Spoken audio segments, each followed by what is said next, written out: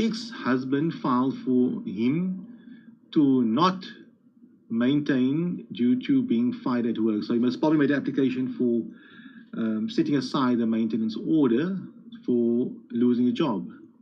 The maintenance officer refused to accept his excuse to pay maintenance, stating that he didn't provide enough documentation, bank statements, and dismissal letter from work. That's fair. That's the way I like it to be. He only showed an email, and maintenance officer said she will not accept it as it was not stated that he was being dismissed. What is my next step? And he is not paying anything since October.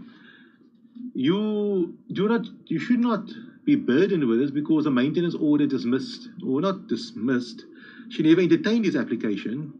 Therefore, the current maintenance order still stands. There's nothing for you to do. Your next step would be to lay a complaint at the maintenance court for non-compliance with the maintenance order, a criminal complaint, and he will be subpoenaed to the criminal courts. They won't arrest him. He will be subpoenaed to the criminal courts, and he will have to explain to the courts why he's not paying maintenance.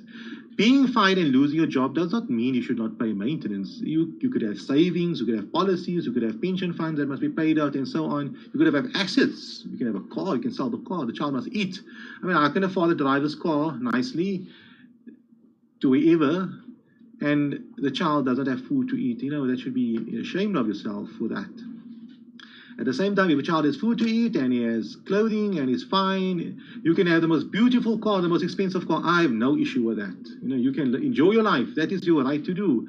But if you have assets and you're enjoying your life and the child does not have food to eat and clothing to wear and so on, then I definitely do not agree with that. That is a big problem in my books. So I hope I answered your question. The order still stands. He's running up the arrears. If there's a pension fund, it must be attached. If he really lost his job, monies can be taken, his property can be sold, he must still pay the maintenance order, lay the criminal complaint. But maybe the best thing to do would be to go to the maintenance court and say he's never paid since October, it's about 3-4 months from now that passed, and let him do the thing. They'll advise you what's best, either the civil route or the criminal route. I hope that answered my question. Sorry, I hope that answered your question, question number 5. There's another question, question number 6. The previous commenter said, thank you, you are welcome, you're all welcome. You're welcome to pose any additional questions. Let's go, this is a nice long one. If you do not feel like partaking in this webinar, but you are watching it, please put in the comments where you're from. Either you're from Cape Town, Johannesburg, KwaZulu-Natal, Mpumalanga, all those specific places. Please comment on that, it will be appreciated. It's nice to know who's watching these videos and from where they're watching it from. Okay, question number 6. Thank you for that question. Let's get to it as soon as possible. Hi, advocate. What can a parent do when faces with a protection order?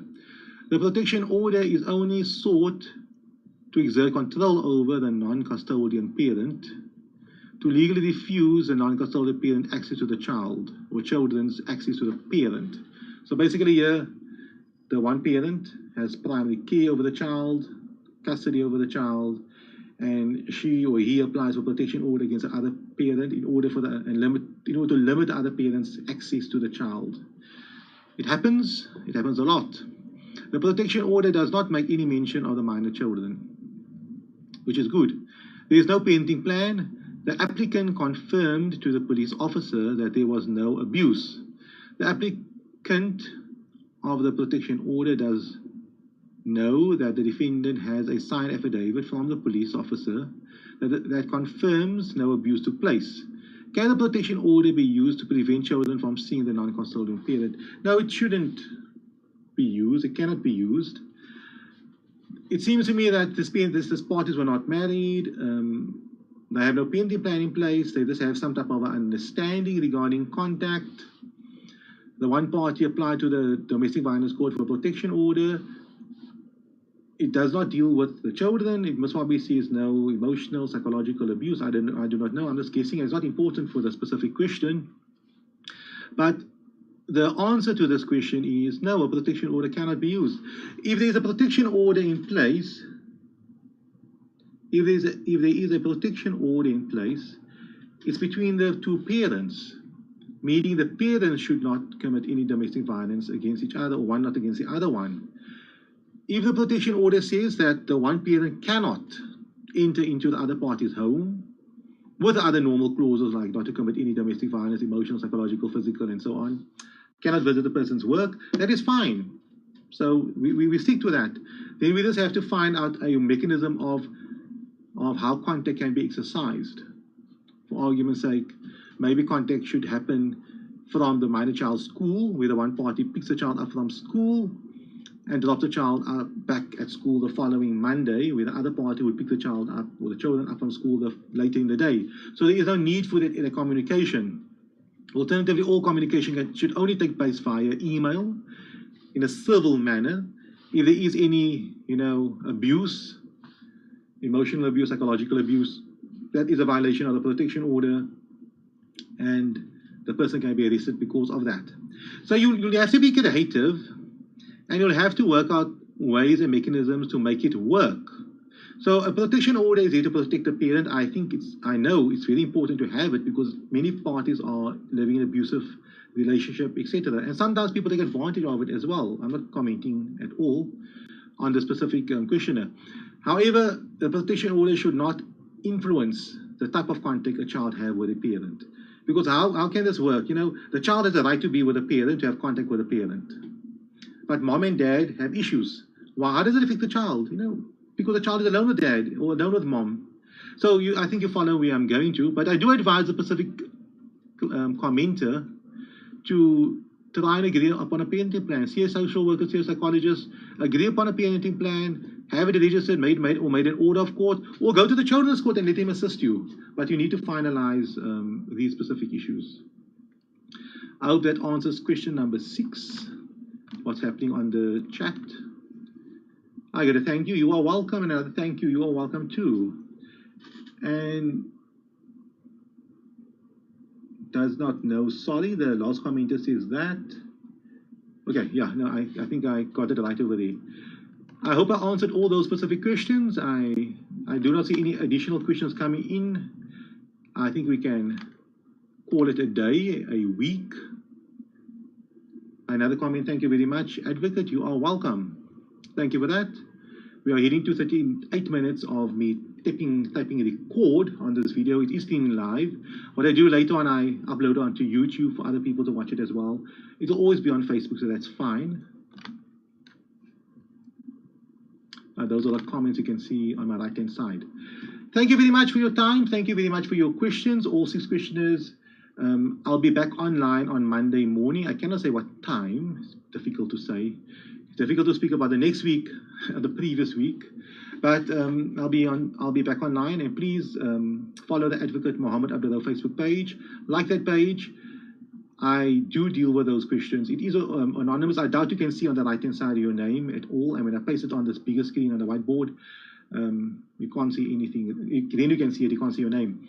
Have a lovely weekend, and I'll see you Monday. Thank you very much. There we go.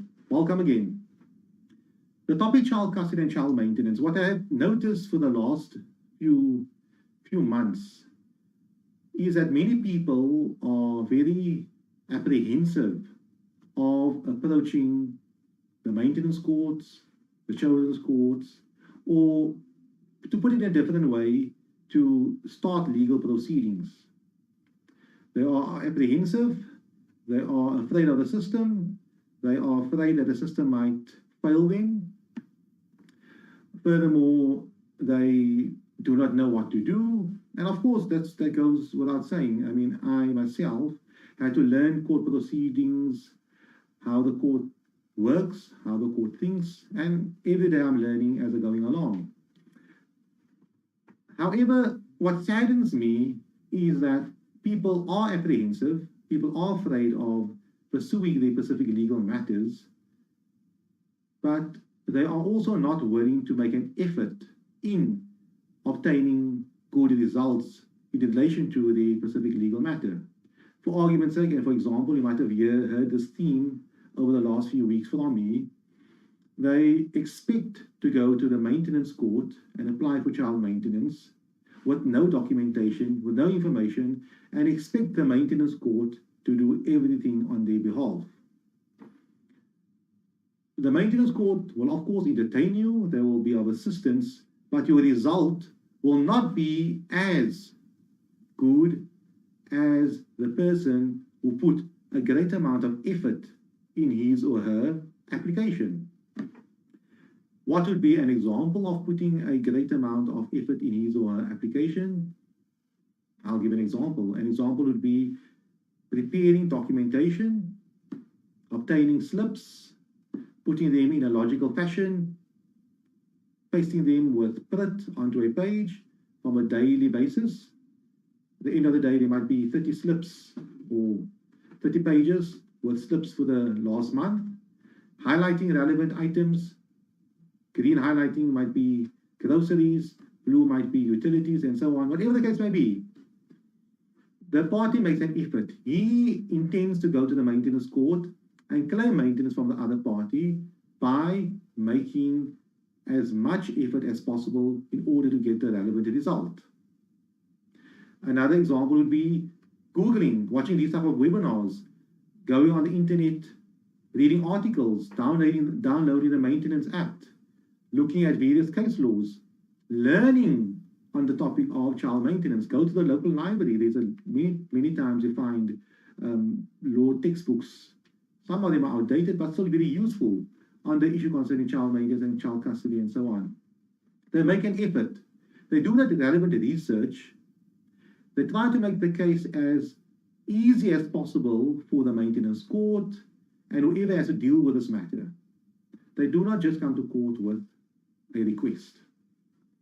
And a request that's not very well-based. Well-based in the sense of outlining, I require 1,000 rand maintenance, and I'm using round figures here.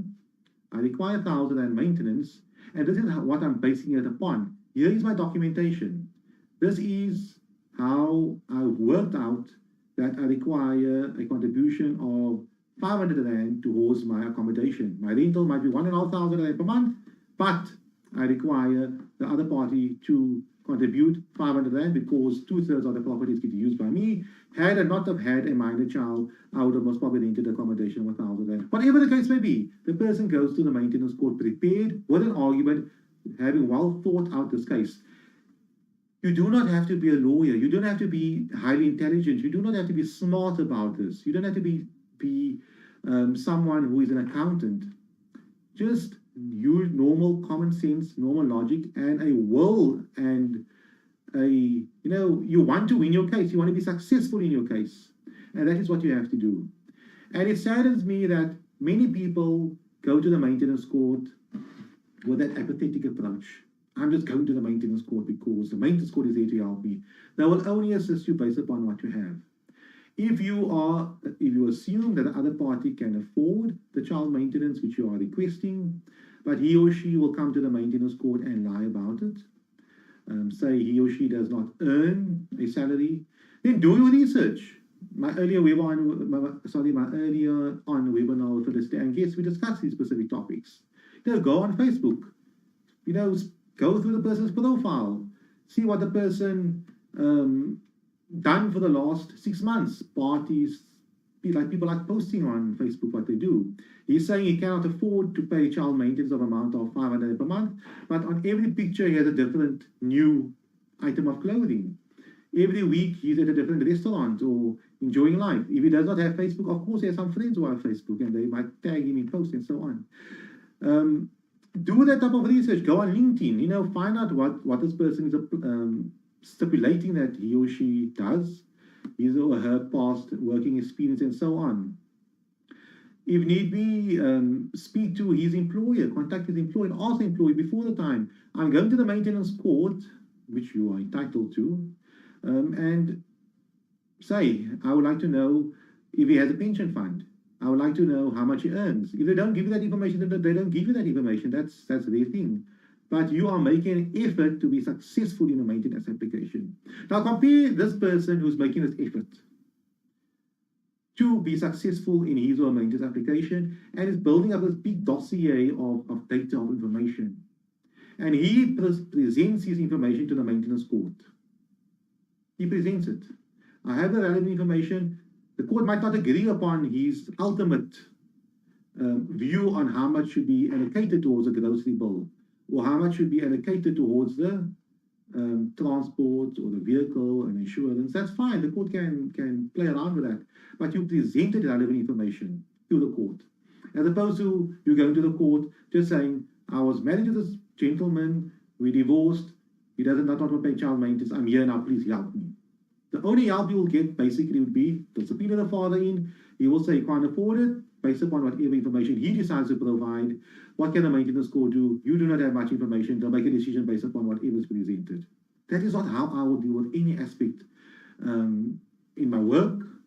If I want to lose weight, for argument's sake, if I want to become a better sportsman, I'll put an effort in it. And the same applies to maintenance.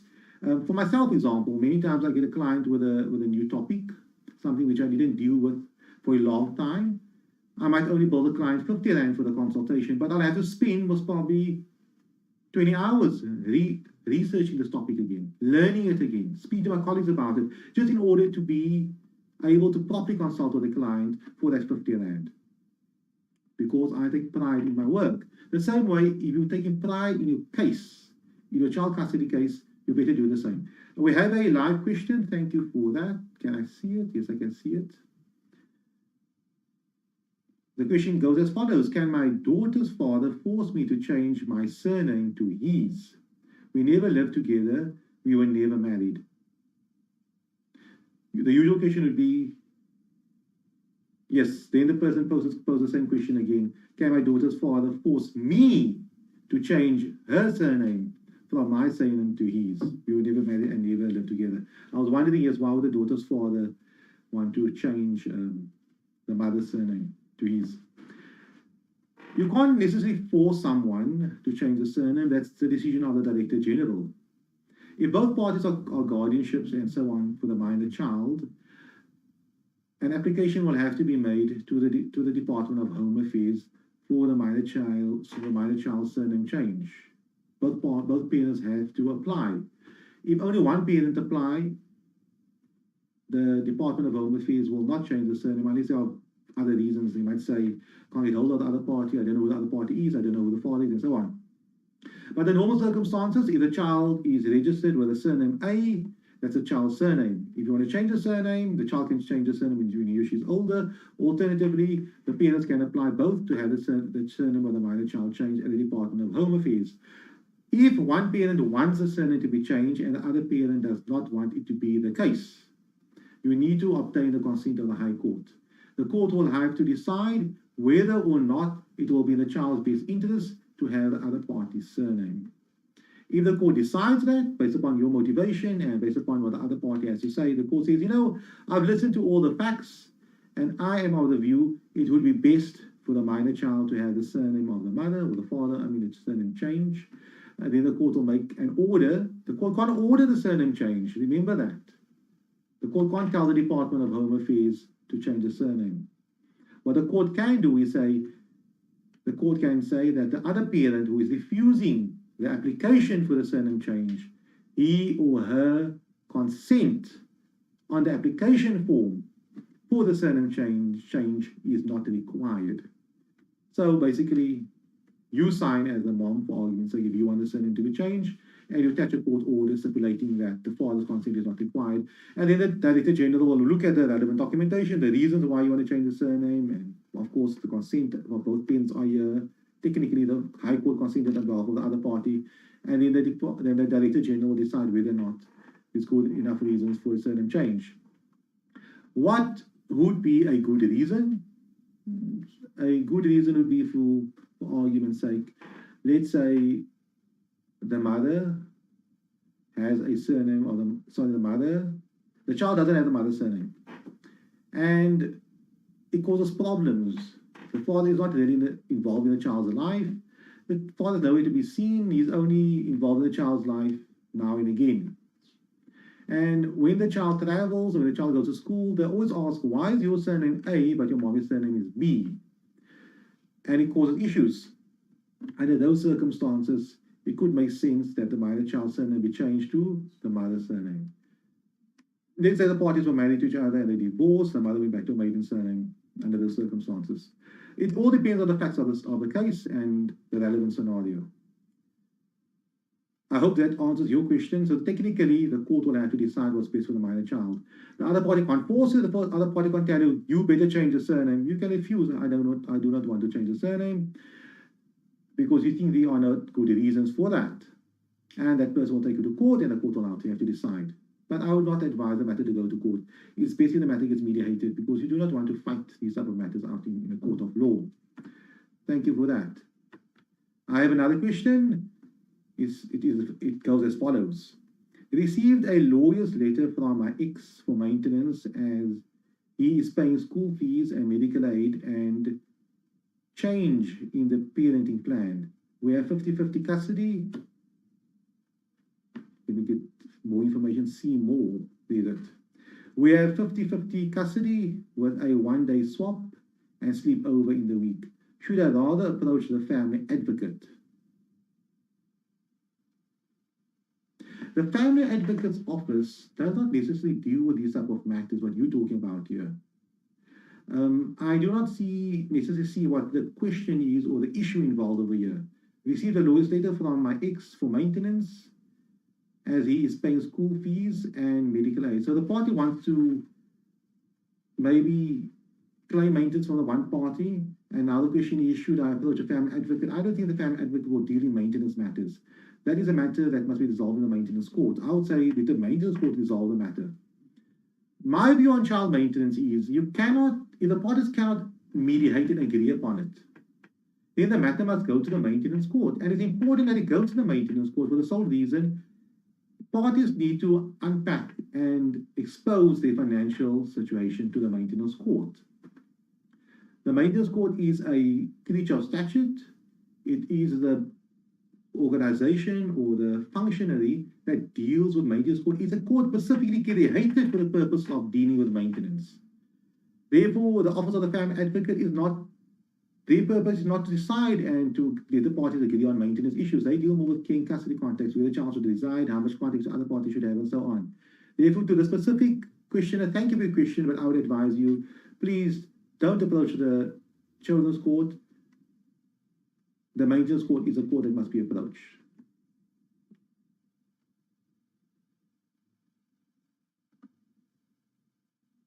Oh, then the question goes further. He wants to cut out the one-day swap. So obviously there is now issue regarding care and contact. Now, as I mentioned early on, what is best for the child must be decided. It's difficult for me to say what is fair and what is not fair based upon a paragraph, and then I make a decision, sucking my thumb, which I'm basically doing. And then once this matter actually gets heard and gets argued, there's a million more facts that applied. Ultimately, you must decide what is best for the minor child. If you are convinced that this one-day swap or the swap is not in the child's best interest, you need to converse that with the other party. You need to discuss it with the other party. If you guys can't come to an agreement, the matter will have to go to a third party, either to a mediator or facilitator. If it cannot be resolved there, it needs to go to a court to ultimately decide on these type of matters. So, looking at a specific question, if there is a dispute regarding maintenance, the other party must decide. Am I going to give more maintenance? Am I not going to give more maintenance? If I want to claim more maintenance and the other party is not willing to give me the maintenance, you need to approach a maintenance court, full stop. If there is an issue regarding care and contact, the parties can't agree upon how to share the minor child, 1 week off, 1 week on, and so on, then the matter must be mediated, try to resolve it out of court. If it cannot be resolved out of court, it needs to go to a court and a judge will make a final decision. I have an additional question. Please explain the procedure of maintenance court. You go to court, fill in a form. Do you also need to go with the police to serve the papers on the defendant? Or does the court make contact with the defendant? The maintenance court procedures are quite simple to start. Obviously, many people will complain that the courts are busy, you have to wait long in queues and so on. I don't comment upon that. There are many maintenance courts in South Africa, and many of them are good, many of them are not so good in the sense of service delivery, but that's that. You complete a maintenance application form. It's available on the internet, a Form A. Whereon you outline who you are, who the other party is, your assets, your income, how much you want, and all the expenditure for yourself and the minor children. That's the application form. It needs to be issued at the maintenance court by the maintenance clerk. They appoint a reference number or case number. So the complaint has been made.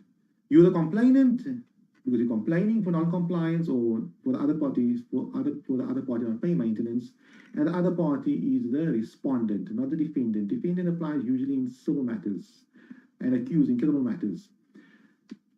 That's it. So you made your application, you attach the relevant forms and so on, you leave the maintenance court. What the maintenance court then will do is, you do not go to the police. That's what one of the comments were. The maintenance court will subpoena or send a notice to the other party for him to appear in the maintenance court. So there's no obligation upon you to ensure that the other party attends the maintenance hearing. What basically happens is the maintenance court will receive 50 applications for that specific day. They will now look at the diaries. Okay, these 50 applications we're setting down for that specific day of the year.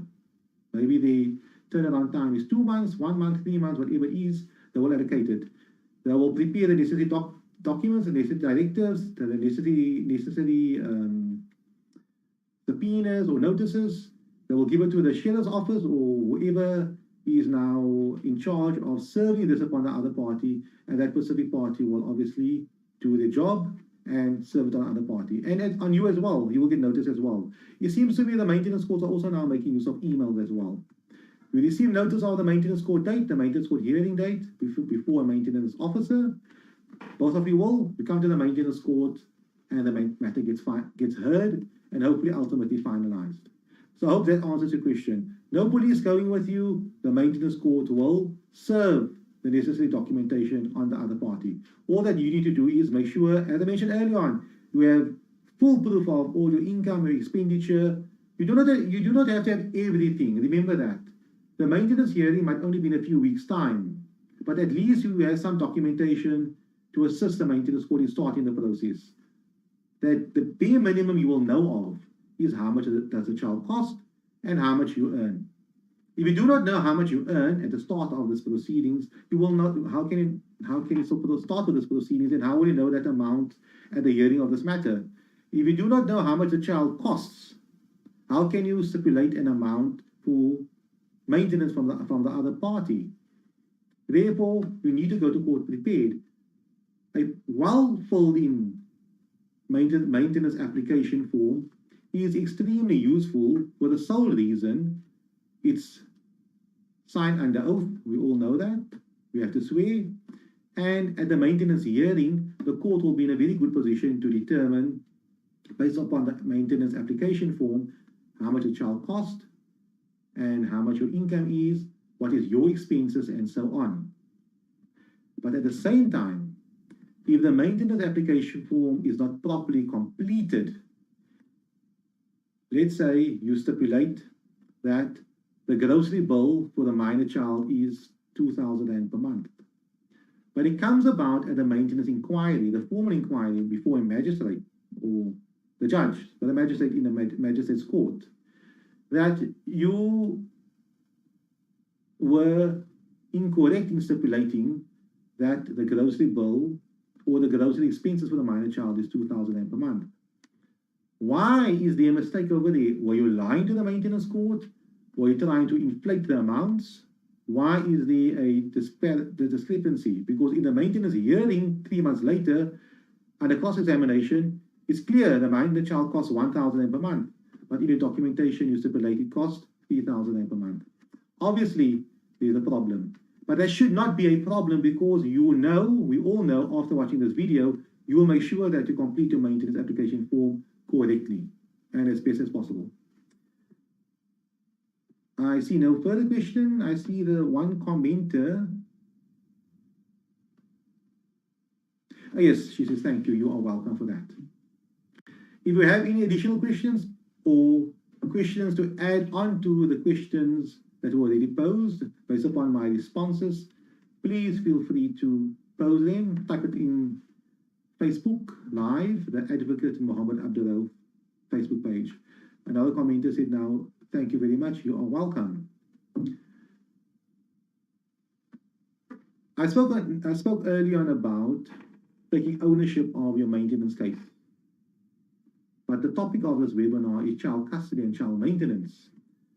How do you take ownership of your child custody case? That's a very important question, and one which I hope I'll be able to answer. One way of doing so is to have a dossier.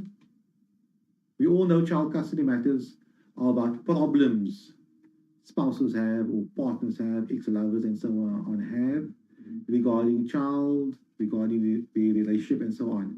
Start typing. Start typing. Start from the word go. I met the father of my child on high school. That's fine. We got engaged on that year. That's fine. There were no problems in our relationship. That's fine. He lived at his mom. I lived at my place. We lived together, whatever the case may be. Then we got married. Now we need to start adding on additional information. We got married in 2020 or 2010. Things in the marriage was okay.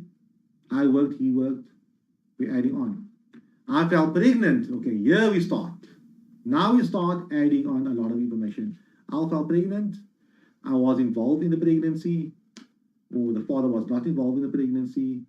These were the facts of the matter. I started working. The minor child got born. Very important point. I was at the birth. I was not at the birth. The father changed the nappies. He didn't change the nappies. I changed the nappies. I was working all the time. Child was breastfed. Child was on formula. Here you need to start providing relevant information. Now you start. Problems in the marriage. Problems in the relationship.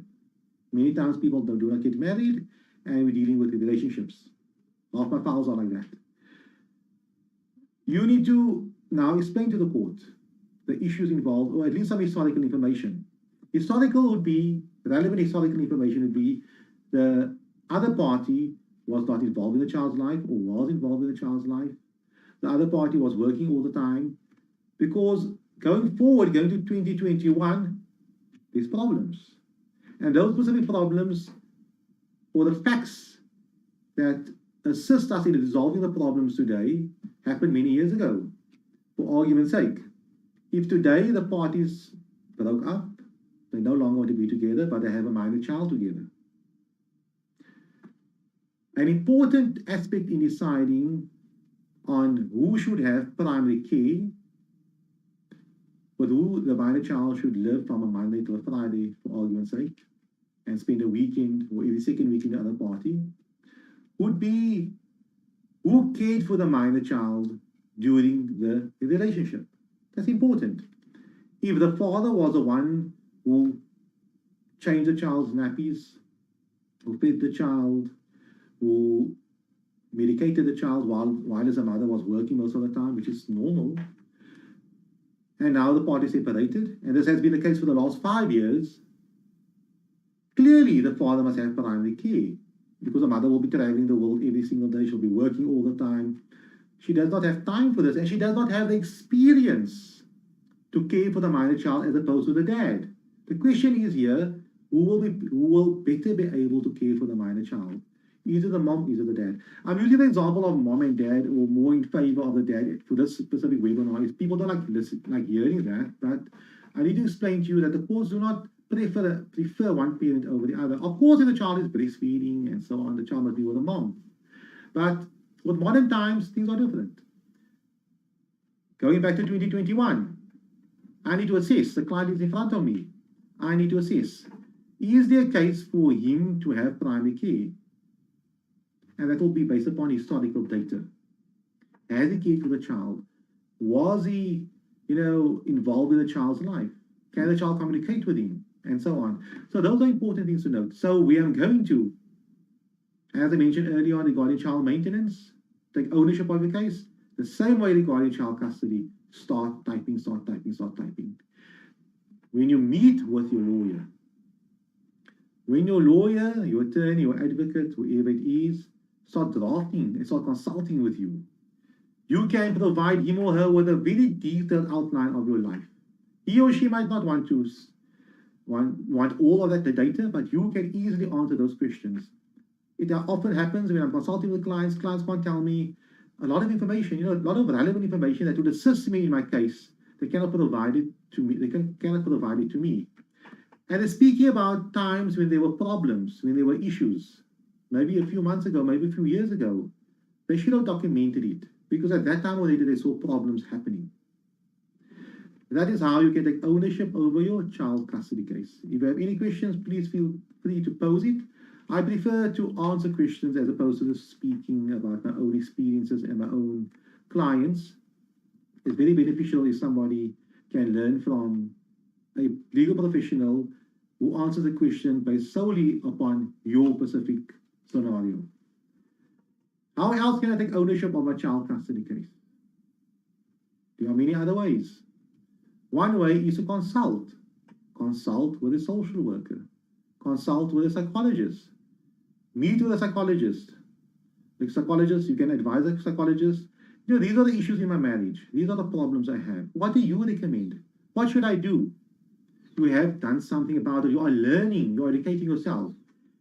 Maybe have a legal advice consultation with a lawyer. At the early stages when the problems are arising, to educate yourself, to prepare yourself. These are important things you need to do.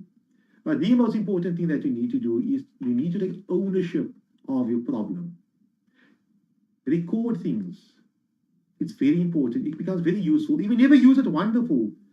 If you are watching this video, obviously there are issues involved because it relates to you. Start recording now. Of course, you would not know that you should record 5-10 years ago. I'm certain you know that information will remember. Hold on to WhatsApp messages, because WhatsApp messages can provide a lot of data, a lot of insight about what happened historically and happened in the past. Emails and so on. I have another live question. Thank you for that. Let me get to it. Okay, it goes as follows. We are currently getting divorced. Kids came to me every Wednesday and second weekend since we separated. So that's about 4, 5, 6 days a month. So they separated in August. And now she served papers and is moving the kids to Worcester. Is this allowed? And she leaving me out of school decisions, etc. What are my rights? Also, she left her provident fund off the form and worried she spent it already as she left her job. These are the real life issues that people have to deal with, and which I'm here, hopefully I can assist you on. So the parties are involved in divorce. The father is seeing the child now every second weekend and on a Wednesday, on every Wednesday. They separated since August, and now she served divorce papers on him. And she intends to move to Worcester. And the question is this allowed? It's a very difficult thing to answer. Firstly, the parties need to discuss it, number one. But if they discuss it and they can't come to an agreement, what happens then? I do not know the reasons why the mother wants to go to Worcester. It might be very good reasons, it might be bad reasons. And the challenge would be, if the mother does go to Worcester, when does the father have contact with the minor children? Must he drive down to Worcester every second weekend to collect them? These are the issues that need to be resolved. It's difficult for me to say the mother was incorrect to do so. I hope she did consult with you. If she did not consult with you, please try to consult with her regarding this and try to convince her. If you believe it is not in the minor children's best interest to go to Worcester, then you are basically saying the mother should remain in Cape Town. Is she going for work? Is she going for something else? We do not know. I do not know that. But I do not have to know it for this purposes. It won't help much. A mother leaving to Worcester with the minor children, as opposed to her going to Worcester alone and leaving the kids at home. Can the father care for the kids? Is he capable of caring for the kids? Why must they remain in Cape Town? Is it only because of the father or because of their schooling, their education, and family, and so on? Those are important questions to be made. No, the mother needs to consult with you. But what if she doesn't consult with you? Does it mean automatically the default is she must stay behind? Who makes the final decision? That is my question to you. The mother sits down with you, she says, I want to go to Worcester, for whatever reasons, you say no. Does it mean she must stay? These are difficult questions. If the mother has very good reasons to go, and the minor kids needs to go with her, Worcester is a different area. You can't force somebody to stay in the area where they're residing. Of course, you can stop the person maybe from going to a different province because they fix the minor kids, but it's a different discussion. Of course, going to a different country. You need to discuss it with her. If you guys can't come to an agreement and she still goes, you need to approach the court. The court needs to stop it. The court needs to say the minor children should stay here. But if you are saying the kids must stay with you, obviously you need to be able to convince the court that you can care for the kids just as well as the mother. And it's better for the kids, for the mother to go to Worcester alone, and for the kids to stay in Cape Town with you, or wherever you are. It will be better for them as opposed to going to Worcester. I can care for the kids better than the mother can care for the kids. Regarding the Provident Fund, the Provident Fund, I presume the married income is a property and forms part of the joint estate. You need to contact the Provident Fund and find out what's happening. Has she used the Provident Fund? Is she using the money? Has the money been paid out or not? Because the money belongs to the joint estate. If she did not mention it in the divorce paperwork, you can of course mention it in a counter application, in a counter claim. And you can mention the Provident Fund must be paid out. Your half of the Provident Fund must be paid out to you within 90 days, whatever the case may be, whatever the law currently says. Keep on changing the dates. 6 months, 90 days, I do not know. 6 months or 90 days, I do not know. But be that as it may, you have a right to approach a Provident Fund and ask them that question, especially now that the matter is pending before court, or speak to her about it and find out exactly what the answers are. I hope that answers that question. I'm trying to be as general as possible, but I think the takeaway, the take home would be speak, communicate, consult. And if they do not respond correctly, you have additional options available. Try to mediate maybe, and if you need to, especially regarding the aspect regarding the kids, you need to go to court. On the Provident Fund, if she used up the money, it was part of the joint estate, was it allowed? I do not know. What did she use it for? Because if she used it to build a part of the house, and then, I'm using a different example here, if she used a part of the Provident Fund to build a part of the house, automatically that part of the house becomes part of the Provident Fund. Those are important questions which you need to ask and find out answers for. I have an additional live question. In maintenance bundles can become a lot of paperwork. What is the best to put into it? My current bundle is over 700 pages and counting. I would say, I know 700 pages is a lot of pages. What I would not want to do is to advise here in isolation what needs to be there and what not needs to be there. You need to put stuff or documentation into your bundle to prove your case, to prove your finances, to prove that you are incurring so much money per month, so much expenses per month, that you are earning so much money per month, and so on. If it is relevant to your case, attach it because it's proof. The bare minimum you should have, I would say, would be at least 6 months of income expenditure. I would say 6 months, not 3 months, as some people would prefer. And depending upon your case, maybe longer also if you have access to that. It depends on the circumstances and the facts of the matter. Therefore, if it's relevant, put it in there. If it's not relevant, do not put it in there. But the other party also has an opportunity to ask you for it. And maybe that should happen. You should send the other party a request. I require the following information and documentation from you, and they should do the same. And you provide it, and you guys exchange it accordingly. So relevant is different to every case. What might be relevant in one case might not be relevant in another case. Okay, I hope that answers that specific question. We have another live question. Thank you for bringing these questions to my PC. The person has an add-on question. The lawyer later states that if I don't agree to the demands, they will approach the family court. That's standard. They're allowed to do that. Also, they say I must give him half medical aid and half school fees. So you must pay half the medical and half the school. Can I say I will take over school fees and medical aid payments? Okay, regarding the need to go to court, they're welcome to do that. I think that's standard. Lawyers type it out. They just do that. Yes, you can say I will take over the school fees, but if you guys can't agree, you're welcome to ask. That's where I'm going to. You can ask if the other party agrees. Wonderful, great.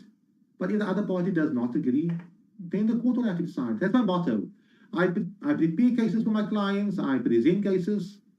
If you agree with me, if the other side agrees with me, wonderful, we settle the matter, we leave the court to do. If we cannot agree, they have the right to do that. In the same way, they don't have to agree with what I have to propose. Let the court ultimately decide. Try to, but don't necessarily take that attitude too early in the game. Present to them. When you say you'd like to take over the school fees and medical aid payments, explain why. Put it on pen and paper. Explain the financial situation to them. The very least, should this matter go to court, you can show the court you did try to resolve this matter. You are welcome. Somebody commented now. Thank you. I have about 2 or 3 minutes left for any further questions. Otherwise, I will be online Monday coming. Is that the 1st of February, or the time is flying. I'll be online again in the morning. I do not want to specifically stipulate what time. It's either 9:30, 9, 9:30, or 10.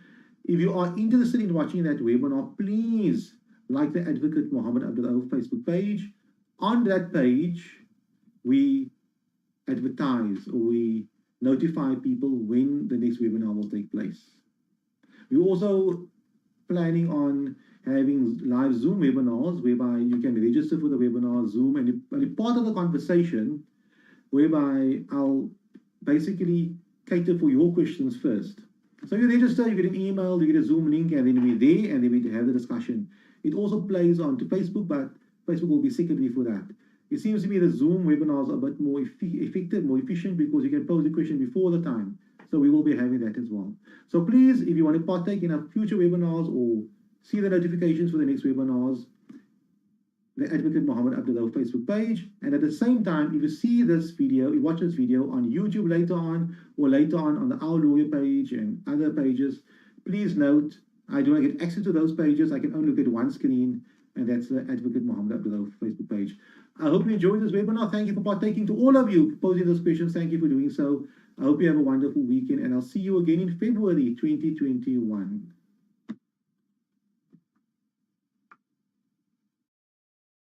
Officially beginning now. Child custody and child maintenance. When it comes to family law, those are the most difficult issues to resolve. If parties are married and they have no children and they want to separate, all that needs to happen is they need to get divorced. There are no issues regarding minor children and so on, and life goes on. There are no issues regarding child maintenance, custody disputes, and if they are married income into property, the matrimonial property regime has to be split in half, which can be a simple and a less tedious exercise. If they are married out of community property, with the inclusion of the accrual regime, and then the accrual has to be worked out, which is basically easy to work out. Both parties has to submit the relevant wealth, the financial standing, how many assets they have, the liabilities, the values thereof. You work out the calculation based upon the net commencement value, and based upon that, you go to an accountant, someone that understands how to work out the accrual, and you can work out exactly what each spouse should have. It is possible that there will be no accrual, that each party will leave with nothing. So that's simple.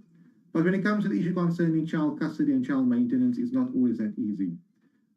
For one, child maintenance, let's start with that. Child maintenance would entail the one party paying the other party a sum of money or pay certain expenditure regarding a minor child. So I am elaborating, or I'm putting emphasis on the issue concerning paying money. People do not like to pay money. They prefer to pay as little as possible, and some people prefer to pay nothing And many parents, on the other hand, wants to pay, but they want to pay a fair amount, which is reasonable and understandable. But when it comes to money, especially when the parties are separated, they're no longer living together, they're no longer in a relationship, and this person who had an affair, who left the marriage, who is a cause of the breakdown of the marriage, why must I pay him or her money on a monthly basis? Yes, I know it's for the minor children, but because you do not like the other party, it could cause problems. Many people, they assume, for whatever reason, I do not know, that the money will be used by the parent who is collecting the child maintenance, solely by him or her. Not for the minor child at all. The minor child will, I think, live off love and fresh air, and none of the monies will be used for the minor child. It will all be used for that specific parent. And it applies that specific principle or that specific norm. It might not be prevalent. I might see it mostly in my cases, or a few of the many cases that I'm sorry, that's a better explanation to put out there. Even if the minor child needs to eat, buy clothing, whatever the case may be, which can come to a great amount of money, but because the mother went to the hairdresser and she got a new haircut or a new hairstyle, which cost half the amount which the child cost, the other parent might presume the money was used for that specific haircut, and there is no need to pay maintenance because all the money gets used up by the mother. It's not logical, but what I'm trying to bring across is that when it comes to this issue of paying someone who you do not like and who you have issues with, a monthly amount of money which you worked hard for, yes, it goes to the minor child. Ultimately, it goes to the minor child. But because you have to deal with this person, people are difficult and people try to pay as little as possible. At the back of their mind, they might say, I will pay on my own to the minor child on a monthly basis. I will pay for his school, clothing, I'll take him out, and so on. And the problem with taking out is basically the one parent is saying, I'll pay you the little maintenance which you can use for the bare necessities of the minor child, and I will be the one who takes the minor child out on weekends to McDonald's and Spur and all those places. That's unfair. Why should you be the one that enjoys the time with the minor child or using money on the minor child once you're having fun with the minor child? Clearly, that should be equal. Both parties should have that opportunity. Therefore, as I mentioned early on, when it comes to child maintenance, people have issues. And at the same time, many times people just do not want to pay. They don't care about the well-being of the children. And unfortunately, the court will have to come on board and resolve that. Or at least, or the difficulty which we as legal practitioners are faced with, the difficulties we are faced with are that now we have to deal with a party on the other side that does not want to pay despite what the law has to say, and we'll have to go through this whole legal process. Those are the challenges regarding child maintenance, or some of the challenges regarding child maintenance. The other challenges are obviously proving your case and convincing the court that the other party can afford to pay the child maintenance and so on. But we'll deal with it on another basis. On child custody, what are the difficulties regarding that? Very difficult, can be highly complicated. It can become very highly complicated if you apply the scenario where both parties wants to have the minor child live with him or her. Let us say mother and father, they both work from home, which is good. They have always worked from home, and now they are separated. Both of them want to have the minor child in his or her primary care. The arguments for that would be, when the child was born, we were both there for the minor child, or I was there for the minor child. They might take that specific stance. I was there for the minor child. I cared for the minor child. The minor child was ill, was exhausted, was tired, was sick. I stayed up at night, although both of them done that. And now that they've separated, both wants to move out with that specific minor child and continue caring for the minor child. And that could be the case. It could be factually correct that both the mother and the father done the same. Many times the mother had to work, go out. Both of them work from home, but the mother had to go out and she had to attend to things, and the father was at home looking after the child. And on other days, the father was out, he had to go work, and the mother was at home looking after the child. Let us say the child is 5 years old, way past the tender birthing age, at the age whereby both parents could have actually physically cared for the minor child. Let us say from the age of 1 year old, both parties were basically equally involved in the minor child's life. Now the question is, what happens now? The parties want to divorce. Both the parents have come to an agreement regarding the issue of the matrimonial property regime, or they might have been married out of community property, or they might not have been married at all. So there is no issue regarding proprietary rights. But now they're dealing with a challenge.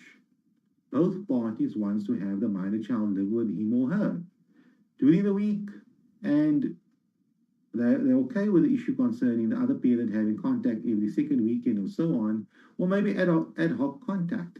But the mother says, I want to be the primary caregiver of the child. The father says, no, I want to be the primary caregiver of the child because the child is a boy, and so on. And we cannot decide on the issue regarding child maintenance without first having resolved the issue of primary care. Because logically, the party who is looking after the minor child predominantly during the week would have to incur more expenditure for the minor child. That is just logic. Whereby the other parent might see the child every second weekend, 4 or 5 days per month, whereby the primary caregiver of the minor child will obviously be more involved in the child's life, will have to spend more time on petrol, have specific accommodation for the minor child, deal with the minor child's teachers, and so on. Both parents can do that as well. But these are complications that come about. In a divorce scenario, in a divorce setting, how do you resolve this? The parties were living together a month or two ago, or they might still be living together, and now one party has instituted divorce proceedings, and both want to have primary care. It becomes a challenge. How do you determine what's best for the minor child if the parties cannot come to an agreement?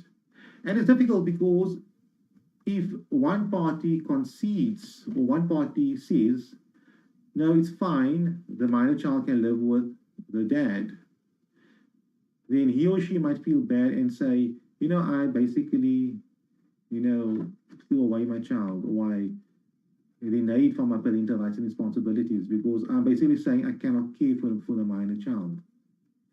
If that is the case, it's very unfortunate, but it should not be that mindset. You need to focus on what is best for the child. So what do we look at? I'm talking a lot about the problem that occurs, but what do you look at? A professional obviously has to get on board. A professional will have to now decide which parent is better equipped psychologically, mentally, physically, and so on, to care for this minor child. Notice I have not mentioned financially, because financially is not financial means is not an asset or an advantage for obtaining custody over your child. You can be extremely wealthy, but if you cannot care for your child as well as the other not so wealthy parent, the minor child should go to the not so wealthy parent. That just makes logical sense to me. And obviously that's what the law expects. And the court will make an order that the wealthy parent pays the not so wealthy parent as child maintenance, so that the not so wealthy parent can maintain the minor child. Therefore, you do not look at financial means. Of course, you could look at other possible scenarios whereby maybe the parent that could possibly look after the minor child better does not have the facilities. He or she might have been married, live in a small place, there might not be a place for the minor child. The minor child might live in cramped conditions, even if the father pays more maintenance. The maintenance can only be used for additional food and clothing, but the place will still be small and there will be a lot of other kids around. And the other party, the wealthier party, can afford or has the means, physical means, the amenities to care for the minor child. Then the court will say, under these circumstances, it might be best for the minor child to live with the parent who is not so equipped but could possibly be equipped, but it will not be the minor child's prejudice to live with that specific parent. Before I go on, please note you are welcome to pose any questions you have. I am looking at the Facebook Live page. We are taking questions from the Advocate Muhammad Abduroaf Facebook page. If you look on your screen, you'll see a Facebook link. Type that in, or go to www.abduroaf.co.za/live. It is a redirect link, and by using that link, it should take you immediately your browser to the above link. And you're welcome to pose any questions, and it can be very interactive. If you do not have any questions and you're happy to listen, I am very happy with that. Many people prefer listening, or if you have watched all of our previous webinars and have understanding on child custody and child maintenance, and you only want to learn, please, you're welcome to do so. There are many webinars on YouTube, on the Our Lawyer Facebook page, and many articles written on family law, which you can find very useful. Those are on the Our Lawyer platform.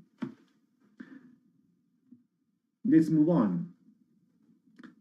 Therefore, child custody issues can be very complicated, but ultimately we have to determine what is best for the minor child, and a decision has to be made. You can't have an expert on board, and the expert says, I cannot make a decision. That's ridiculous. Questions will have to be posed. Where will the minor child live? Which school will the minor child go to? Who lives closer to the school? Who are the other children that lives in the home? They say the minor child could potentially live with a dad, and the dad moved in with his parents, and there are other siblings and other kids living in that house. Is that in the minor child's best interest, compared to where the minor child will be living, or with whom the minor child will be living if the minor child lives with the other parent? And we have to look at other parent circumstances as well. All these factors will have to be looked at, depending upon the minor child's age. If the child is 1 year old or 2 years old, it won't help much asking that child with who he or she wants to live with. The first question is, does the minor child understand what you are talking about? Maybe one parent say we're going to McDonald's later on, and the child now says, no, I want to go with dad or with mom because there will be a treat for me.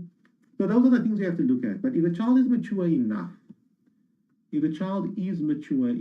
let us say the child was probably, I would say, 7, 8 years old, then we listen to the child. A professional will have to speak to the minor child and understand, why does the minor child have a preference or not have a preference?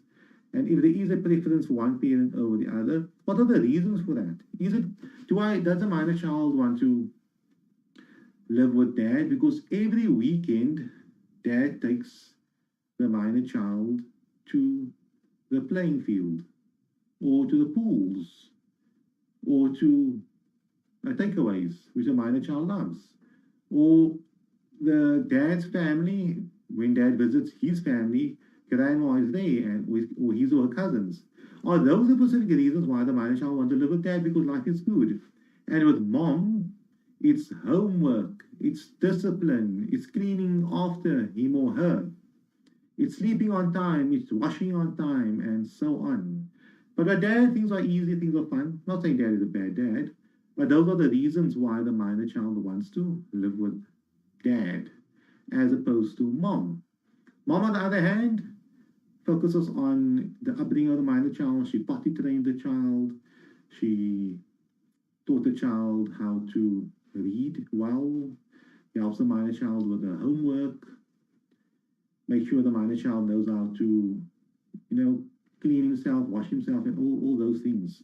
That's what mom done. Dad, of course, dad could have done it as well. The opposite applies. I'm applying to the specific scenario where the minor child says she wants to live with dad because life is good with dad.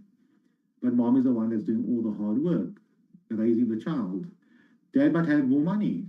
Dad might have a nice job, a nicer car than mom, a nicer place than mom, and so on. And those might be the reasons why the minor child wants to live with dad. Otherwise, dad is a perfect candidate for primary care. But the issue is comparing the mother and the father, and a decision has to be made. We have to make a a decision. We have to come with a recommendation. What is best for the minor child? And after consulting with the minor child, yes, okay, the minor child is a bit, in favor of one parent over the other for so good reasons, but we take it from face value. At least the bare minimum we can say here is that the minor child loves both parents. And whatever contact arrangements we do make, we can be rest assured that the minor child will be happy with that. Okay, so that we're moving on from that specific point. Those are the factors we have to look at, and we have to make a decision. If the minor child goes with the dad, will dad be able to care for him or her? Yes, he will. If the minor child goes with mom, will mom be able to take care of him? Yes, he will. Yes, she will. We need to consult with mom and dad as well. We need to ask mom and dad these specific relevant questions. Firstly, to come to an agreement. I think that is an important question to ask both parents. Can you come to an agreement regarding primary care? What suggestions do you guys have? Speak to the parents. Do not just assess the matter and you come with the conclusions. Give the parents an opportunity to express their views. Weigh and consider it. They might come with great ideas. What I advise my clients, and I've done it today as well, to a specific client is, why would you want to put, like as a couple, why would a couple want to put the future of the child in the hands of a third party? As I mentioned previously in one of my webinars, the Office of the Family Advocate, while they respected professional people, they will consult with you, with the child. Let's say they spend, on average, 8-10 hours on your matter, consulting with you 3-4 hours and going back to the office and start typing a report. So let's say 10 hours was spent on your matter by them. They got to know you in the 10 hours and they apply their mind to a life in 10 hours. Your entire marriage, history of the child, all these issues they dealt with in 10 hours. And the report is done, 10 hours, life goes on. Next file. The judge in the High Court or the magistrate in the Children's Court, respectfully, the same. Peruse all the documentation, all the reports, apply the mind to it. Let's say if a trial is run, maybe a day or two, I don't know. But let's say another 10 hours or whatever amount of hours. Let's say 10 hours. So in 20 hours, 30 third parties would have applied their minds to your specific case. And they would make a decision on the future of both you and the minor child for the next 15, 20 years, or the decision will impact you for the next 18 years, or depending on the age of the child. It can only be up to 18 years. Would you want to do that? This person doesn't know you at all. This person's job is to resolve this issue, but can he or she come with a conclusion that is workable, considering all factors? He or she doesn't necessarily know the minor child's temperament, how the minor child thinks, what is best for the minor child. He or she doesn't know you very well. All that they know are a few paragraphs which has been drafted by a lawyer or what to mention in court. Very limited amount of information, and they have to make a decision. And their decision is binding upon you and the minor child for the rest of the minor child's minor years. I advise people, you are in the best position to make a decision as to what is best for the minor child, not the specific third party, but you are. And if you think the third party is in a better position to make that specific recommendation, then you are mistaken. But at the end of the day, if you are as parents cannot do so, then unfortunately, and it's sad, that two parents who are in love with each other, who have a child, who are married before or are married, cannot come to an amicable agreement regarding the future of the child. They might have agreed to have a child, they might have agreed in the initial years where the child should go to school, etc. But unfortunately, they cannot agree now on the future of the child, which I feel is very sad and not really wholesome and not the best way to deal with these type of matters. Obviously, don't get me wrong, if the parties cannot come to an agreement, and they are north and south, then the court needs to get you on board. But that's very unfortunate, because then you are getting basically fifth prize, not first prize, second prize, or third prize, or fourth, you're getting fifth prize. First prize would be you and your spouse or your ex-partner come to an agreement, a workable agreement. It is unfortunate that your relationship has broken down. Very unfortunate. It's sad. We would want people to continue being in a very long-term relationship for your sake and the sake of the child. But it's unfortunate that life goes on. Your relationship has broken down. You guys were bad at it. You guys were not good at it. But what can you be good at? You can be good at being the best possible co-parents for your minor child. The minor child can say, you know what? My mom and my dad, unfortunately, their marriage has broken down. They met other people, unfortunately. But the child can honestly say that he or she has the best co-parents any child can ask for. Even better co-parents than married parents or parents living together. Therefore, I implore upon you and each one of you, if you are in a situation whereby you are possibly separating and there's an issue concerning parental rights and responsibilities, who will care for the child, sit down with the other party. No, discuss these issues. Get a professional on board. Get a professional on board that will allow you to speak to the other party, and at the same time cause you to listen to the other party when the other party speaks. Many times people like to talk, like I'm talking now.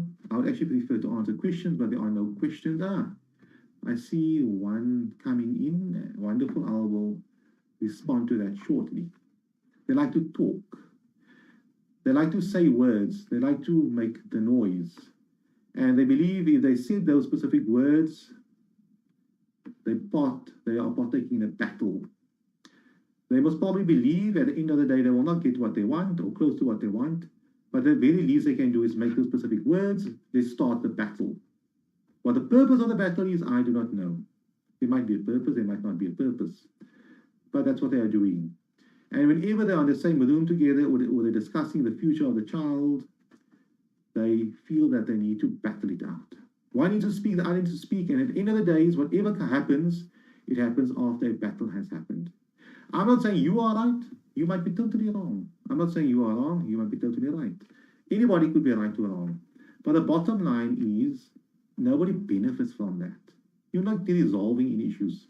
Therefore, if you get a third party on board, a third party that will allow you to speak, you speak, you say your say, very constructively. Do not speak non-stop. Say your say, bring your point across. Other party must listen. Let the other party respond. And do not interrupt the other party when he or she is speaking.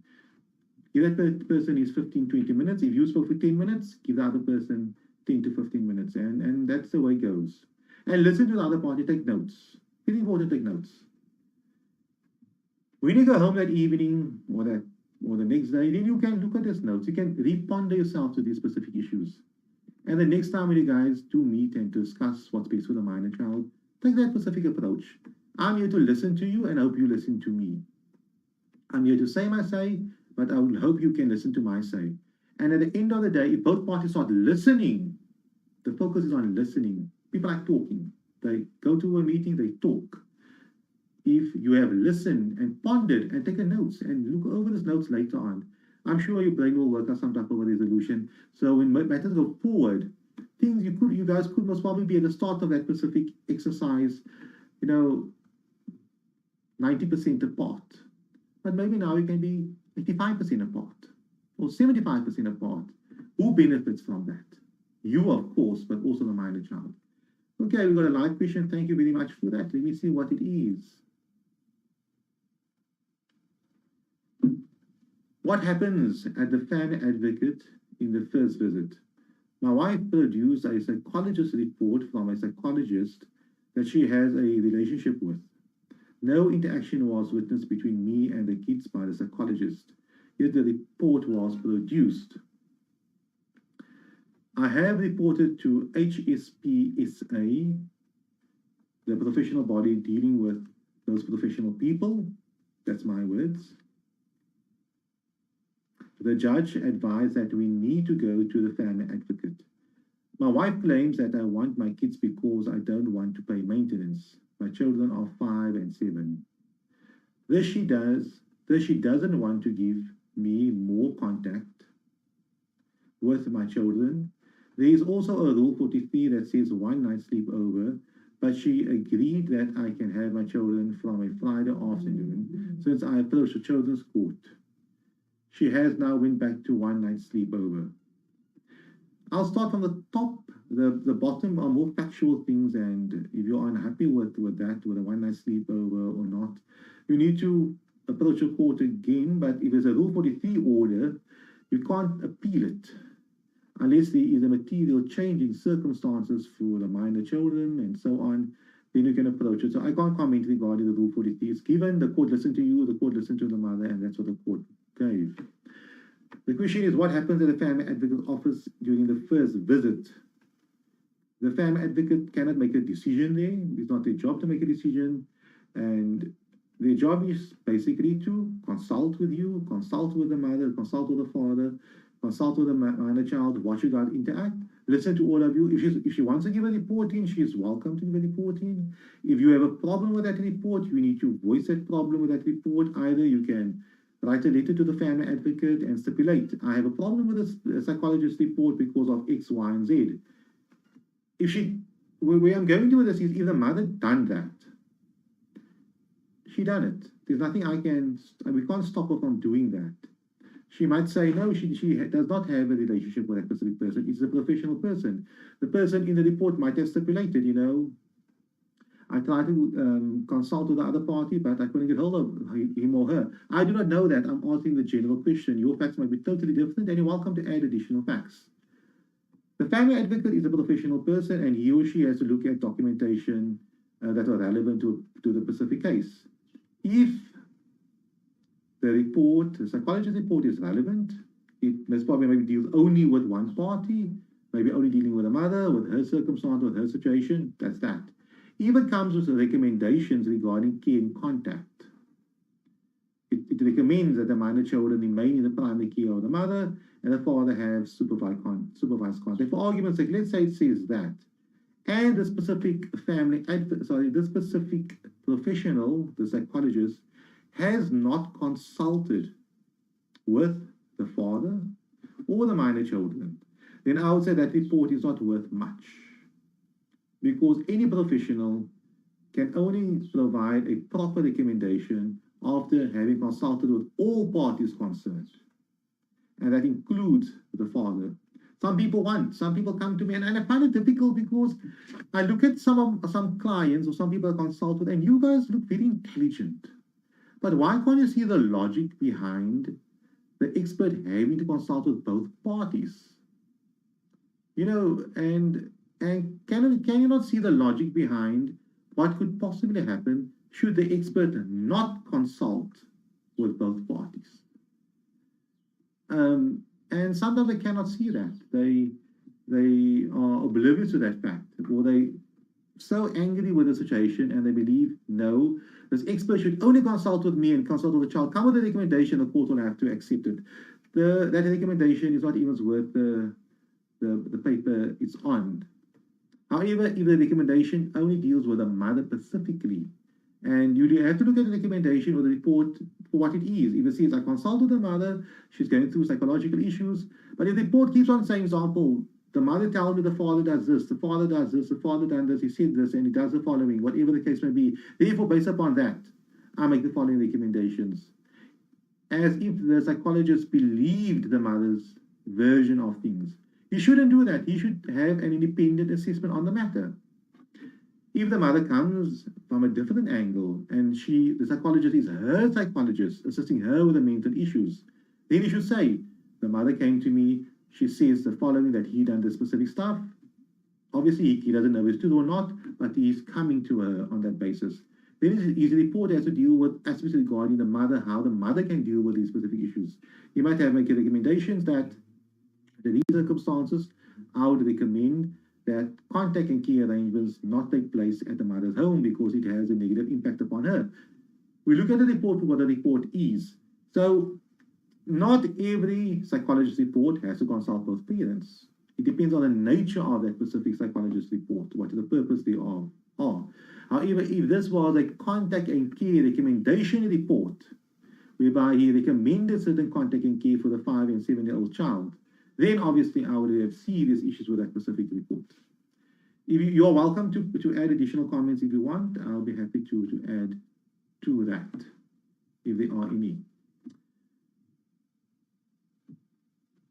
We are now 33 minutes into the actual video.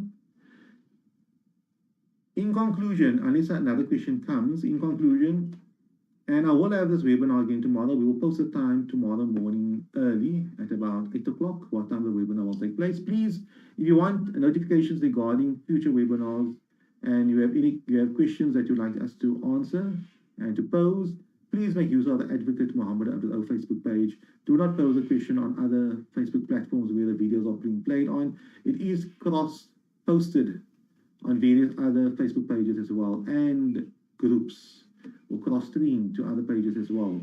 And someone like you, for example, you can watch this video and share it onto your page, so it appears on your page, but I cannot comment on your page. I have to comment on the Advocate Muhammad Abduroaf Facebook page.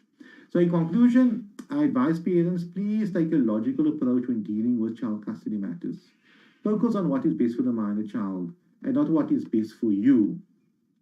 And should you do that, you will notice that you will get much better results in your child custody matter. I hope to see you tomorrow. Thank you again for your time, and have a lovely evening. Good morning. Thank you again for joining our live webinar on child custody and child maintenance. Live Q&A. On the screen on my right-hand side, you can see that. I'll be able to see if any questions are coming in.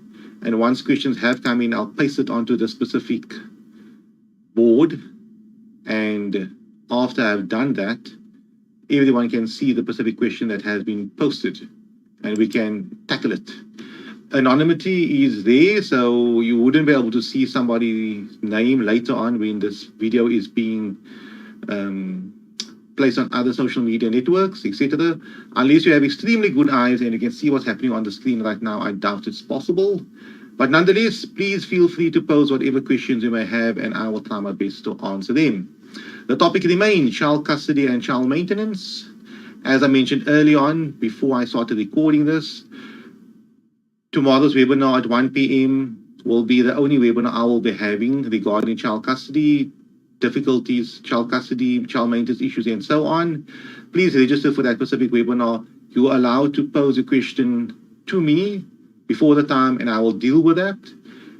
If you are not available at 1 o'clock, please remember the video will be available online immediately after the webinar, whereby you can watch it later tomorrow evening. Alternatively, you can watch it via YouTube, or if you have registered, you should receive a link to the YouTube video as well. So thank you for that. Child custody. I had a very interesting webinar yesterday with an attorney, Nazareth Williams, whereby we discussed the issues that people are facing and what she's basically experiencing more now, as she has not in the past, is the issue concerning, how can I say, some type of violence, not necessarily gender-based violence, but acrimony between people, spouses, and the increase in the amount of divorces since the coming along of the lockdown. And I agree with her, whereby people in the past try to resolve the issues, and just before they come to a decision that the issues cannot be resolved, things go back to normality. For argument's sake, during the holidays, festive season, the parties are now in the same house, the same room, they have to spend a lot of time together, and now they contemplate, this marriage is now over. Every December holiday, every June holiday, we have problems, we have issues, and we cannot resolve those specific issues. And one party might decide now to institute divorce proceedings against the other party. But then life kind of carries on. Work starts, kids go to school, and they do not do that. During the lockdown, at the start of the lockdown, people most probably thought, let's give this marriage a try. It is lockdown, things are difficult, things will be going back to normal, and so on. However, when level 1 lockdown kicked in, people thought to themselves, no man, this cannot work. We have been together more than we ever have been since we've gotten married or started living together, in the sense of during the hard lockdown, people were in the same house for hours and days on end. If the house is not that big, they were in the same room looking at each other or in each other's companies for many hours and days at end. And now finally, start of the new year, 2021, they resolved that they should now terminate the marriage. It's not working out for them. They don't think it will work out. And it's sad, but if it's a reality, if it is a case, and a marriage cannot be saved, one of the options are obviously divorce, others are separation, whatever the case may be. Another option is to stay together and keep on working at having it fixed, and hopefully it will get fixed. But that's up to the individuals to decide. But there has been an increase, and I can see it. I am dealing with quite a few unopposed divorces. The parties have come to me, and they are now interested in getting divorced. And we are obviously starting the divorce process. There has been a divorce that went through at the start of this year, that started last year as well, all unopposed. And it's funny that had the lockdown maybe not have happened, those specific people might not have considered getting divorced. But because of the lockdown, it might have accelerated the process. So that is that on what I've discussed with another attorney yesterday live on Facebook. Going further, child custody and child maintenance, two very complicated topics. I always compare it to a motor vehicle accident. Someone knocked into your vehicle. There are two eyewitnesses. They saw the vehicle. They know who's at fault. The damages, the amount of damages to the vehicle is easily ascertainable. You obtain some quotes. The car went through repairs, variations, and so on. Quite easy to work out. When the matter goes to court, the magistrates listen to the evidence. There are eyewitnesses. The one party might deny it happening, but there are 5 witnesses saying it has happened. There might be a dispute regarding the cost of repairs, but at the end of the day, it's easy to work out. And the court can make a decision very easily at the end of the process. But what about child custody and child maintenance matters? A bit more complicated, actually much more complicated, because it's not that simple. Each and every family is different. Each relationship is different. Each household is different. Each child is different, and so on. Therefore, you cannot apply the principle you applied in one case to another case, despite all the factors being more or less the same, the age of the children, the relationship between the parties, etc. Both relationships might have had domestic violence in it. Both relationships might have a stepchild in. They might have gotten remarried. But in determining what is best for that specific minor child under those circumstances will not apply to another family under the same circumstances. And it can be very complicated. And more so because we are dealing with emotions and egos and that, whereby one party will have a serious issue regarding affording the other party more contact rights or paying more maintenance, despite it being the minor child's best interest. What often happens is one party might decide and say, I don't think the child will be best cared for by me because I have no experience, but on principle, because I want to show the other party a thing or two, I will now decide to fight for my minor child. Alternatively, the person might say, I want to fight for my minor child because in 10 years from now, I can tell my child that I have fought for you and you will not feel guilty for not doing anything about the situation. That is also not really a very good stance to take, because if the minor child is best cared for by the other party, now you want to fight to have more care or try to battle it out and let the court decide. The court might make a wrong decision, which is very possible.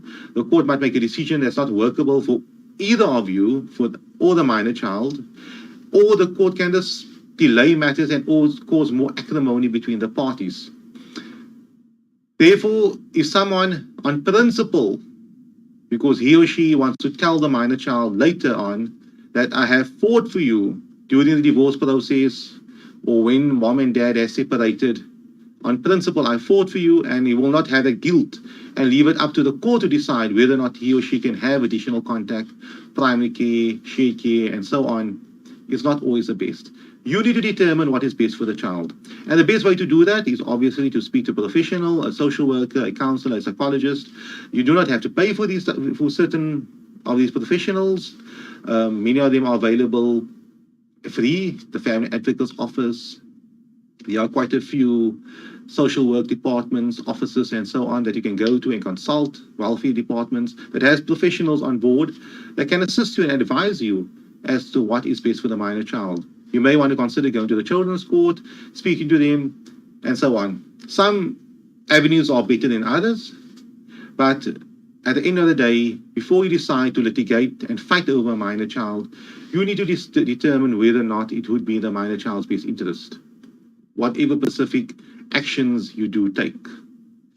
And the best action you can take is to consult and to discuss the issues with the other parent. Yes, the first meeting might not go off too well. You might not come to an agreement that both parties are happy with at the first meeting. There might have to be a second meeting or a third meeting. But at the end of the day, it's a process. You are getting somewhere. The same way, if a couple wants to get married, or one party wants to get married to the other party, and the other party initially says no, or is apprehensive about it, second thoughts, it's a process. You don't ask and the person says no. If you're on a mission, you're on a mission. You know, you need to work towards something. The same way when it comes to resolving issues regarding minor children with the other party, who has an equal say in the minor child's life, just as you need to come to some type of an agreement, and you guys need to discuss it and come to some type of a compromise. As much as you believe or want to believe that the other party will be difficult and vindictive, both parties are parents. Both of them are the parents of the minor child. Both want what's best for the child. And it's very strange. A lot of clients come to my office and they describe the other party as being the most wickedest, bad person around. Maybe in your eyes, or because of the issues involved between the two of you. There might have been domestic violence. There might have been some, not so nice things that happened during your marriage. Certain allegations being thrown left, right, and center, and so on. But when I meet the specific persons, that's always mostly the case. They're quite nice people. They're very professional, very humble. But when it comes to the other party, when they are both in the same circle, it's like putting two male chickens in the same, in the same coop. They'll start fighting with each other. You do not want that to happen. So the same happens when it comes to ex-spouses. They got this tendency of this arguing all the time. The same applies to child maintenance. Why must the father most probably think, and if this is a scenario, why must I give the mother more maintenance or more money? And his brain is telling him that she will use all that money for herself and not for the child. And yes, at some months she might use some for herself, but other months she'll have to supplement it. That's also possible. Sometimes every month she'll have to supplement it greatly, because all that the maintenance court gave her was a small sum of money because the father said he could not afford it. It might not have been the case. And furthermore, she is just tired of going to the maintenance court all the time. Now the father is much more wealthier, but the old maintenance order still stands and the parties still have to adhere to that. Before I go on, if there are no questions, that's perfectly fine. I'll continue speaking. But please remember, you are welcome to pose whatever questions live. This video is only about 30 minutes long. Pose any questions live and I'll try my best to answer them for you. And also remember to please register for tomorrow's webinar, live Zoom webinar, at talalaw.co.za/register. The link above me. There will not be such a webinar. There'll be one that will be specifically scheduled for 1 o'clock tomorrow. When you register, you can pose your question Please pose your question, whatever question you have. If you are not available tomorrow at 1 o'clock, just go back online later on at 2 or 3 or so, and you can watch a video. And I should have dealt with that specific question which you specifically have. Now, when it comes to child maintenance calculations, it's a very difficult thing to deal with if it's your first time. The reason why I'm saying so is many people think they should just go to the maintenance court and just request an amount of money, or maybe worse, they go to the maintenance court not knowing how much they are entitled to ask or how much the child costs, what their current expenditures are, etc. And that's very dangerous, because if the child costs, for example, 100 Rand per month, and I'm using silly round figures here, 100 Rand per month, the child costs so much money, and you earn 500 Rand per month and the other parent earns 1,000 Rand per month. Clearly the proportion should be 1/3, 2/3, whereby you pay 33 Rand towards a child and the other parent spends 67 Rand towards a child, rounding it off. Once the matter goes to the maintenance court and inquiry takes place and everything takes place, the most you will ever get most probably would be 67 Rand from the other parent, because all else is equal. But that is based upon a perfect scenario where the court is satisfied and the court obviously has before it all the information which it requires. The actual expenditure of the minor child which has been outlaid, the income and expenditure of both the parents, the mother and the father, and the assets of the parents as well. It is possible for a parent to have no income, to earn nothing, but he or she owns assets. He or she might have a car, a house, some jewelry, etc. Those items are all seen as being means, and they are specifically used in determining your capability for paying child maintenance. Therefore, one party might earn 10,000 Rand per month, only, no savings, nothing, earns 10,000 Rand per month, caring for the minor child, but the other party owns 2 houses, $1 million each. Clearly, the party that owns the 2 houses, although he or she has no income, has an obligation to pay more maintenance than the parent that earns a sum of 10,000 Rand per month. Let's get back to our comments. I see they have come in. Yes, good morning again. Thank you very much. It's always nice to see people joining us online and saying hi. Thank you for that. I have a question and I'll just copy it quickly. I'll only copy the content, not the name. Let's get to that part of our screen. I hope you can see it. Okay, it's on the screen. Let's go. The first question is as follows. I was in court yesterday due to my ex that asked for the deduction second time around. I think it's a reduction second time around. He's working for himself. Sold first business due to drought. Second business got a knock due to COVID. His excuses. But he mentioned it is picking up.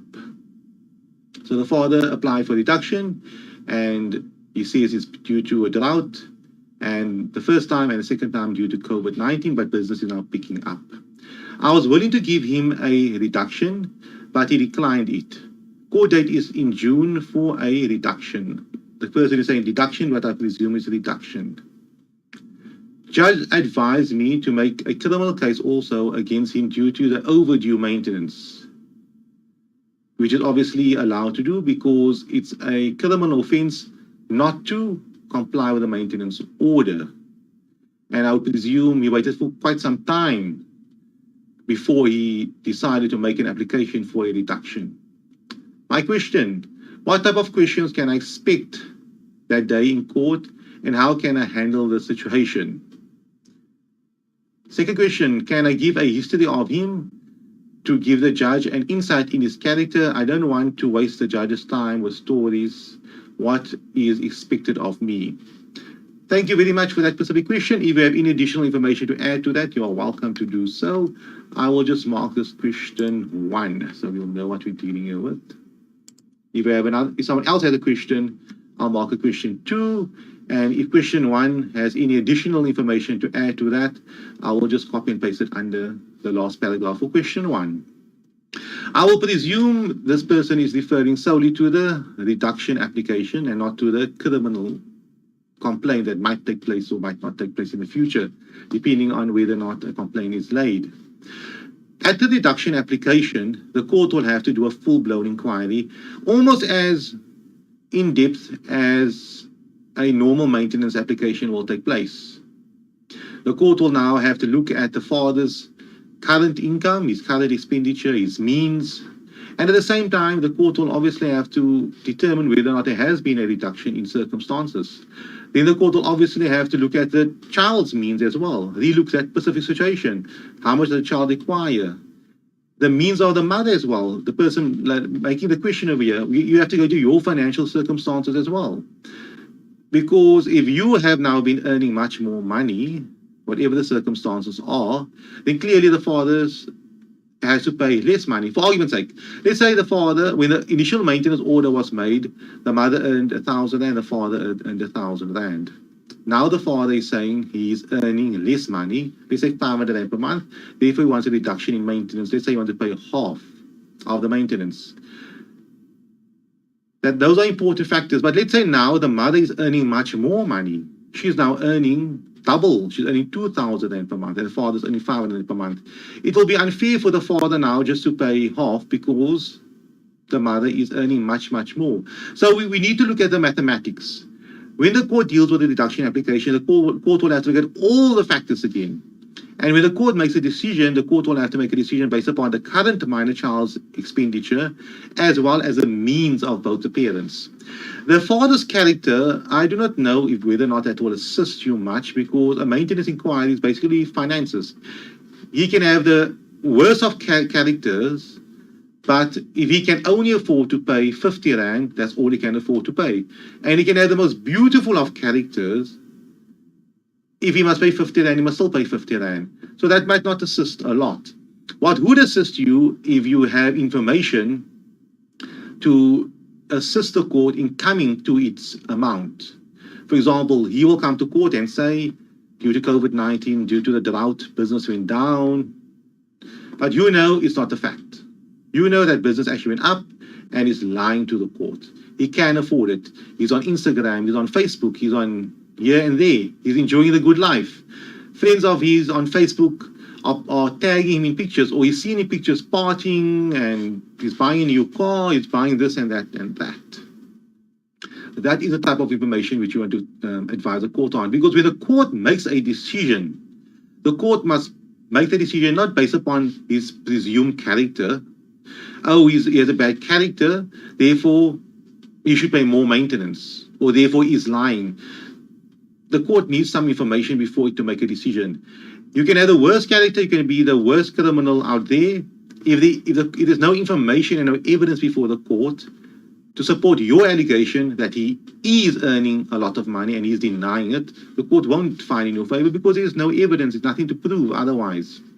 Therefore, my advice to you is, you can maybe inform the court about some historical information about the past if it's relevant, but at the end of the day is an application for reduction is about going forward and not going back. Your current circumstances is relevant, his and yours and that of the minor child. So some advice, when you go to the maintenance court, make sure that you have reworked all the minor child's expenditure properly to date. And obviously it would have inflated since the last time. So there's a new look at the minor child's expenditure. That's very important. And the same with you. You need to outline to the court how your financial situation has changed or improved, whatever the case may be. So the court will be in a very good position to make a proper and fair decision. I hope that assisted the Pacific questioner where that is concerned. If you want to add anything else, please feel free to do so. I am keeping an eye. You can see over there, that's highlighted the last question. If it moves up, it means somebody has posted a question. I'm also keeping an eye on my phone on my left-hand side. Sometimes there's a bit of a delay. So I hope that answered that specific question. It's just carrying on the topic of child maintenance. Many people think that in a maintenance inquiry or in a child custody inquiry, they like mentioning bad stuff about the other party. You can only mention those specific things if it's relevant. If it's not relevant, it's useless. If someone during a maintenance inquiry mentions stuff, for example, that the father enjoys reading bad books, but it doesn't have a financial implication on the case. If she mentions that he buys unnecessary books, he wastes a lot of money on that, and the money can be used for a child maintenance, then it becomes relevant. But attacking someone's character, attacking someone's motives, that's all fine and well, but how will it assist your case? You are given X amount of time in court to present your case and to prove that the other party can afford and that you or you cannot afford, depending on where you are. I mean, I'm a supporter of everyone. If you cannot afford to pay the child maintenance, please make an application for a reduction in child maintenance. And if you believe the other party can afford more and you can no longer afford to maintain the minor child based upon the current maintenance amount being paid, you need to apply for an increase in child maintenance. That needs to be done. I'm a supporter of it going both ways. It's silly for there to be a maintenance order against you and you truly cannot afford it. It doesn't make sense. You will be committing a crime because there's a court order stipulating that you should pay. Make the application. The court will ultimately decide what is in the minor child's best interest, and the court will now determine, based upon all the facts, what is a fair amount of maintenance to pay. Regarding child custody, also bad-mouthing and trying to attack the person's character. If a mother, for argument's sake, can look very well after a child, and I'm using a very difficult and a mature example because we have a mature audience here. Hopefully kids aren't watching this. If a mother is very good at looking after a child, schooling, extramural activities, when a child is sick, whatever, but she lives a bit of a bad life in society's eyes. She does a bit of naughty things, not necessarily drugs and those type of things, but whatever unsavory things, she does those things. But it does not impact on her ability on caring for the minor child at all. Whatever she does on weekends, or when the child is with the other parent, whatever the case may be, it does not at all impact on her caring capabilities. But society might see it as being bad. On the other hand, the father in this scenario, he is unable to care for the minor child. Or that the best that he can do is have the minor child with him every second weekend from a Saturday night till a Sunday evening. During the week, he's a high flyer, he's an operator, he's busy with stuff. He's making it happen for himself. But he is unable to care for the minor child as well. And during that specific weekend when the child is with him, that one night or 2 nights per month, he has someone to assist him. It could be a nanny, he had to pay to come that specific weekend, etc. So he cannot care for the minor child. If the minor child is sick on that specific weekend, the minor child does not come to him, the mother cares for the minor child. He cannot attend to the minor child's homework, extramural activities, schoolwork. All that he can do is have a lot of fun with the minor child, which is obviously fine. Now, the argument comes. The mother does a lot of things which society does not agree upon. It does not impact on the caring capabilities of the minor child. But the father says, no, because she's a bad person, therefore I must have custody. Now, let's look at the whole picture over here. The mother does a bit of naughty stuff. The inquiry is on the mother's side. We look at her social life. It's not so healthy, not so savory. We look at the father. Did we look at the father? The father is a busy man. He's always on the go. He's always moving. But can we now say it will be the minor child's best interest to live with the father and be cared for by nannies whole day because the mother does something? It's something like religiously, let's say, for example, the father is a religion A. I'm using that for my example. And the mother changed to religion B. And the child is in religion A, like the dad. Can we now say, despite the mother being awesome, a wonderful caregiver, just because she changed religions, automatically now she should not be able to care for the minor child. The father should now have primary care, although we cannot have care for the minor child. Where I'm going to with this whole scenario and example is we need to look at things clearly, logically. That's very important. And once you have, once you do that, and once you have developed your mind and having the capability to look at things logically and reasonably, you start becoming successful in your court matters. You focus on what's important. Many people, honestly, in my office, every consultation, 9 out of 10 times, they start off with bad-mouthing the other party. And they keep on mentioning all the bad things about the other side. The bad things they've done, the negative stuff on their side is not mentioned. And it's all past things. And then I have two options. I can either let them continue, which I do not. I can let them continue to carry on in this pattern for the next hour and tell them at the end of the consultation, thank you very much. Now I know this person is a bad person. However, we need to reschedule another consultation to discuss the important things, how we can take this case further. But thank you for telling me. And they would hate that because now they have to pay double. And I have to play the role of a counselor. And I avoid doing that. I stop the client immediately and I say, as we go along, I will pick up these things, obviously. But for now, taking this matter further, let's focus on what's important, because my brain and your brain should be trained on what's important. What will win your case for you? Not that which will sway the court's decision as to his character. Character doesn't win cases. So we're saying all people with wonderful characters should win cases, and people with bad characters will lose cases. It doesn't work that way. The facts of the case must be looked at, and that is how the court will make a decision on that specific basis. The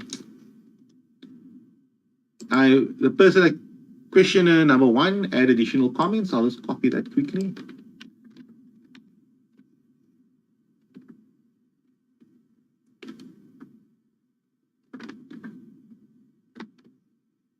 Okay, we can all see it. Sorry, reduction, yes. Thank you for your advice. You are welcome, and you're welcome to add whatever additional questions you want. They did not ask for my slips or financial reports, only his. The judge was quite upset because he applied for the second time in 2 years for a reduction.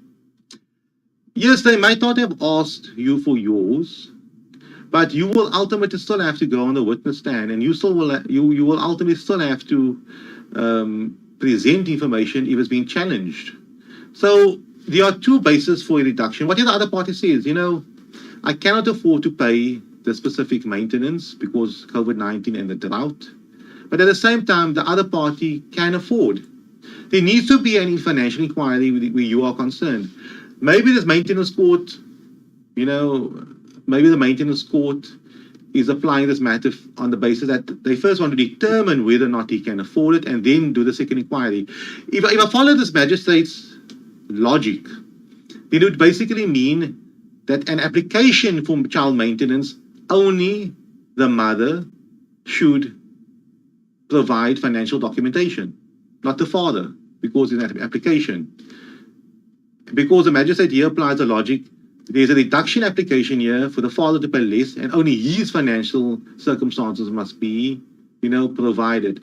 I do not follow that logic really, but if the understanding is basically, let us first look at the father's circumstances, look at his finances, and then based upon that, we can determine if there is a potential case and then proceed on that basis. That could make logical sense. I would still advise you, questioner, please make sure that you still get your paperwork in order. You will be placed on the witness stand and question will be posed to you. And if you cannot answer those specific questions, then, you know, it won't be into your advantage. Have the documents somewhere. If you are called up to provide the documentation, or you are called up to provide evidence, you have it. If not, and the court is dealing with the matter solely based upon the father's version and what he says, and the amount will be reduced solely based upon his financial circumstances, which I do not think is the proper way to do it.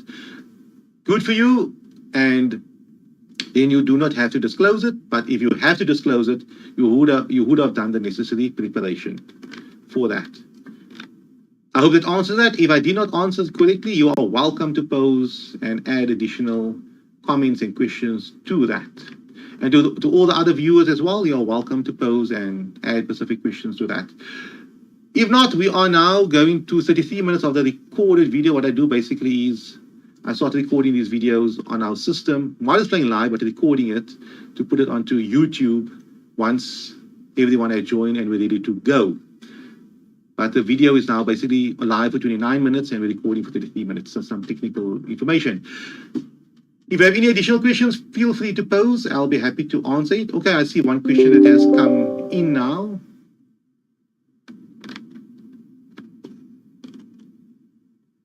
Okay, the commenter, the first questioner, you are welcome anytime. If there's anything else, feel free to pose. I have a new question. Let me just pose it. Question number 2. We'll put number 2.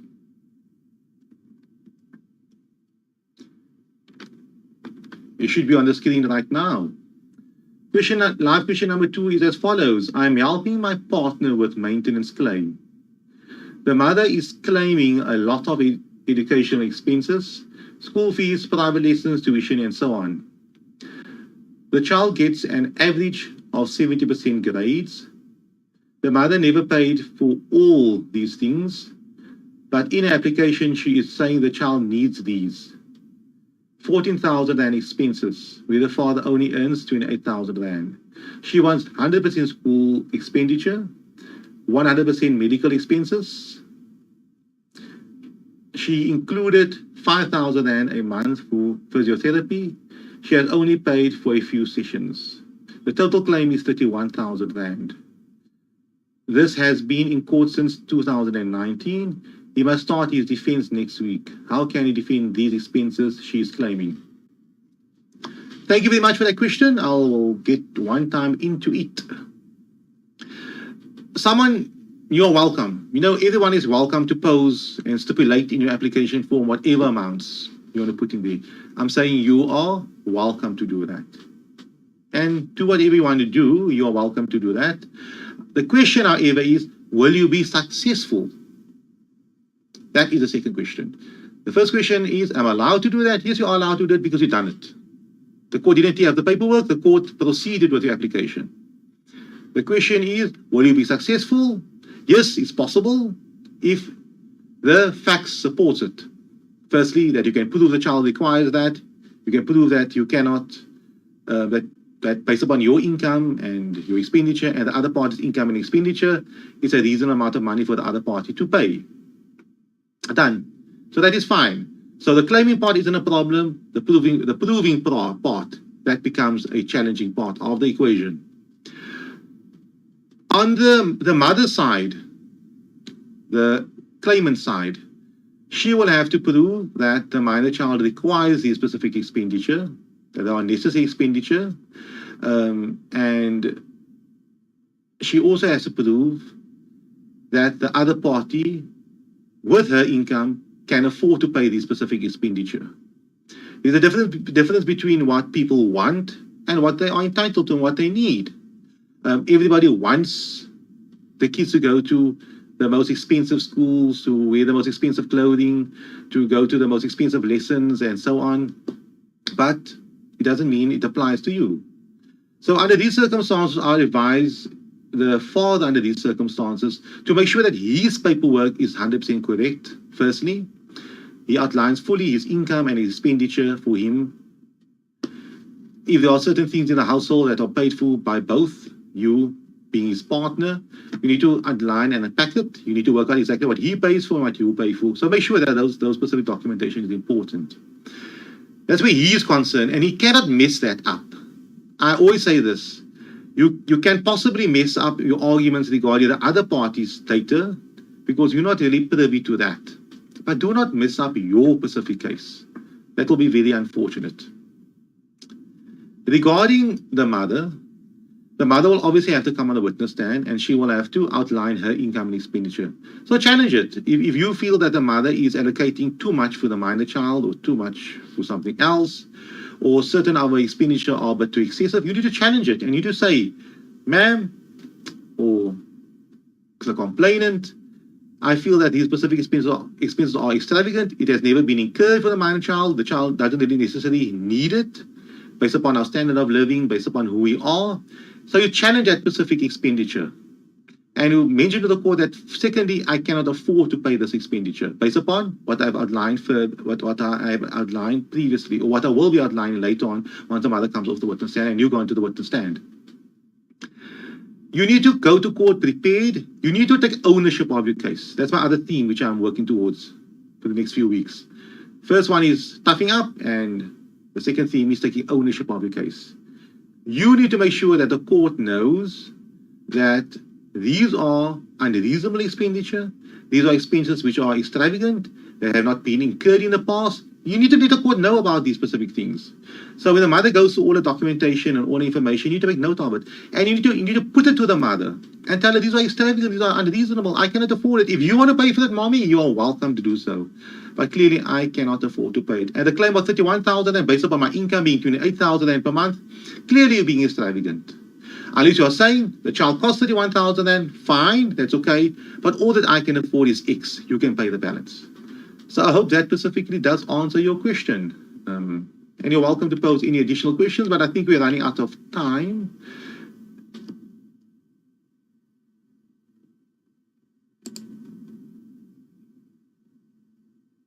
Okay, I see the person has another question. The person says here, you are welcome. You are welcome for that. Let me add this additional question. 1 second.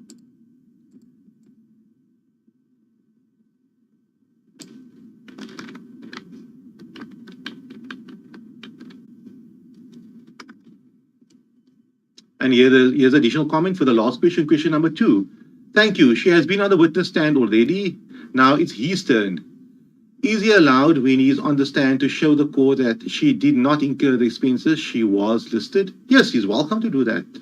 And he should do that. That is his job to do that. He needs to challenge the evidence. If he disagrees with whatever evidence, he needs to verbally and orally say it. I disagree with these expenditures. These expenditures has not been incurred, and so on. He needs to do that. Her lawyer kept objecting to all his cross-examination, so he has not had his chance to show the real expenses of the court. Yeah, it's not nice when the lawyer stops you from asking questions, but you need to fight for your case. Take ownership of your case. That's all that I'm saying. In the sense of, if the lawyer stops you, then you need to say, but sir, this question is relevant. It shows to the fact that the mother has not incurred this expenditure, or these specific expenses are not reasonable. And then the magistrate, he or she should not only sit there and just be an umpire, he or she must assist you if you are underrepresented. So fight for your case, pose the questions, argue with the other lawyer, be respectful to the court, talk when it's your chance to talk, but say your thing and challenge the other party's evidence. And that's how you get your results. Own your case, believe it's your court, you're there for a purpose, you're not here to be bullied around. And remember, once a maintenance order is made, it's there for a long time and you're bound by that. So put up the fight now, as opposed to later on, when it's a bit too late and many hours of stress and anxiety would have come over you. So sort it out now. Ladies and gentlemen, I am running out of time. I got a meeting at 11:30, so I need to be off the Zoom. Sorry, I must be on Zoom and off the live Q&A. Thank you for joining us. Please register talalaw.co.za/register. I will not have this specific webinar tomorrow. I'll only have the one we have to register via Zoom. I will be on Facebook Live. You technically can post questions on Facebook Live, but the Zoom questions will get preference. And once that 35 minutes is up, and I never dealt with any Facebook Live questions, you'll have to pose those questions on the next day. Thank you very much for your time, and I hope to see you tomorrow live. Please go on your phones, register for that specific event. talalaw.co.za/register. Thank you very much. Good morning. Thank you for joining our live webinar, currently on Facebook Live. I hope you're having a lovely Wednesday morning and that you will have a better week ahead. Thank you for joining the webinar as stated early on. We are today, again, following up from our previous webinars, dealing with the issue of child custody and child maintenance. We had quite a few questions over the last few days from people posing questions live on specific issues they have regarding child custody and child maintenance. That conversation will continue today. If you have any questions regarding child custody or child maintenance, please pose it on the Advocate Muhammad Abduroaf Facebook page. It should be on the top left-hand side of your screen. Alternatively, you can type in www.abduroaf.co.za/live, and your browser should redirect you to the relevant Facebook page. Alternatively, type in Advocate, the full spelling, Muhammad Abduroaf, and you will get to the relevant page. That is the only page from where I can see in front of me questions that have been posed. This video is also streaming live on other Facebook pages, for example, the Our Lawyer page.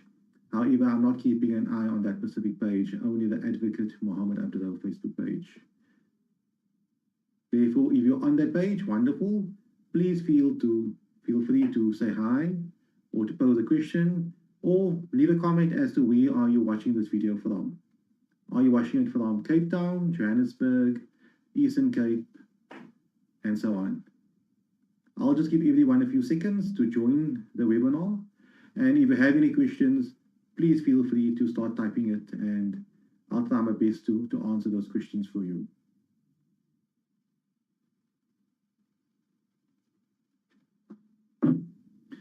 When I typed out the term child custody, I remembered, or I recalled, or something came to my mind, that term is no longer being used. When we're in court, we use the term care. And the Children's Act specifically uses the word care. The word custody is no longer being used. I still refer to the term custody because many people do not know that the word care is no longer being used. And in my consultations, we use the word custody regularly. However, when it comes to the drafting and finalization of legal documents, obviously we will use the proper terminology in relation to child care, custody, guardianship, visitation, contact, etc. And the term contact and visitation, they are also being used, but it seems to me the word visitation is being used more often nowadays. Nonetheless, I think it's an issue of preference. However, bear in mind that when the term custody is being used, it's used for the sole purpose of you understanding what I'm dealing here with. Otherwise, from a legal point of view, use the word care. For example, they will say the mother will have primary care over the minor child, and the father will have the following reasonable contact rights. In the past, they will use the word access. The word access is no longer being used. So custody and access are two old terms. People are moving away from the term access.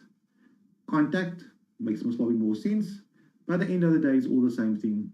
The bottom line is we need to determine where would the minor child be residing, who will have care over the minor child or custody over the minor child, and at the same time, we need to determine who will have contact, visitation rights. The other party will have visitation rights, but the type of visitation rights.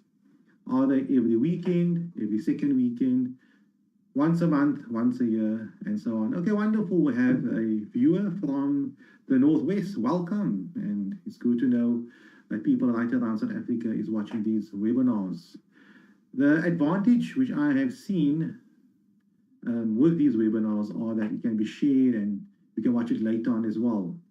We actually started doing that quite religiously, informing viewers before the time of when the webinars will take place. There are a few webinars happening today. There's one at 11 o'clock with a psychologist, and there's one later on this afternoon with an attorney. So I would advise you to please like the Advocate Mohammed Abduroaf Facebook page, because it's on that page where these specific webinars are being advertised and streamed primarily from, and where you can pose relevant questions. So do so, like the page, and then you should be fine. And keep on visiting it, because you might you will find relevant information. We figured it out, it's better to have one page being updated most of the time and other pages being cross-streamed and cross-posted. Unless tomorrow there's a specific topic, not necessarily relating to family law, maybe on evictions and so on, and we might decide to have it primarily streamed by another platform, another page, or from a group, and shared. But thank you very much for that. And before I go on, we'll deal with our first question, and I think I have an obligation to do that. And before I do that, we have another person from Lady Brand. Welcome, Free State. Welcome to the webinar. And I'll be happy to answer any questions that are posed. The first question: I was pregnant when my husband chased me away. He has not seen my child ever. The divorce paper says that if it's in the interest of the child, he can see her when he decides that he has a child, because he first said he doesn't want to see her. Can you see more quickly? Yes. Until he decides now is the time. We didn't part on good terms. I made a case of domestic violence against him and have a protection order in place. He started phoning my sister, making threats that he better see her or else. He doesn't even know that she has a father, seeing that he didn't want anything to do with her at first. She is now 6 and going to grade 1. I don't want to disrupt her life at this stage, seeing that she is doing so well. So if I read in between the lines here, the parties were married, of course, they divorced, the father was nothing to do with a minor child, and now he's contacting his sister. I do not understand the sister part of here. I do not know. Maybe it's referring to the child. Now, this is typically an example whereby the mother has been given primary care to the minor child, and the father's contact rights will be basically determined once he wants to see the minor child. I would presume, and I think it would be in the minor child's best interest, that a father cannot just come out of the blue whenever he decides to be in the child's life. That is not in the minor child's interest. The mother would be in a better position to determine, is this a good time for the child to have contact with the father, seeing that the father never had contact with the minor child for the last 5 years or so. Once a party is divorced and they've separated and the minor child had contact with the other parent, let's say a few months ago, then it's fine. Then he can pick up the phone and say, I never saw my child for 3 months. Then it makes sense. He can phone and say, and the mother should not unreasonably refuse contact. Obviously, that makes logical sense. But if that same court order gets applied 5 years later, 5 years later is a long time for a 1-year-old child. If you're 15 and 5 years later and you're 20, that might not be so long, but for a 1-year-old child, it's an extremely long time. The consent paper divorce order would not be relevant. It wouldn't make sense because the child most probably does not know this person at all. When she was a year old or a few months old when the party separated, she knew the father.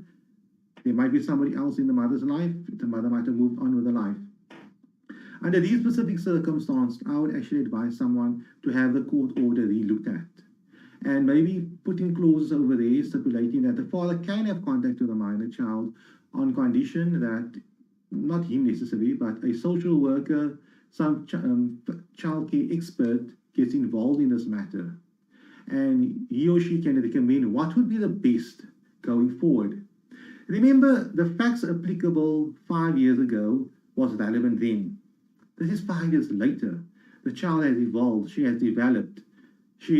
Many other people got involved in her life. She might think someone else is the father. I'm using hypothetical examples here. The mother went on with the life. Of course, the father went on with his life. Therefore, under these circumstances, the fact that was applicable 5 years ago are not applicable now. The matter needs to be re-looked at. The impact that it might have on the child to now have contact with the father might be catastrophic. as opposed to the father demanding contact 3, 4 months or 5 months after the parties have separated or divorced. So in the child's best interest, I would advise you to please get hold of a professional, a psychologist, a psychiatrist, or a childcare expert, whoever deals with these type of matters, and can look at what is best for the minor child. This specific professional will have to contact the father and see what the father has to say as well over the situation. And because there is a court order in place, which I would say is outdated, it needs to be re-looked at, and there needs to be a change in circumstances. And there needs to be a change in the order and how contact should be exercised. So that is my advice to you. If the father, of course, is now demanding to see contact, to have contact, and there is a court order in place, obviously the court order overrides that. But at the same time, that would be applicable if we decide to do nothing about the matter. If the court order would be problematic in the future, because it allows the father to knock on the door at any time until the child turns 18 years old and have contact with the minor child, that is problematic.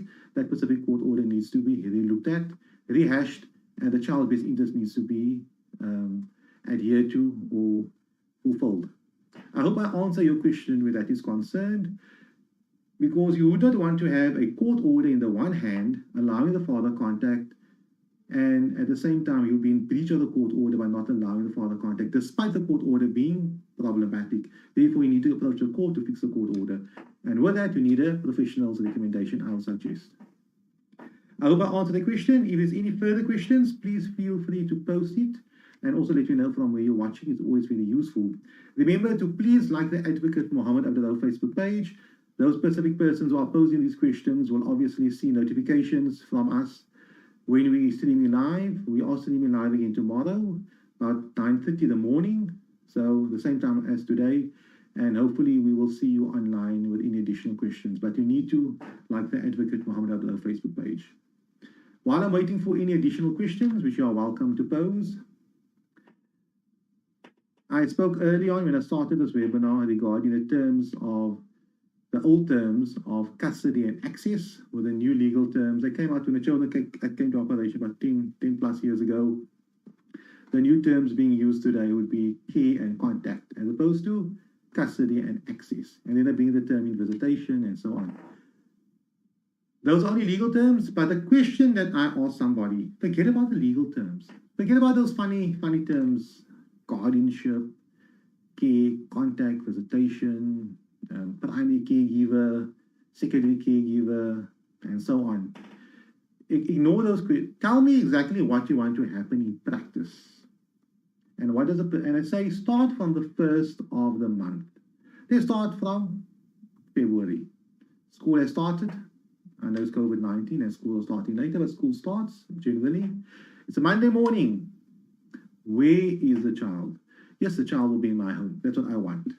Child will wake up on a Monday morning. I will take the child to school, and then I will collect the child from daycare or after extramural activities and so on. Then that will continue until the Wednesday, where the father can collect the minor child from soccer and take him to his house or take him somewhere else. Those are the stuff which I need to hear. Legal terms are not necessary.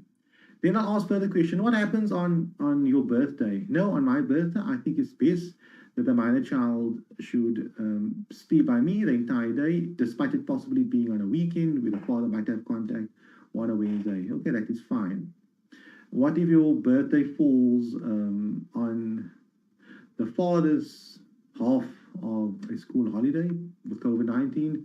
And then I think the child should still be with me, and vice versa. If I must have contact to the child, contact or care to the child on that on the father's birthday, then obviously the child must be with the father. And then we go further: Christmas Day, Easter, and so on. So this is a structure. This is a parenting plan which the mother recommends as to what should happen to the child life going forward. Then I ask other questions. What happens on school holidays? No, I think school holidays needs to be 1 week, 1 week. The following reasons, the following are the reasons: because the minor child is quite young and she enjoys being with us for a week and with dad for a week. Alternatively, half-half, which is a normal scenario applicable. Or you say, no, only during school holidays we continue with this whole scenario. The child remains by me, the father sees the child every second weekend, and so on. This is your proposal. Those are the contact and care arrangements, the custody and access arrangements, the old terms. Then there are some legal stuff. Beyond that, if the child applies for a passport, whose consent should be required, the law says both parents, yes, I agree, I'm happy with that makes sense. If the child applies to a school, which is a very tricky topic to deal with, what happens then? No, I think I should only decide. If father lives many kilometers away and he only sees a child 1 day per month, what concern should he have regarding the school? I'll be paying the school fees, whatever the case may be. You'll be paying the school fees, but I think it's best because the school is closer to our home. It's a very good school. The older siblings went to the specific school. Therefore, I must make a decision. Or they say, no, let's make a joint decision because things are amicable between the two of us. We'll both have to pay the fees. So those are the legal things. And joint decisions regarding, for example, leaving the country, leaving the province, religious, spiritual, important decisions regarding a minor child's life. Then so I'm not using legal terms necessarily. I'm asking the practical aspects of those specific legal terms.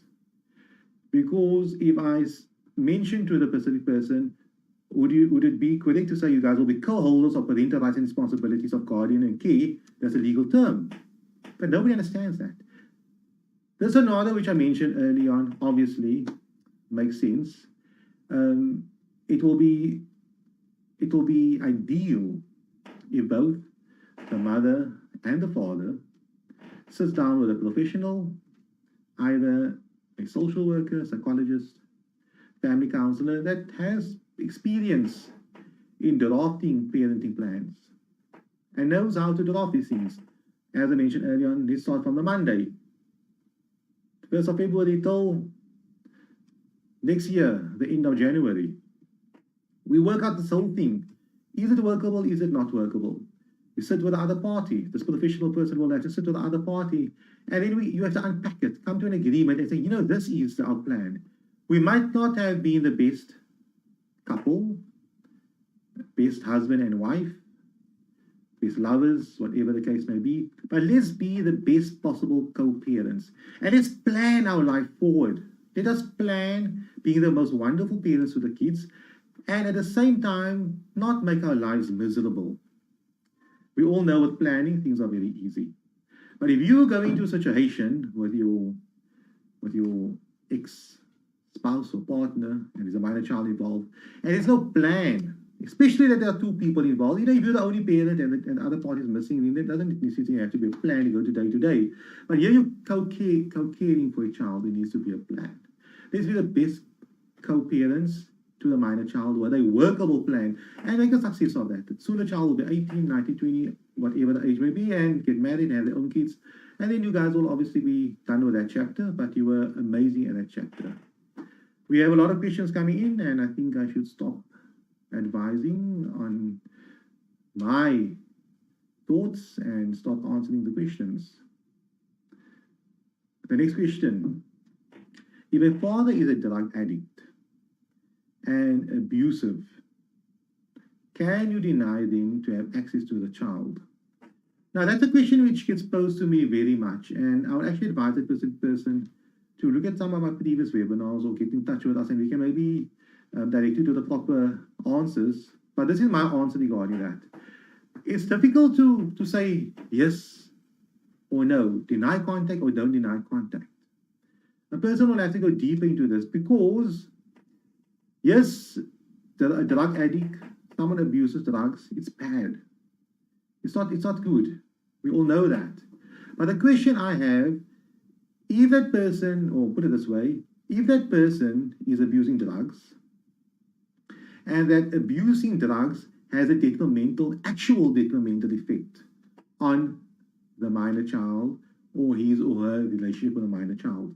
For argument's sake, if he sees a minor child every second weekend and he abuses drugs only on his weekend and his forfeit, that is an aspect, but does it go over the curtain to the minor child. If, however, as I've tried to explain, it affects the minor child detrimentally, the minor child is, being neglected. He speaks a lot of nonsense to the minor child becomes confused, whatever the case may be. Then, of course, that is an issue and it needs to be looked at. Let's move on from there. So we know there's a problem. But I never answered the question whether or not you should deny or allow contact. Then we should go further. We need to look from the point of view, what type of contact should we allow? Should we deny contact completely? And if we take that stance, would that be in the minor child's best interest? For the minor child not to have a father in his or her life because the father decides to become a drug addict for the next 10 years. Or are there other mechanisms applicable? For example, supervised contact, where contact can only take place while wireless and the minor child is being supervised by the other parent. Or we look at the age of the child. Maybe you can mention to me the age of the child. If the child is quite old, 17 years old, 18 won't work, 18 you're an adult, you're out of the picture of the Children's Act, you are now independent. If the child is, for example, 17 years old, very mature, etc., and the father is a drug addict, and the child is beyond that, the child can handle the other parent, then limiting contact might be a bad idea because it doesn't necessarily detrimentally affect the child. The child is mature, contact takes place at a neutral place, and the child knows that drugs are wrong and so on. If the child is very young and the person abuses drugs and can visit the minor child while he is abusing drugs and he's intoxicated, he can't drive, obviously that's something serious. But for me to say, and for us to conclude that every drug addict or every drug user or alcohol abuser, also intoxication, should not have contact, could be a bit dangerous for the sole reason it might detrimentally impact the minor child. Therefore, we need to look at other mechanisms. Supervised contact is one way of dealing with the matter. Having contact in public places, he or she can only have contact while it's being supervised by his or new spouse, whatever the case may be. But the best way to resolve this matter would be to say you can have contact with a minor child unsupervised and take him or her with you. If you come to my house and you look sober, you are not on any intoxicants, and you believe that the minor child is mature enough to be able to contact you and to respond to you. If the minor child is very young, 2-3 years old, I would advise not. But if the child is mature enough, he or she can contact you saying, Dad looks a bit funny, Dad is acting weird, please come collect me. It depends on the circumstances of the case. So I hope I answered that question for you. I can't give an answer yes or no based upon 2-3 lines. It will be irresponsible upon me. But I hope you understand the concept I'm trying to bring across. Okay, somebody commented here, yes, what the previous person thanks. I'm very scared that he can take her away. I doubt he'll be able to take her away. In my experience over, I think, going for 20 years now on family law matters, it seems to me that the person, because your most valuable, and I'm using some symbolic here, possession is your child. Any potential of someone taking the child away scares you. And if it's the other parent who technically has, let's say in your brain, 50% right over the child, and he says, I will take your child away from you, you are scared, as opposed to your uncle, your aunt, or your grandmother saying that, they are third parties. You'll be more worried about it if the father says that.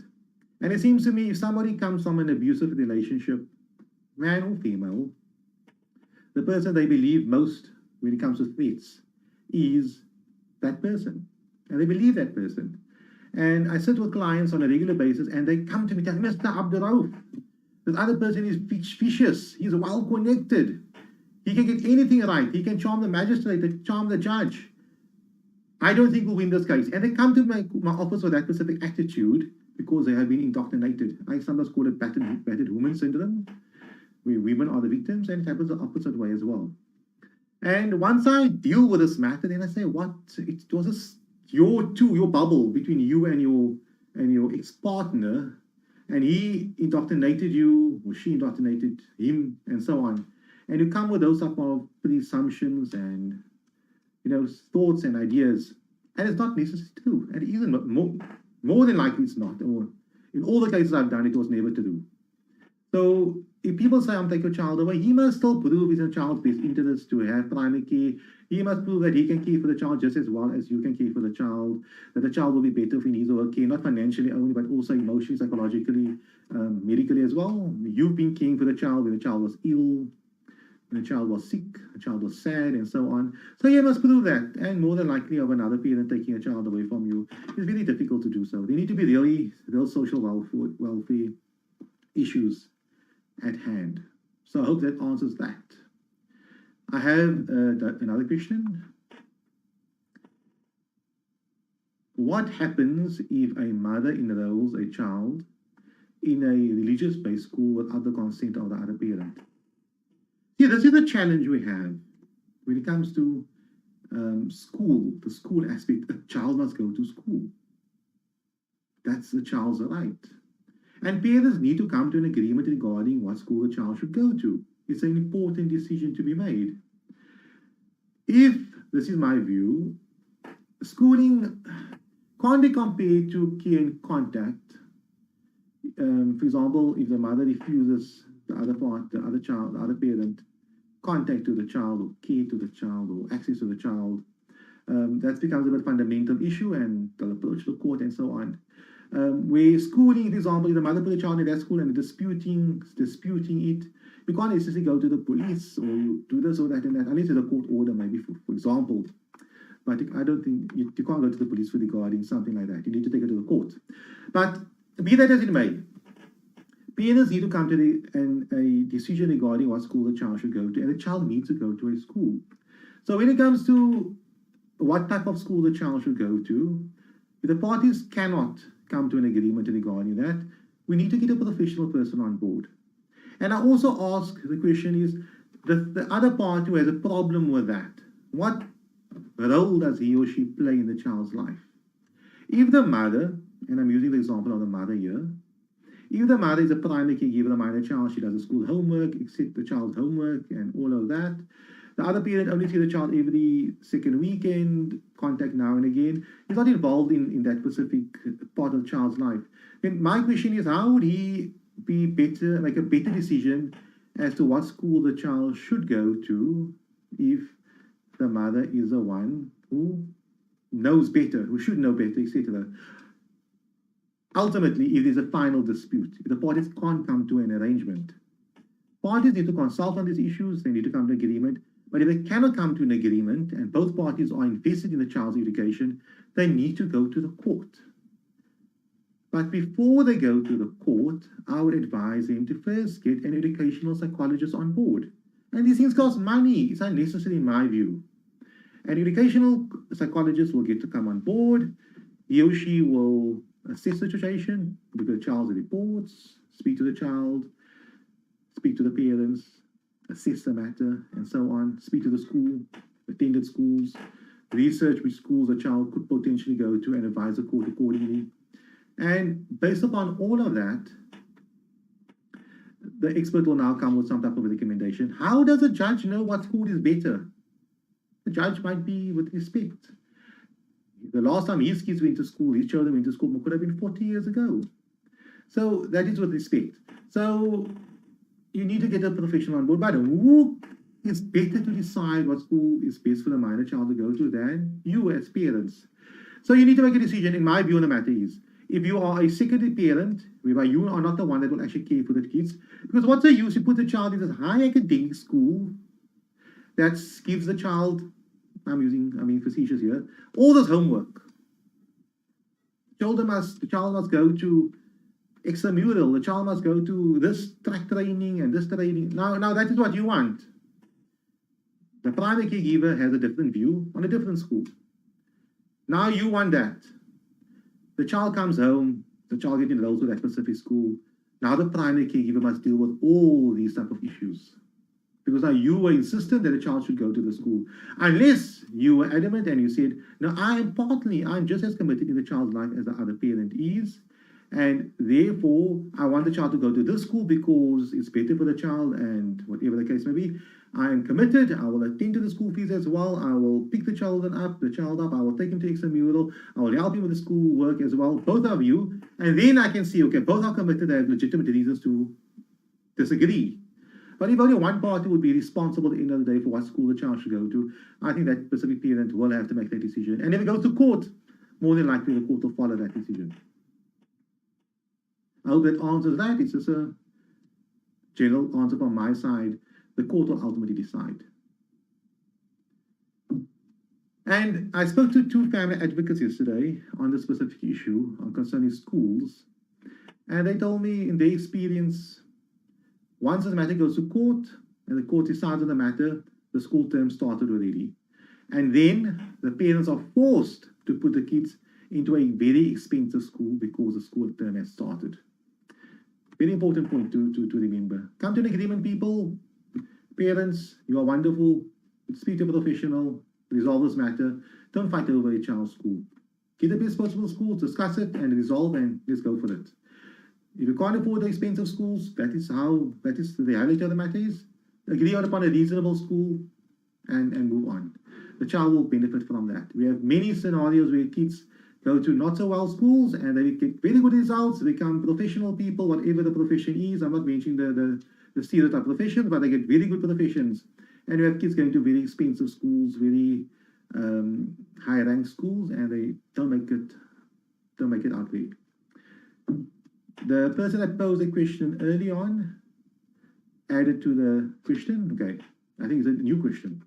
Will the courts grant full custody and guardianship if the father is not interested in the child and is unstable, yet he uses the child as a pawn to have a go at myself? He makes no effort to see her or to make any effort to communicate with her. He pays no maintenance as well. I have applied for full custody, yet it's been dragging for over 5 years. So I would imagine the reason why it's dragging for 5 years because the father is challenging it. Seems to me that. I do not want to guess. I mean, I'll be guessing a yes or a no. So my guess is as good as your guess based upon this paragraph. And it can go anyway. So I don't know what thumb suck. The court will ultimately have to make a decision. Professionals will have to get on board. When you say, will the courts grant full custody and guardianship, meaning basically the mother, I presume the best case scenario would be the mother makes full decisions regarding all aspects, schooling, education, passport application, relocation, if it's applicable, and so on for guardianship, right? And full custody meaning the dad does not have any contact to the minor child, no say in the child's life. The mother can do whatever she wants regarding the child. And if he wants to possibly have contact, he must check with the mother, and the mother will decide if he can have contact. If that is in the minor child's best interest, then wonderful, the court will grant that. That's the question that must be posed. And if you are convinced it's in the minor child's best interest, you need to present that information to court. So I'm not going to sit here and say yes or no. I'm here to educate everyone, educate you as well, the questioner. So if you believe it's in the child's best interest for this father to have no contact and no rights to the child, for the child's best interest, not your best interest, not the father's best interest, the child's best interest. For her to say, I do not have a daddy in my life. My mom decides everything, and my dad can only have contact when mom decides. If that is in the minor child's best interest, and there are scenarios applicable, wonderful. If it's not in the minor child's best interest, then the court will not grant that. Especially when it comes to guardianship issues concerning relocation and traveling overseas and so on. As I said, I'm a responsible advocate. I will not guess online, but that's my advice. You need to argue that point and you prove that point. And if you successfully improve that point, the court has no duty other than to grant you an order which is in the child's best interest. Okay, the questions are coming in, so I must stop giving my own legal advice and start answering these questions. I've waited over a year for my report from the family advocates. Anything I can do to speed up the process? Yep. I do not know which province you are from. Maybe you can tell us that.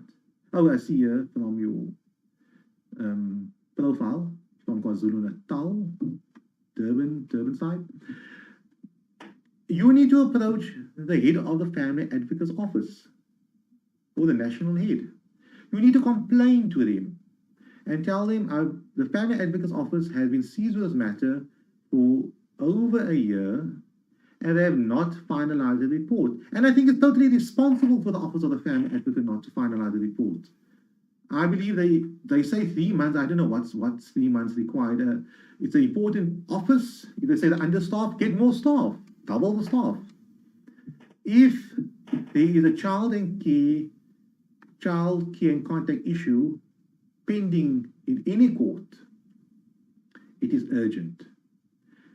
Many times people file their affidavits in court at the start of the year, and the report is only available at the start of the following year, a year later. So many things has happened since the affidavits were filed or the complaint was made in the children's court until when the family advocate is finalized with the investigation. Basically, those affidavits are irrelevant. It's outdated. And the report is most probably just based upon, sometimes they consult with you in the middle of the year and the report only comes out in the end of the year. My advice to you with respect to the Office of the Family Advocate, and I for 1 second never condone being overworked and overcharged with matters. The government must get more family advocates on board. They must employ more, they must get bigger offices and obtain more resources. And the Family Advocate's Office must do their job. I don't think any government department can say we're understaffed, get more staff. But to answer your question, complain to the head of the Family Advocate's Office. There should be somebody dealing with complaints. There should be a senior family advocate, someone in charge of the Family Advocate's Office.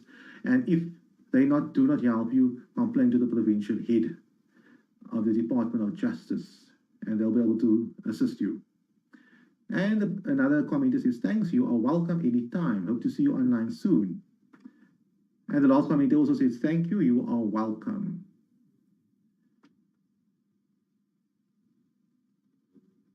Okay, another commenter says, sorry, in the Northern Cape, and he's in the Eastern Cape. Maintenance order was done in the Eastern Cape. Let me just go back and see. Oh, it was a new question. My apologies. Let's go get to the question. Morning. I would like to know.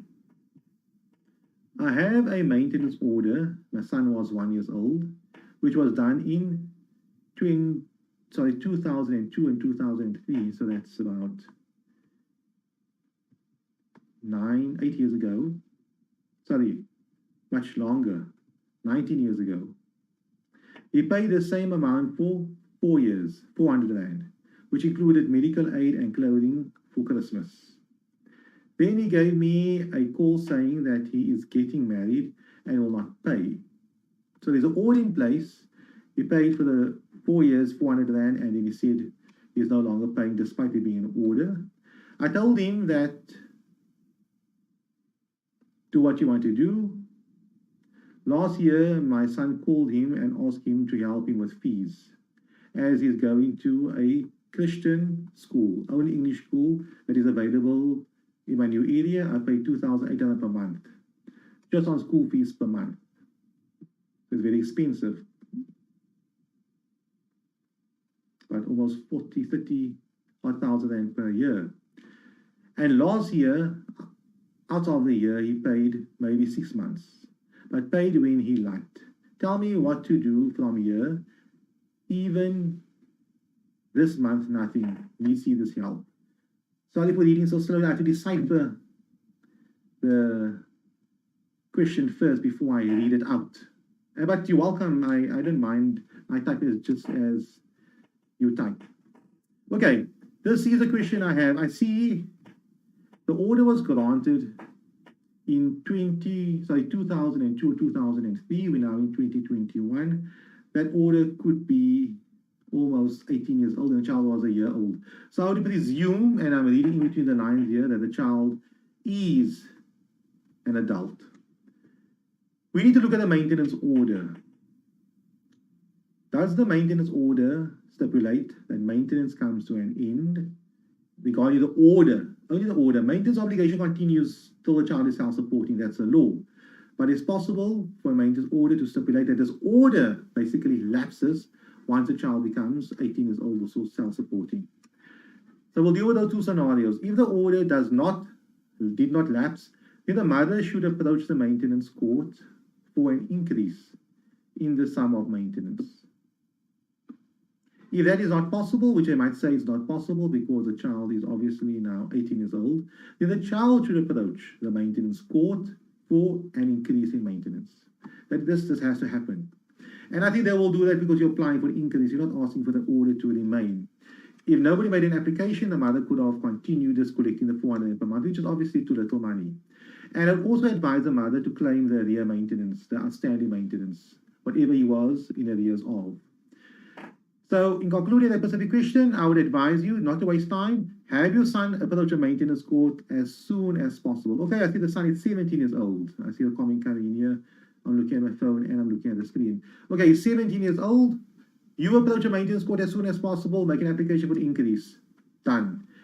If the child does turn 18 years old in the interim, let him apply for the maintenance order for the father to pay the school fees to the relevant school. That's the long and short of the matter. But I would advise you, the Pacific commenter, please approach the maintenance court as soon as possible. Lay the complaint and make the application for the school fees and increase the amount of maintenance. And also that order remain until the minor child is self-supporting, and the order will be in your name. And you will be in charge of that, despite the minor child now or the child in the future being an adult. I hope that answers that specific question. Go to the maintenance court. That's what I'm saying. Someone said, thanks, you are welcome. Okay, the specific person mentioned now the relevant provinces where they are residing in. Okay, I am happy to answer another few questions. We're on 42 minutes now. I do not want to go beyond 45 or so, unless a question does come in now and I have to answer that. Otherwise, I will be online again tomorrow, being Thursday. Let me just verify that. My apologies for this. Yes, tomorrow morning at 9:30, I will be online again with the exact same topic, child custody and child maintenance. If you have any questions, please type it out somewhere on your phone, some memo. Be bit in detail in the sense of child is so this age, this is the problem I have, these are the facts, and copy and paste it tomorrow into the chat so that I can answer it for you tomorrow. Please like the Advocate Mohammed Abduroaf Facebook page. We are working from that page, and you will be able to see notifications of our future webinars. There are 2 webinars happening later on today, 2 legal webinars, one with a psychologist dealing with parental plans and mediation and so on, and later on with an attorney dealing with the challenges parents are facing during this lockdown, care and contact issues and so on. So that's very relevant. Therefore, if you like the Advocate Mohammed Abduroaf Facebook page and you're on that page, or you're on your Facebook and the video is playing, you should be able to see it. Alternatively, you'll be able to receive notifications thereof. Thank you very much for your time. The other person now mentioned, thank you very much. You are welcome. And I hope to see all of you tomorrow with loads of questions. And when you start the webinar, start copy and pasting so we can deal with that from the word go. Have a lovely day, and I'll see you tomorrow.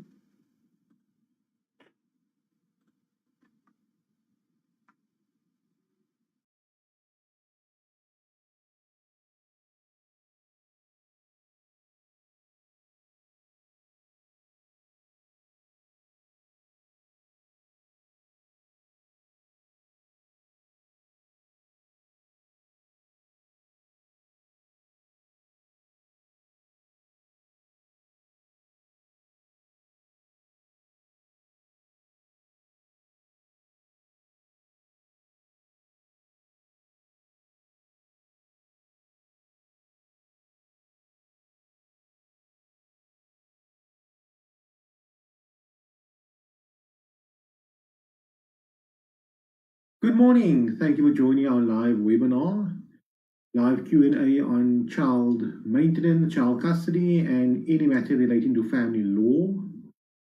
We have integrated with our team some additional tools, which is readily available to everyone, whereby you can call in and pose a question using the Zoom platform.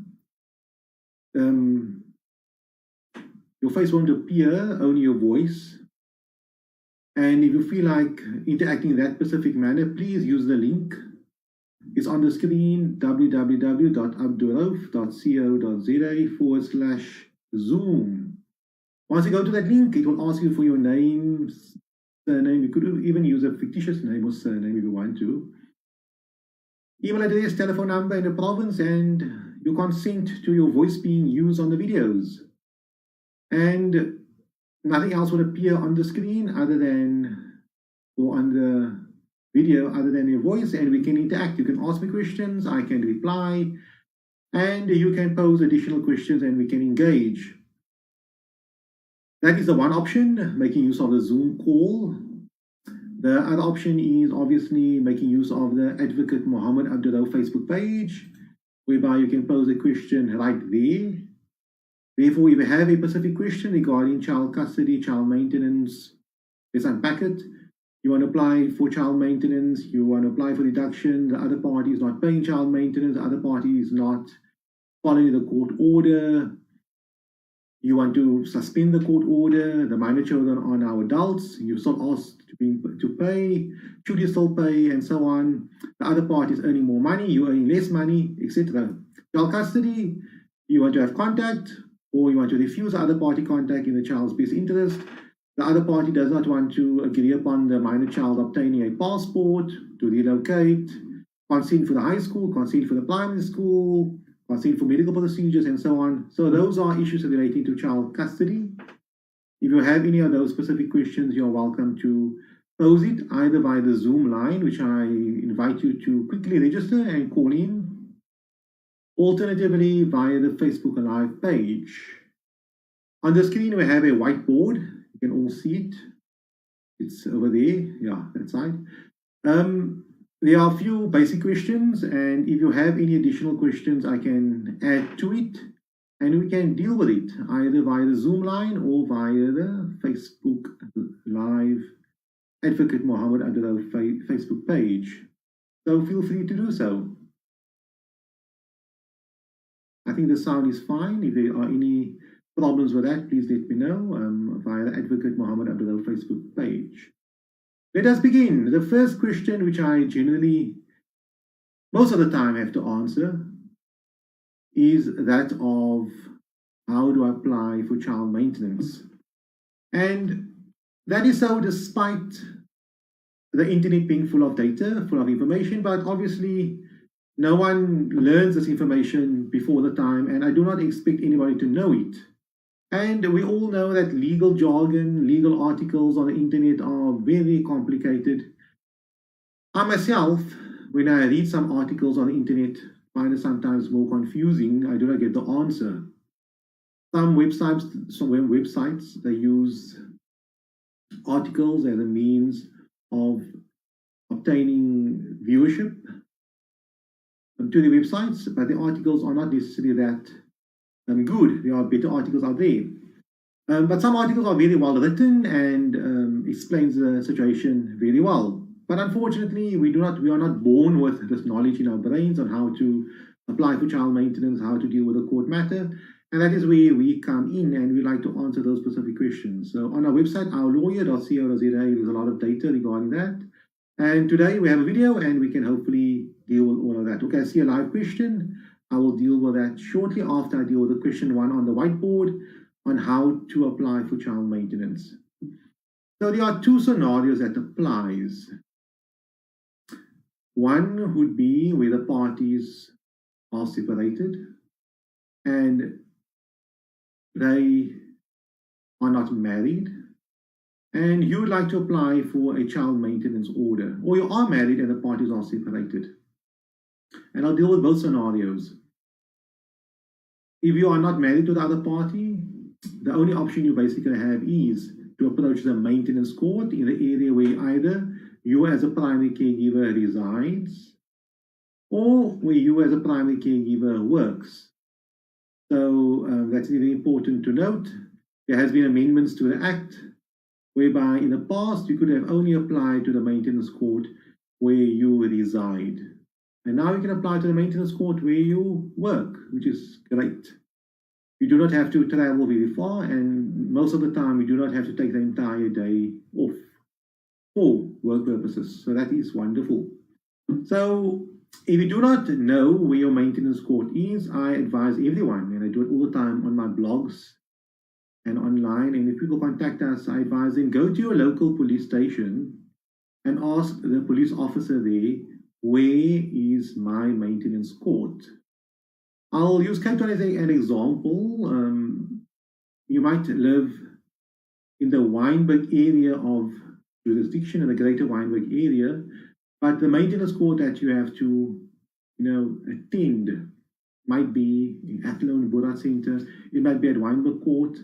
So there might be a satellite maintenance court trying to assist people in the various smaller suburbs. But the main maintenance court or the main court could be the one, for example, in our case would be the Wynberg Court. Nonetheless, ask your police officer or the police station where your maintenance court is. Go there, complete a maintenance application form, a Form A, and that will basically start the maintenance process. But before you approach a maintenance court, go prepared. Don't just go there. And I don't like saying this from a victim mentality point of view. The father or the mother not paying maintenance. The court will feel sorry for me. Those maintenance officers are working there maybe for 10, 20 years, and they've been through the role. So someone else coming there with a maintenance complaint. If your application is not well formulated, well drafted, and so on, then obviously it won't be to your advantage, no matter how sorry anybody feels for you. If you require 100 rand maintenance, I'm using a silly example, you require 100 rand maintenance, but your paperwork is messed up and you cannot even justify, sorry for my bad English, you cannot justify 100 rand. You do not explain to the court in your application form, how does the amount of 100 rand, what does it comprise of? Or for argument's sake, you ask for, your income is maybe 1,000 rand per month, but when you complete your maintenance application form, you outline expenditures of over 10,000 rand per month. It doesn't make logical sense. How could you have survived?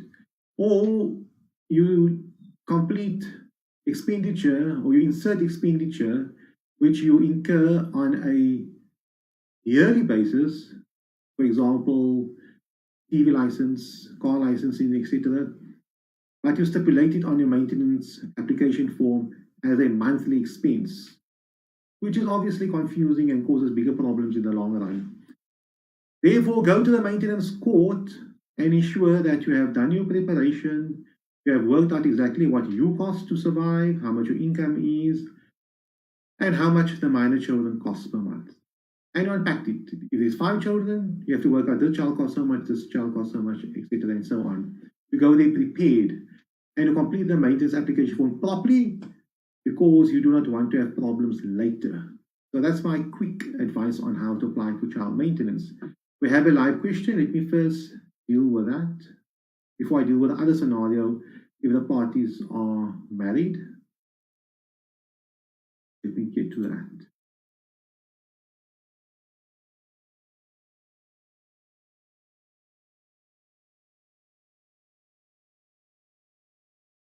I got so many windows open in order for us to stream this. So let's deal with this. Call it live 1.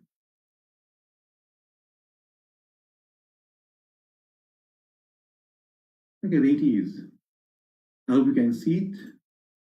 The question goes as follows. Hi, advocate. I would like to know which route should I take for wrongful arrest. I'm in the Free State.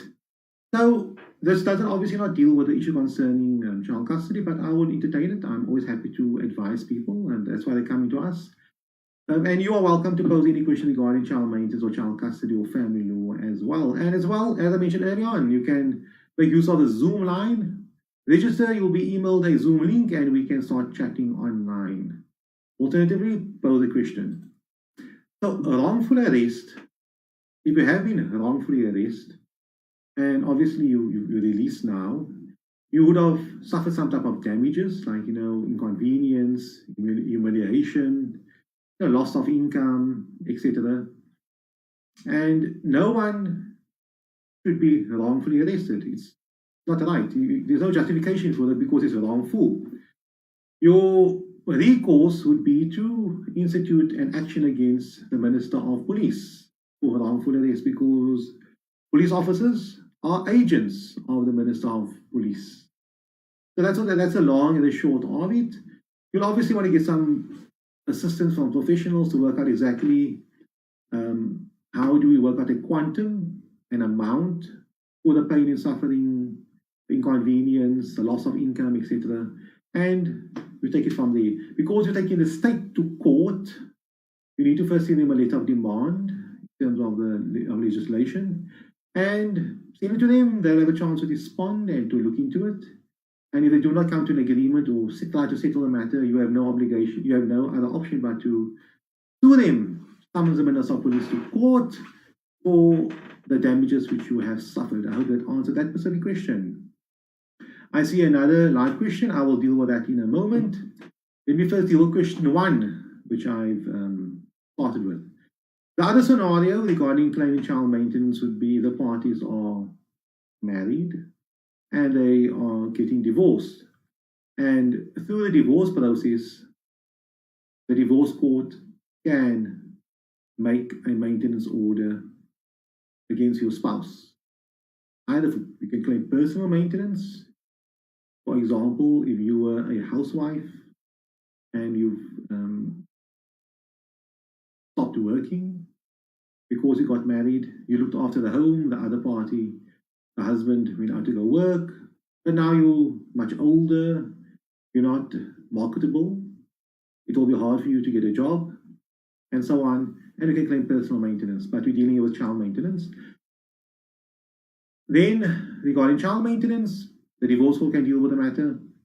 You will deal with it as any other maintenance inquiry. The court will have to listen to evidence and come to a conclusion on what is a fair amount of maintenance to pay. I think that deals with question number 1, but let me first deal with the next live question, because that is why we are here today, to answer your questions and not for me to speak all the time, not dealing with anybody's specific problem.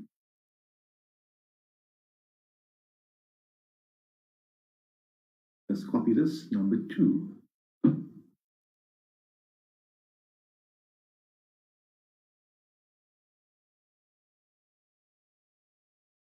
And just a reminder again, the Zoom line is still open. If you have a Zoom question, I presume many people would not want to engage orally. I fully understand that, but it's always available if you wish to engage with me. Question number 2. Good day, sir. My child's father has, open brackets, after a year of not paying maintenance, close brackets, pleaded guilty in a criminal case. There's a court order in place. So he was in violation of a maintenance order. They took him to the criminal courts, laid a criminal complaint for non-compliance with the maintenance order, which is a crime, and he pleaded guilty. Sentencing is 14 April. He owes me over 100,000 in arrear maintenance. My question is, can I apply for a warrant for execution now already, or must I wait for the sentencing? He owes you the money, so you shouldn't wait for the sentencing. He was found guilty. He owes you the money, and the money is due and payable. You are welcome to approach the maintenance court, asking them to execute. Maybe because they found him guilty and sentencing is in 2 weeks' time, basically, I see no harm maybe in this waiting until the 14th, but I can see no reason why the court cannot execute. On a question like that, generally, if somebody pleads guilty, the person would usually pay the amount of money owing. So, long story short, bottom line is you can now already execute, approach a maintenance court. If they have a good reason to say, let's wait first for the finalization of this case, that's something you'll have to wait for. But the 14th of February is in 2 weeks' time, of April is in 2 weeks' time. not much would happen from now until then, considering the long weekend. But in law, my legal answer would be, unless there are other reasons why the court may not, how can I say now, the court might order something else as well. You are welcome, and you should be able to now already execute your maintenance order with the amount. I hope that answers your specific question. If you have any additional questions on those questions, feel free to pose it again, and I will try my best to answer it. Okay, I see another question coming in there, and before I deal with that question, let me first deal with question number 2 on the screen on our whiteboard. And if you have any additional questions, feel free to pose it, and I'll deal with them as well. How do I reduce the amount of child maintenance? Okay, so there'll be two scenarios. One scenario would be there is a maintenance order in place. The other scenario would be there is no maintenance order in place. Maybe deal with the second scenario first.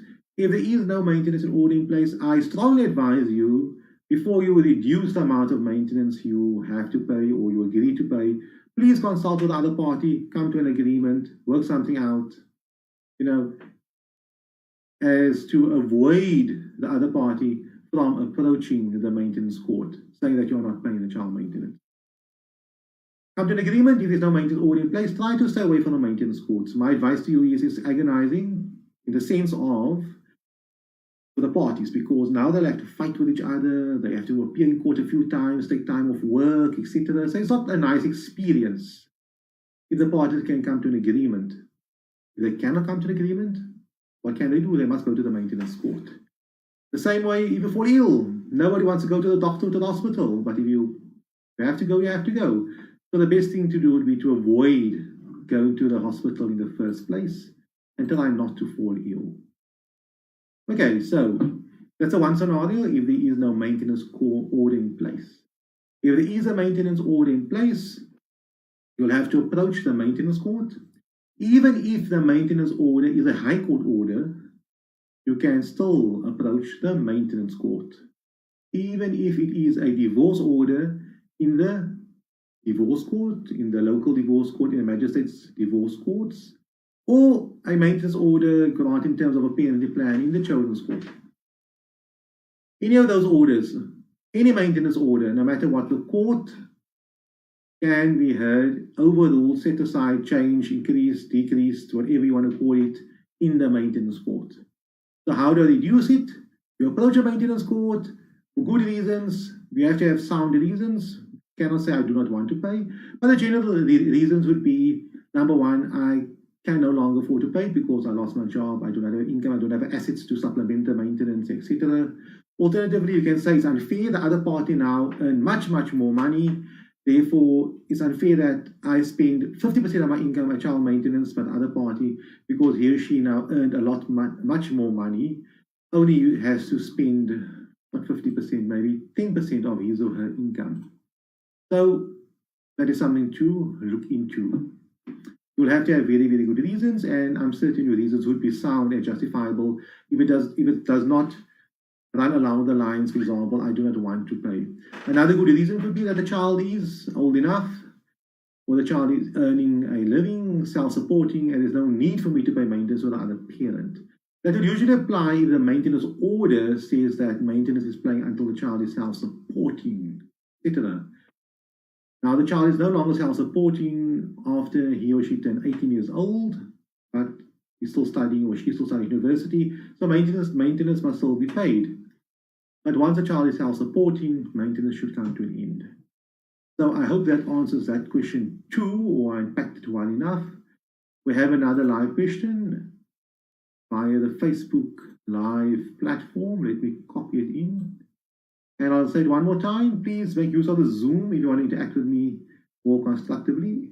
Register, and an email will be sent to you with a Zoom link. You click on the link, automatically you should be online. Let's go to this. I must make this number 3. Okay.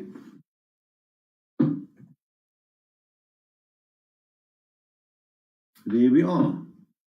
The third question via Facebook Live. How do you deal with a party who is hiding assets to avoid paying spousal or child maintenance? Now, the end part of this game, so it's a game, I would call it a game, because he or she is playing a game by hiding assets. The end part of this game would be what can be presented at the court. You may have an assumption, a presumption, or you might believe that the other party is hiding assets away because you know the other party, you've lived with him or her, you guys have a relationship going for many years, etc. So you know, you spoke and you saw. But now you know it comes to the maintenance court procedure, he or she is now hiding assets, etc. But we all know if you cannot prove that assets are being hidden away and you cannot prove an amount, you will not get the amount you're asking for. How can the court say the other party is saying his money hidden away somewhere else? I do not know where the money is. I do not know the amount of the money. I do not know the nature of how the money came about. But the person that's being accused of hiding money away says that money is non-existent, is not true. Can the court thumb suck and say, I think there is money? The court can't make decisions like that. It was on appeal. The appeal court will say, but where was the evidence? You can only make a maintenance order based upon evidence presented. Either admitted, the one party says, I agree that I have so much money and I'm happy with the order, or proven, whereby the one party can say, I have proof, I can clearly see. There's 10 houses registered on this person's name. The person says he owns no homes, but it's registered on his name. I got bank statements saying there's so much money. But the other party says there is no money, there are no money. Be that as it may, you need to prove it. Now the question is, how do I deal with a party who is hiding assets to avoid paying spousal maintenance? One way of dealing with that matter, and the way I would say is the best way to deal with this matter, is you need to do your own preparation, your own research, your own investigation. You cannot cross-examine a witness without any basis to cross-examine him or her. What I'm trying to say over here is, if you are making an allegation there is money hidden away, there are assets hidden away, you need to determine where they are, you need to know what the nature of the assets are, etc. And on that basis, you can now cross-examine the other party. Or by obtaining a limited amount of information regarding other parties' affairs, you can now use that as a seed on how to attack and probe into the other parties' affairs, either in court or by correspondence or by in the maintenance inquiry, etc. But if the other party does not disclose, you can try as hard as you want on the witness stand, cross-examine this person. If he or she does not disclose any form of income or what you are alleging he or she is hiding, it will be taken as unproven, and what can the court do about that? The court will not find in your favor. My answer would be, do not focus on that. Spend time outside the courtroom, getting your answers. If you really cannot prove it, then you should just leave it. If you really cannot prove it and you know the other party will, refute it. Same way if somebody says your client has R1 million hidden in an offshore bank account, you're making that allegation. But the other party is making that allegation saying your client has R1 million put away in an offshore bank account, you never saw it, you do not know which account it is, which country it is in, etc. But all that you know is that the other party told you something like that, and you believe it, and that it is now R1 million there. Other party says, I didn't tell him or she that, and I do not have R1 million. What must the court do? Does the court now believe the other side or believe your client saying he or she does not have the money? So I hope that answered that specific question, and if it did not, please feel free to pose an additional question. I do not mind answering that.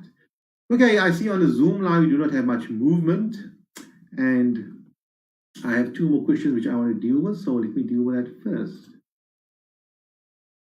And while I'm waiting for someone to join me on the Zoom line, I will deal with my third question, pre-submitted question. How do I get full custody over my child?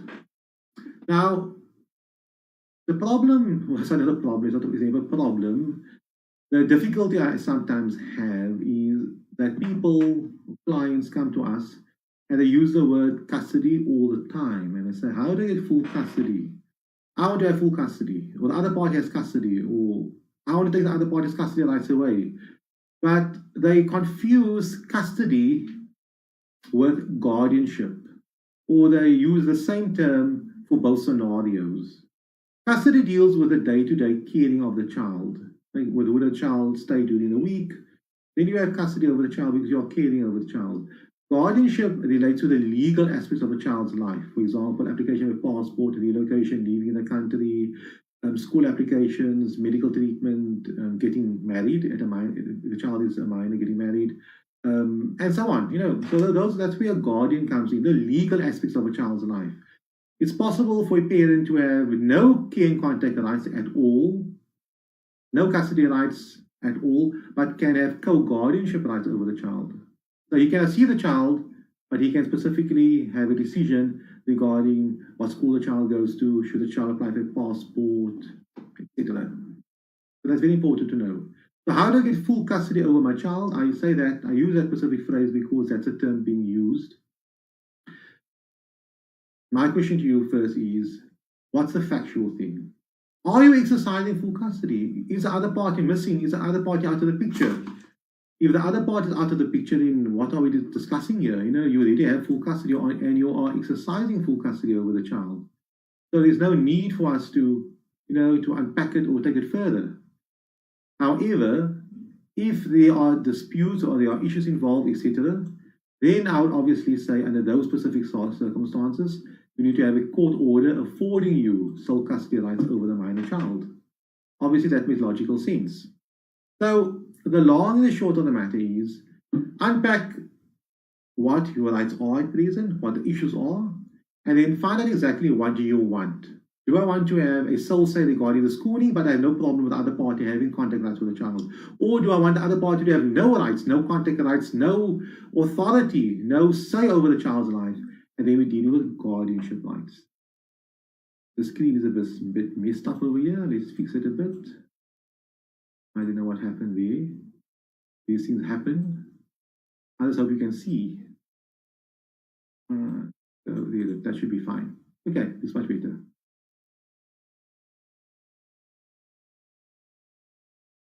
Get this thing going. All the screens on my screen. We're on Zoom, we're on Facebook Live, we're on this broadcasting software, we're everywhere.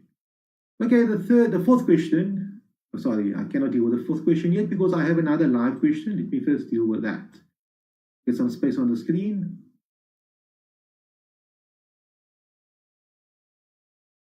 So this is a follow-up question from the second question. So I'll just copy it underneath that question. We can all be on the same page and take it from there.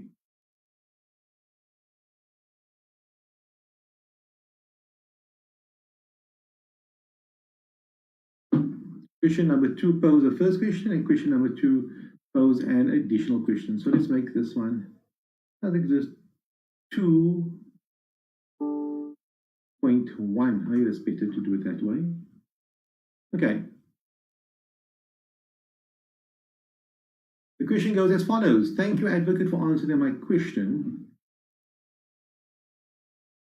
So we're dealing with a scenario. Let me first deal with the first scenario so we can get back to that question. Dealing with the sentencing where the father pleaded guilty. So the father is in arrears of 100,000 and is being sentenced on the 10th of April. He pleaded guilty to that. Now there's an additional question. Thank you, advocate, for answering my question. I have another question. The father said he is going to apply for a reduction in child maintenance. So there will now presumably be an investigation, but until such time as a new amount has been court ordered, he is liable for the amount of the current order, right? My question is, if at the hearing on the 14th he gets a suspended sentence, he will go to jail if he does not start paying maintenance immediately because he has not paid anything yet, ever after the guilty verdict at court. Sorry about that. So I do not know what the criminal court will decide. Usually it's a suspended sentence. Alternatively, the court can just find him guilty, give him a suspended sentence, stating that if he is ever found guilty again within a certain amount of time, then the suspended part of the sentence will kick in with the next sentence. I do not know if the court will make an order that he must pay the amount of money. If he does not pay the amount of money, then he will go to jail. So I do not know that if that's the type of court order the court will make. The same way, if somebody steals money and they find him guilty, they do not say, they do not give him a suspended sentence and say, first pay the amount of money back. If you do not pay the amount of money back, you will go to jail. Generally, it is, you're found guilty. If you are found guilty again, the suspended part of the sentence will be coming to operation. So basically, the court finds you guilty. They sentence you for 3 years, imprisonment, direct imprisonment, suspended on condition that you are not found guilty again of violating the maintenance order. I would say, because this question is academic, which I appreciate very much, see what happens on the 14th. Based upon what happens on the 14th, then you can apply your mind as to how to deal with this matter going forward.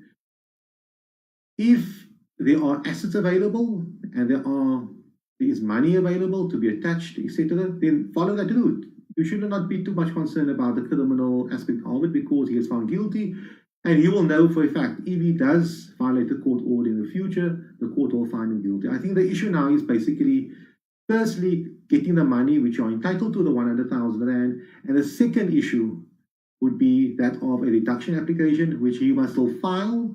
And once he files it, then we can deal with it then. I cannot preempt. Obviously, if he cannot afford to pay it, he can afford to pay it. If he can afford to pay it, he can afford to pay it, and the court will make the relevant order in that specific regard. I hope I answered that question, and you're welcome to pose any additional question. Question number 2, I'll be happy to answer that. And I'll have to do the last question here, unless I get any Zoom call-ins or I get any Facebook live additional questions. How do I get more contact with my child? Interesting question, something which is extremely relevant. Firstly, if there is a court order in place and the other party is saying, no, we stick to the court order, unfortunately, you'll have to approach the court for a change in the court order, for variation in the court order, and you have to convince the court that it will be in the child's best interest for a change in the court order for you to have more contact. So if you are having contact every second weekend, you might say, no, I'm having contact every second weekend, but I also want to have contact in the midweek as well. Or I would like to have 50-50 now, because I have now moved closer to the child's school, closer to the mom's place, etc. And based upon that, I think 50-50 contact can work, or the child is older, etc. So I hope that answers that specific question. If there is no court order in place, then the parties will have to come to an agreement regarding that. Okay, I see no additional questions. I think I dealt with all the 4 questions on the screen, and I dealt with all the questions of the posed live. There has not been any Zoom question, but please do me a favor, register on www.abduroaf.co.za/Zoom now. You'll get a registration link, and at our next Zoom webinar, you can make use of that link. We're not changing that link for the next 2 or 3 weeks, unless we find issues regarding not doing so. And then you're welcome to call in immediately once I go live. I hope you have a wonderful long weekend, a safe Easter weekend, and I hope to see you guys soon. Take care. Thank you very much. You're welcome. I see another comment saying, thank you very much for your time, sir. You are welcome, and I hope you have a lovely day further. Thank you very much. Good morning. It has just gone 9 o'clock, and this morning, a happy morning, we will attend to our live Q&A on the issue of child custody and child maintenance. We have posted some reminders this weekend and one this morning. If you are watching this video a bit later, please note that you can receive reminders by following the Advocate Mohammed Abduroaf Facebook page. We will post the details of our next live webinar thereon. And at the same time, the only way to pose live questions would be via the Advocate Mohammed Abduroaf Facebook page.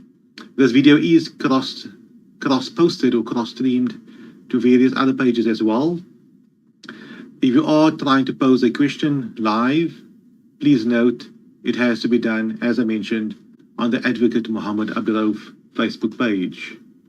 And that specific page is just above. You can see it. Visit that page, type in the URL, and you should be getting there. I am keeping a close look on the current Facebook page. If you are posing any live questions, please feel free to do so. My apologies for that. Child custody and child maintenance. Those are two very prevalent issues within the family law realm.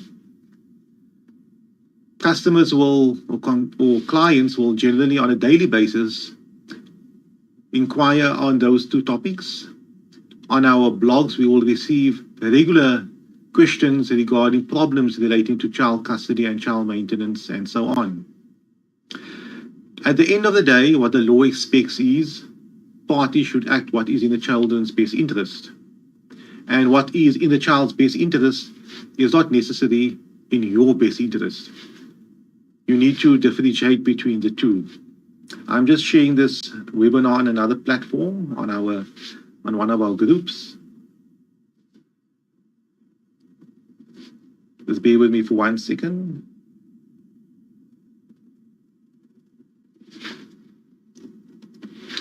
Many people will also pose a question, and it happens on a regular basis, whereby they are under the assumption that child maintenance and child custody goes hand in hand. For example, if I pay child maintenance, I am automatically entitled to have more contact rights. Or the one party or the primary caregiver of the child would be under the assumption that the other party is paying little or no child maintenance, therefore he or she has less contact rights. The two issues are separated and they do not go in hand. They might be relevant, maybe to a certain extent. For example, if a party does not want to pay any child maintenance, but wants to have extended contact to the minor child, and the matter is before a court, the court can obviously look at the person's attitude, but that should not affect his or her contact rights if it would be in the minor child's best interest to have contact with that specific parent. Therefore, the two issues do not work hand in hand.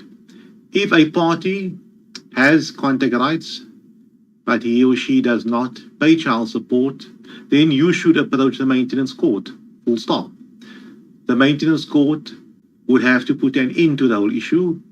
They will call both parties in, do an inquiry, and make a maintenance order. So that would resolve that. I do not advise people to self-regulate the law within their family realm, where they say, okay, you're not paying child maintenance, you cannot have contact. And the person doesn't go to the maintenance court to enforce the maintenance rights.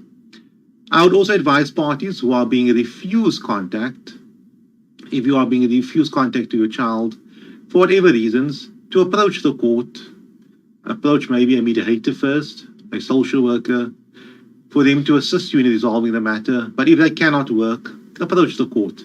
The court can then unpack all the issues, and the court will ultimately have to determine what is best for the relevant minor child or minor children. Therefore, welcome again. If you have joined us now, we can see by the numbers that as the videos start playing, more people start joining, and everyone is welcome. If you have any questions, live questions, we have an opportunity to have someone like myself who deals in family law matters on a daily basis to answer your relevant family law questions. Please remember, you need to post it on the Advocate Muhammad Abduroaf Facebook page. That specific link is just above. You can see it. And join that page, like that page, and you will be receiving regular reminders of our various webinars. We have put something in place so that we can keep you updated all the time. These webinars won't pop up anymore out of nowhere. Let me start with a general question which I obtained regarding child custody and child maintenance. Child custody first. The mother is refusing me contact to my child. Alternatively, I can only have contact when the mother decides I can have contact. The opposite can apply as well, where the father has primary care. That is something that comes to my desk on a regular basis. I would say maybe on a weekly basis with a serious issue. On a daily basis, of course, people having problems. A parent cannot outrightly refuse another parent contact to a minor child if there are good reasons for that in that specific parent's view. Remember, that is that specific parent's view that there are good reasons for that. It may ultimately mean that the reasons are not sound. For the sole reason, when I deal with these type of matters and it goes to court, the court usually overrides that primary caregiver's view on the matter. He or she believes that it is best for the minor child not to have contact with the other parent at all, indefinitely.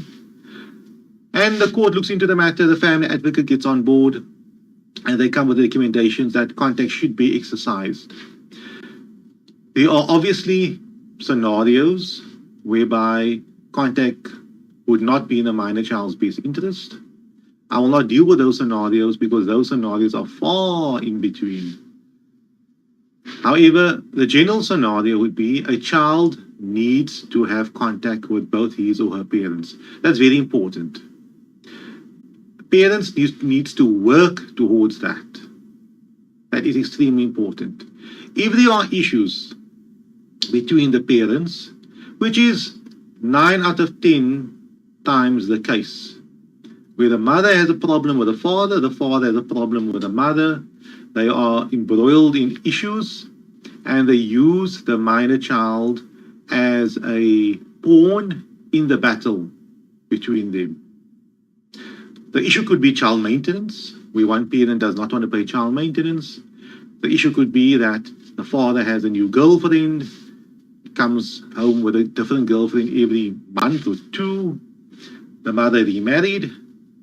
She now has stepchildren. Those could be the issues.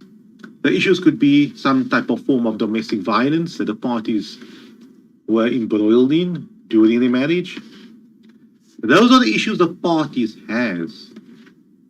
If the issue is that the parent was abusive to the minor child, assaulted the minor child, was improper to the minor child, and that's ongoing, those are social welfare issues that you need to bring to the attention of the professionals, and they can look into it. The Department of Social Welfare, see a psychologist, see a social worker, etc. But if the issues are between the parents, and that's what makes a successful case, is if parents or parties can unpack the issues.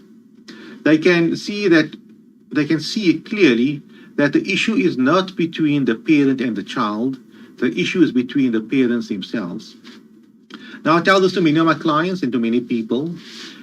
If you do separate, divorce, whatever the case may be, obviously your relationship with the other parent has failed. The marriage didn't work out. Your romantic relationship didn't work out. But you have a minor child together. You have a child together. Although you were bad, and I'll be flat here, although you were unsuccessful in your relationship, why can you not be the best possible co-parents for this minor child? This specific minor child will have both his or her parents in their lives until, the very end, for many, many years, until the minor child also becomes a parent and ultimately maybe possibly a grandparent. Why must this child suffer for the next 10, 15, 20 years because the parents cannot get along? Because the parents cannot be very good co-parents. And believe me, it's easier to be good co-parents to the benefit of the minor child than to maybe, possibly, continue living in a toxic relationship whereby the parties are fighting continuously. And being good co-parents does not mean parents should WhatsApp each other every day, communicate with each other every day and speak about the minor child every day. That's not good co-parenting per se. Good co-parenting is that the parties have a structure in place. They know The father has his own life. The mother has her own life. Both parties might have remarried. But when it comes to the minor child, they work together for what is best for the minor child. For example, if the minor child must spend half the school holidays with the father, the mother would ensure that the minor children are well prepared for their school holidays. She should encourage him to go there, because at certain ages, sometimes kids do not want to, leave a primary home, but they have to. It's important that they spend quality time with both parents. And the same way, if the father is the primary caregiver, it's possible that the minor children do not want to be with the other parent for a long period of time, despite what a court order says. Parents should work together. The same way, if something happens to the child, an accident, the child slips or falls, they should not fight with each other. They should work together in making things better for the minor child.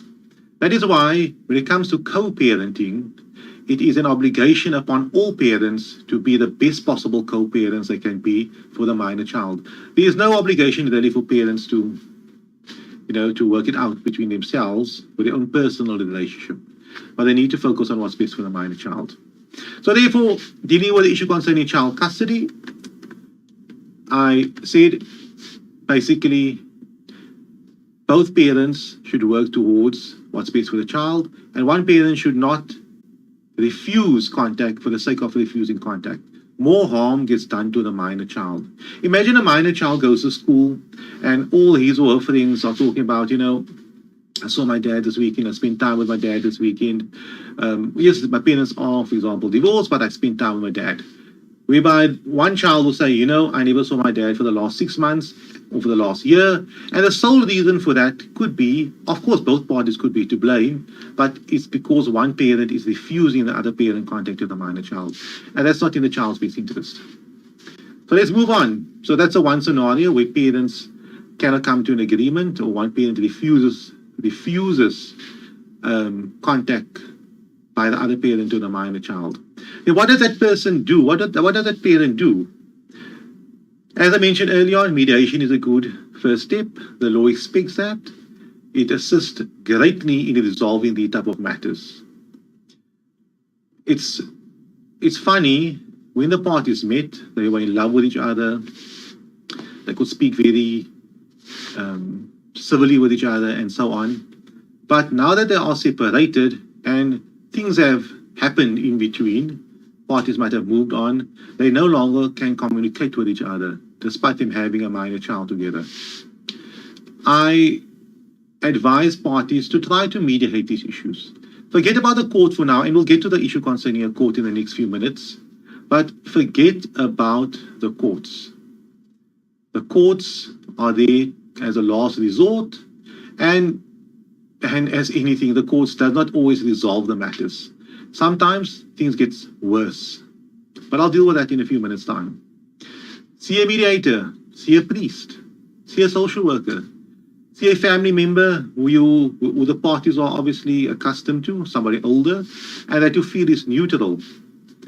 The problem I see, and this is my personal view, is that when people communicate while there is an issue, let's say the mother and the father cannot come to an agreement regarding contact on the weekend that the father is remarrying. They can't come to an agreement. The mother says, no, the child cannot go with. That might be a good idea. It might not be a good idea. I'm not concluding on that in this webinar. However, the parties are speaking past each other. They're WhatsApping each other. They're being rude with each other. They're being unreasonable with each other. They maybe meet to discuss it, but each one in their own mind has his or her own agenda of what they want to verbalize. The ears are closed. They just want to speak. Both parties want to do that, unfortunately. Therefore, when you go to a third party, and if the third party is a good mediator, he doesn't have to be a professional like a psychologist or social worker. It could be somebody that's, maybe somebody that's an HR, somebody that works in a business, somebody mature. Sit down with this person, but at the same time, let this person try to resolve the issue. Getting back to my point which I wanted to make is that parties do not listen to the other party. But if you start listening to the other party, if the mediator says, ma'am, sir, please keep quiet, you cannot speak now, you had your chance, give the other party his or her 10 or 15 minutes to speak. And the other party speaks. He or she mentions the problems they have, the issues they have with the other party. And this could be the first time in the last, let's say, 2 years or 3 years that the parties actually listened to the other party. And I believe if parties start listening to each other, it's much better than not listening, than closing your ears and just being stubborn and just proceeding on what you believe is best without consideration of the other party. Imagine how this world will work if there's never consultation. You go to work, you got a problem at work, you got a grievance, but the boss does not listen to you. He just wants to speak. Alternatively, the boss speaks and you do not listen to him because you just want to speak or whatever the scenario is. It's important in these situations because we are dealing with a minor child. We are dealing with a human being and we're dealing with a family. Something very important. Something you can't put a figure on, a monetary figure on. If you lose a job, you get a new job. But if you lose a relationship with a child, how do you get it again? You know, you get another boss, you get another co-worker, another colleague. How do you get a father-son, father-daughter, mother-son relationship again? It's only 1 or 2 or 3 or 4, depending on how many kids you have. Therefore, in a very good mediation setting, the parties need to sit down. The parties need to sit with a professional person and they need to start listening. And once they start listening to each other, I honestly believe the result starts to come about because they listen, the conversation changes. The conversation previously for the last 5 years were, I am right, you are wrong, you had an affair with somebody 6 months before we divorced 10 years ago, and that is a mindset all the time. I don't trust you. But let this person speak. Listen to him, see why he wants to have more contact or she wants to have more contact. And after you have listened to that, the conversation will definitely be different than it was 10 years ago because we never listened to a single sentence the person said. Okay, enough about listening. Let's move on. If the mediation process cannot work or it fails, I would say usually at the first meeting with this professional, people speak, they get used to the idea. Second meeting, the same thing. Third meeting, you need to see results, some changes. And it possibly can fail. Mediation can fail. But you need to see some changes. But if you do not see any changes and things are going nowhere, and you're still being refused contact, things are a bit unreasonable, and at the fourth meeting, you're seeing there is no progress over here. One party has an agenda, you might have an agenda as well. Your agenda might be, I'm sticking to my guns, I'm just sitting this thing through. But I would say, ultimately, if mediation failed, there was a dialogue, and it causes people to start thinking differently in trying to resolve matters. But let's move on. Let's say mediation has failed. And before I go further, I got a comment here from somebody greeting us. Hope you have a lovely day. If you have any questions, please feel free to pose it. I am online for the next 20 odd minutes on child custody and child maintenance. I know many people prefer to listen, but if you have a question, feel free to pose it on the Advocate Mohammed Abduroaf Facebook page. Now mediation has failed. What do you do then? The problem is still there, but the dialogue has taken place. Unfortunately, the next port of call is the courts. There are pros and there are cons for anything in life. There's pros and cons for certain software, computer software, for certain foods. Too much of a good thing is bad. For certain people, for certain conversation. There are always pros and cons. And the same applies to a court of law. The pros, of course, is ultimately, at the end of that whole journey, the court would make a decision and they should resolve matters, temporarily maybe, does not necessarily mean it will resolve issues indefinitely. Now, why do I say these cons? Yes, of course there are cons. Number one, it costs money. You can do it on your own if you want to. What you cannot take away is time. It takes a lot of time. If you go to a children's court, you might have to appear 4, 5, 6, 7, 8, 9, 10 times, depending on how this matter gets resolved. You might have to meet with a social worker. You might have to attend a few mediation sessions and so on. So it takes a lot of time, at least. And the biggest con in relation to taking a matter to a court, you are placing your entire future with regard to the minor child in the hands of a total stranger. With the greatest respect to the legal system, I respect judges, magistrates, legal professionals all the time. I mean, I respect them greatly. However, the reality is you are placing your life in the hands of a third party that would never most probably meet you if it's in the High Court, for argument's sake, that will never meet the minor child. More than likely, the magistrate or the judge will never see the minor child. And all that the judge or magistrate has is some court notes, some evidence which you presented to the court at best, or let's say 2 or 3 hours in court, or if it's in the High Court, the affidavits. Let's say a few 100 or so pages, 100 to 150 pages of reading, which the judge could possibly read in half an hour to an hour, depending upon how voluminous it is. Then we have the Office of the Family Advocate. If they get on board, they meet the parties for a few hours. So we have a situation here whereby third parties who do not know you at all, who deals with many of these type of files, you are putting your life in his or her hands with respect. They have a duty, they have a job. The same way coming to my office. I do not know you, I just do best I can, because you have an issue with the other party. I know nothing else. I only know what I obtain from you. And this this judge or the magistrate will make a decision based upon, let's say for argument's sake, 10 hours on your matter.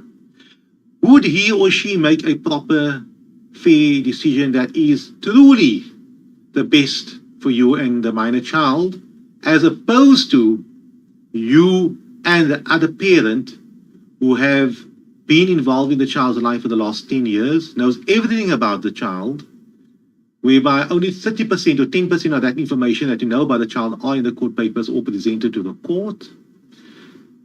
You know everything about yourselves, and the same principle applies with the amount of information the court has.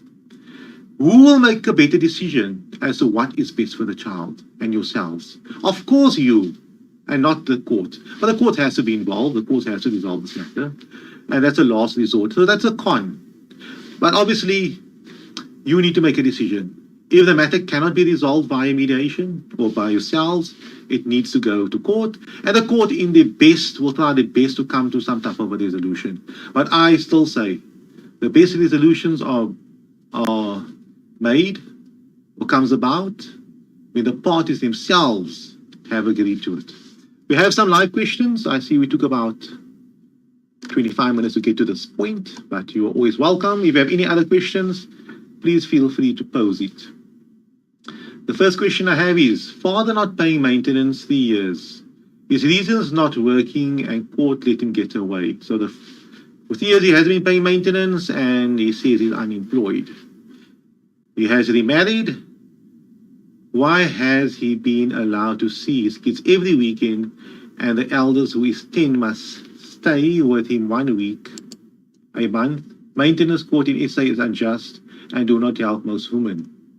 This is a very unfortunate situation. I cannot answer the question as why the court made a decision regarding the father having contact with the minor child for 1 week per month. The maintenance court is a court on its own. They might, for argument's sake, I'll make it simple, they might be on the 3rd floor in the building. And the Choner's court, dealing with contact and care, might be on the 7th floor in the same building. Different officers, different people involved. So it's 2 separate courts. If the father is truly unemployed and he cannot afford to pay child maintenance, And that's what the decision of the maintenance court. Why should that father be not allowed to see the minor child? The same way, are we saying that if the father has custody and the mother cannot find a job, she should not be able to have contact? I cannot comment as to whether or not the court was just and equitable. If the magistrate looked at the matter, she made a court decision based upon all the facts, and she came to the decision that the father should see the minor child 1 weekend per month. I cannot say that's right or wrong, and I would presume that they have applied the child-based interest principle in coming to that decision. If, however, you are under the impression that the father is lying, he has a job, he is earning money, then you need to just do a bit of research or find ways of figuring out where is he obtaining that money, or some type of evidence. There might be evidence online of him enjoying life, nice car, whatever he's doing. You might have someone possibly follow him, get a private investigator and find out what is he doing during the day. Maybe he's going to work, maybe he has a job that pays cash, maybe he's self-employed, I do not know. So those are the things that you can do. But I should presume that if two courts made a decision that the father should have contact and maintenance is unaffordable, then that is a decision. But the last comment it says, where the person says, maintenance court in SA is unjust, do not help most women. And that's unfortunately a complaint I receive on a regular basis. But with a counter of that, I cannot answer that for the maintenance court. I'm not the maintenance court, I'm not the Department of Justice. And no matter how much I will agree or talk against the maintenance system, it doesn't benefit anyone. It doesn't assist me, it doesn't assist you. But I strongly advise, and I had a webinar with Felicity and guest last week, and I said this to her regarding these issues. I told her, and I mentioned in a webinar, that mothers and fathers who are applying for child maintenance need to start changing their way of thinking. They need to be proactive in their way of thinking. They should know the back of their brain. The maintenance courts are understaffed. They seem to be very busy, or they're lazy, whatever the case may be. There are many maintenance courts in South Africa. I'm not generalizing. Few people come with these type of comments. I presume that specific maintenance court is so. I do not know. You need to take stock of your case. You need to start acting like the maintenance investigator, the maintenance prosecutor, the maintenance officer, and so on. And if the other party can afford to pay the maintenance and is trying to hide from paying child maintenance, you need to prove that to the maintenance court. Don't leave it up to the maintenance court to do so. So the specific commenter, I definitely sympathize with you, but I cannot take it any further. But if you have any further comments, you're welcome to pose it. Another second comment we have, well, yes, they call it comments, I see. If the child wants to spend equal time, however the other party is not open to it, does the child have a say? That is quite a frequent question we receive. At which age you start listening to a child, what the child wants? Do we listen to what the child has to say, what type of contact rights the child wants the parents to exercise? Obviously, it depends on the age. If the child is young, 3-4 years old, we don't listen really to what the child has to say. We listen, but we do not listen to make a decision based upon that. I like posing the question. Let's say, for example, a child is in the primary care of the mother. Mother does an awesome job. She attends a homework school. If the child gets ill, she's there. She does an amazing job. With father life is good. It's fun. On the weekends, they go to McDonald's and they have fun. They visit cousins, friends, and so on. Now, on that specific the Sunday night comes, the child said, no, I'm 14 years old. I do not want to go back to mom. I want to stay by dad. Or the child is 16 or 17 years old. Do we listen to the child?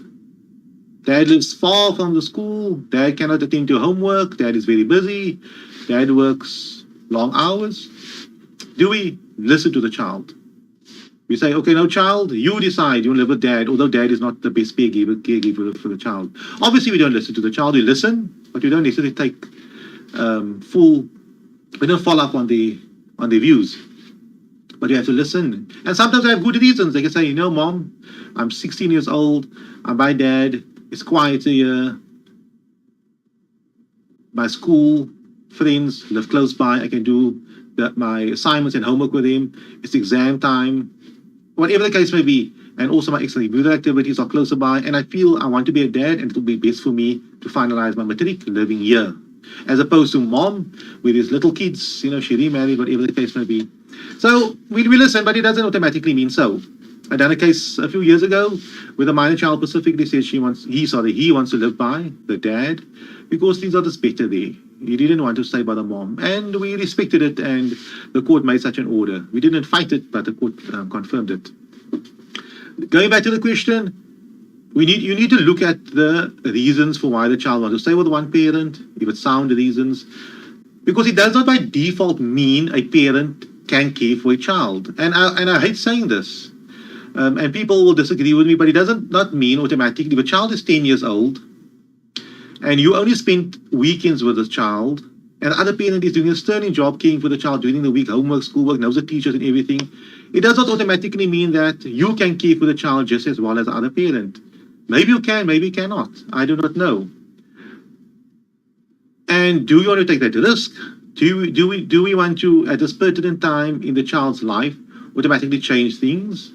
We do not know the factors applicable. I mean, the child might be an hour away, the school of the child might be an hour drive away from the other parent. And traffic, the child will have to wake up an hour earlier because the other school, the school he's currently attending, the school is around the corner. He wakes up maybe at 6 o'clock. Should he now live with dad or with mom, depending upon the other home, he has to wake up at 5 o'clock. He has to spend another hour getting home, and so on. Therefore, in conclusion on the specific question, and which I thank you for, and I'll repeat the question, if the child wants to spend equal time, however, other party is not open to it, does the child have a say? We listen to what the child has to say, however, the adults are the parents. Tomorrow the child said, I want to smoke, you know, I want to drop out of school. We listen to them, and we have to listen to the reasons, but they do not conclude on what's best for them. The parents decide what's best for the minor children. If you have any questions, feel free to pose it. I'll try my best to answer it. The person that posed the first question regarding the issue she has with the maintenance and the custody added another question or another comment. Also, if mother gets full custody, can she leave the country with the minor kids? Now, we're dealing with the issue concerning relocation. In terms of the Children's Act, Section 18, it says, basically, if a minor child leaves the Republic of South Africa or applies for a passport, both guardians' consent is required. So full custody would not be I know people get the terms wrong, but basically guardianship is applicable here. If the mother obtains sole guardianship over the minor children, and the father is no longer a co-holder of guardianship over the minor children, then she can apply for a passport and relocate without the other parent's consent. I can't say co-guardian because he's not a guardian. If the specific parent wants to relocate to a different country with the minor children, and getting sole guardianship is a bit hard, unless there are very good reasons for that. One good reason would be that the other party is missing completely, cannot be found, or the other party is already overseas and it's very hard to have contact with that party, and the party is not involved at all in the child's life. The child only sees that party most probably once every 2-3 years via a phone call, if it does ever come. Under those circumstances, the mother can bring up an argument saying, you know, Judge, I'm having a problem over here. This person is co-guardian because based upon a divorce order. However, this person is out of the child's life. I cannot every time explain to the schools, explain to the hospitals, explain to the relevant places that the father is missing. I cannot get hold of him. And when I go to the Department of Home Affairs, they won't give me a passport because the divorce order deals with both parents and so on. So those are very good reasons, and more than likely the court will grant it to the mother to have sole guardianship over the minor child. But if the parents they always argue. They always argue on what school the child should go to and what should happen to the child. I mean, those are normal things that people most probably would argue upon. I doubt the court would say that one parent should have sole rights in deciding regarding issues regarding guardianship. The court might say these people must first go to mediation, and if they can't resolve it, they should come to us. But it's not normal for parents to fight over those type of things. They need to see eye to eye on it. Therefore, in answering that question, if you obtain the court's consent, if you obtain an order that you are sole guardian of the minor children, then you do not require the other parents' consent to leave the republic. But what normally happens on these type of matters and what we deal with on a regular basis is if the party has plans to relocate, made provisional arrangements overseas to relocate, for example, apply to schools already. The school said, okay, if you do come to us in June, you can enroll. There is a job waiting on the other side where the principal of other schools sent a letter saying, if you do arrive in June, there will be a place available for you. Sorry, we're dealing with a job. The employer said, if you do arrive in June, there will be a job available and here's the relevant documentation. So regarding the school and so on, there are good hospitals around. There are good facilities around, etc. So the reasons to relocate is great. The mother is earning in South Africa a very small salary, or she's unemployed, but she can definitely obtain a better job the other side. Or she remarried and the husband the other side has a good job, a good stable place, and it will be in the child's best interest to relocate with the mother, and the mother is the primary caregiver of the child, and so on. She can prove that to the court, and the court will not necessarily give the mother sole guardianship over the father per se. The court will basically say that his consent is not required for the minor child to relocate to the new country. Let's say, for example, it's the Netherlands or Canada. Those are popular countries. And the court might say whenever it comes to issues regarding guardianship in those countries, the father's consent in South Africa will not be required. Then they might stipulate, for example, education, medical, maybe purchasing of property and so on. But the court would not necessarily take the father's guardianship rights away per se continuously. And if the children comes back to South Africa, then those guardianship rights automatically apply. So the order might say while the minor child is living in those countries, in that specific country. I hope that answers that specific question. If you have any further questions, we have another few minutes for this webinar. I'll be happy to answer it. Otherwise, we are back online tomorrow morning at 9 a.m. So if you have any questions, please have them ready for me to answer it tomorrow at 9 a.m. Please remember, we are making use of the Advocate Muhammad Abduroaf page. It's on top over here. You need to type that into Facebook. Please like that page. And when we do post our reminders, automatically it should appear somewhere on your Facebook profile, hopefully. And tomorrow at 9 a.m., we'll be happy to answer whatever additional questions. Thank you very much for joining this webinar. It's always appreciated. And it's always nice to answer these questions and for people to interact with us. Have a lovely day, and I'll see you tomorrow online. Thank you very much.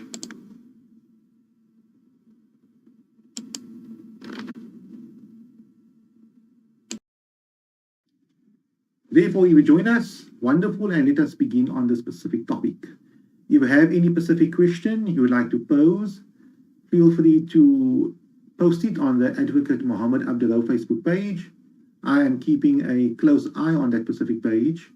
And if you have any questions regarding child custody, relocation, contact and care issues, etc., feel free to post it and I shall try my best to answer it. Otherwise, I shall only deal with those questions on the whiteboard.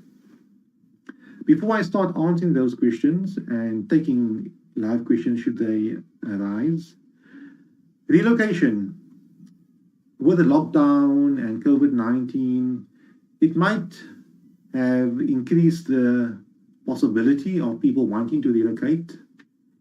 I can honestly tell you, before the lockdown and before COVID-19, I had more queries regarding relocation. When things were normal, people wanted to know, is it possible to relocate to another country if there is a father or a mother living in South Africa who will not see the child as regularly as they would usually see the minor child.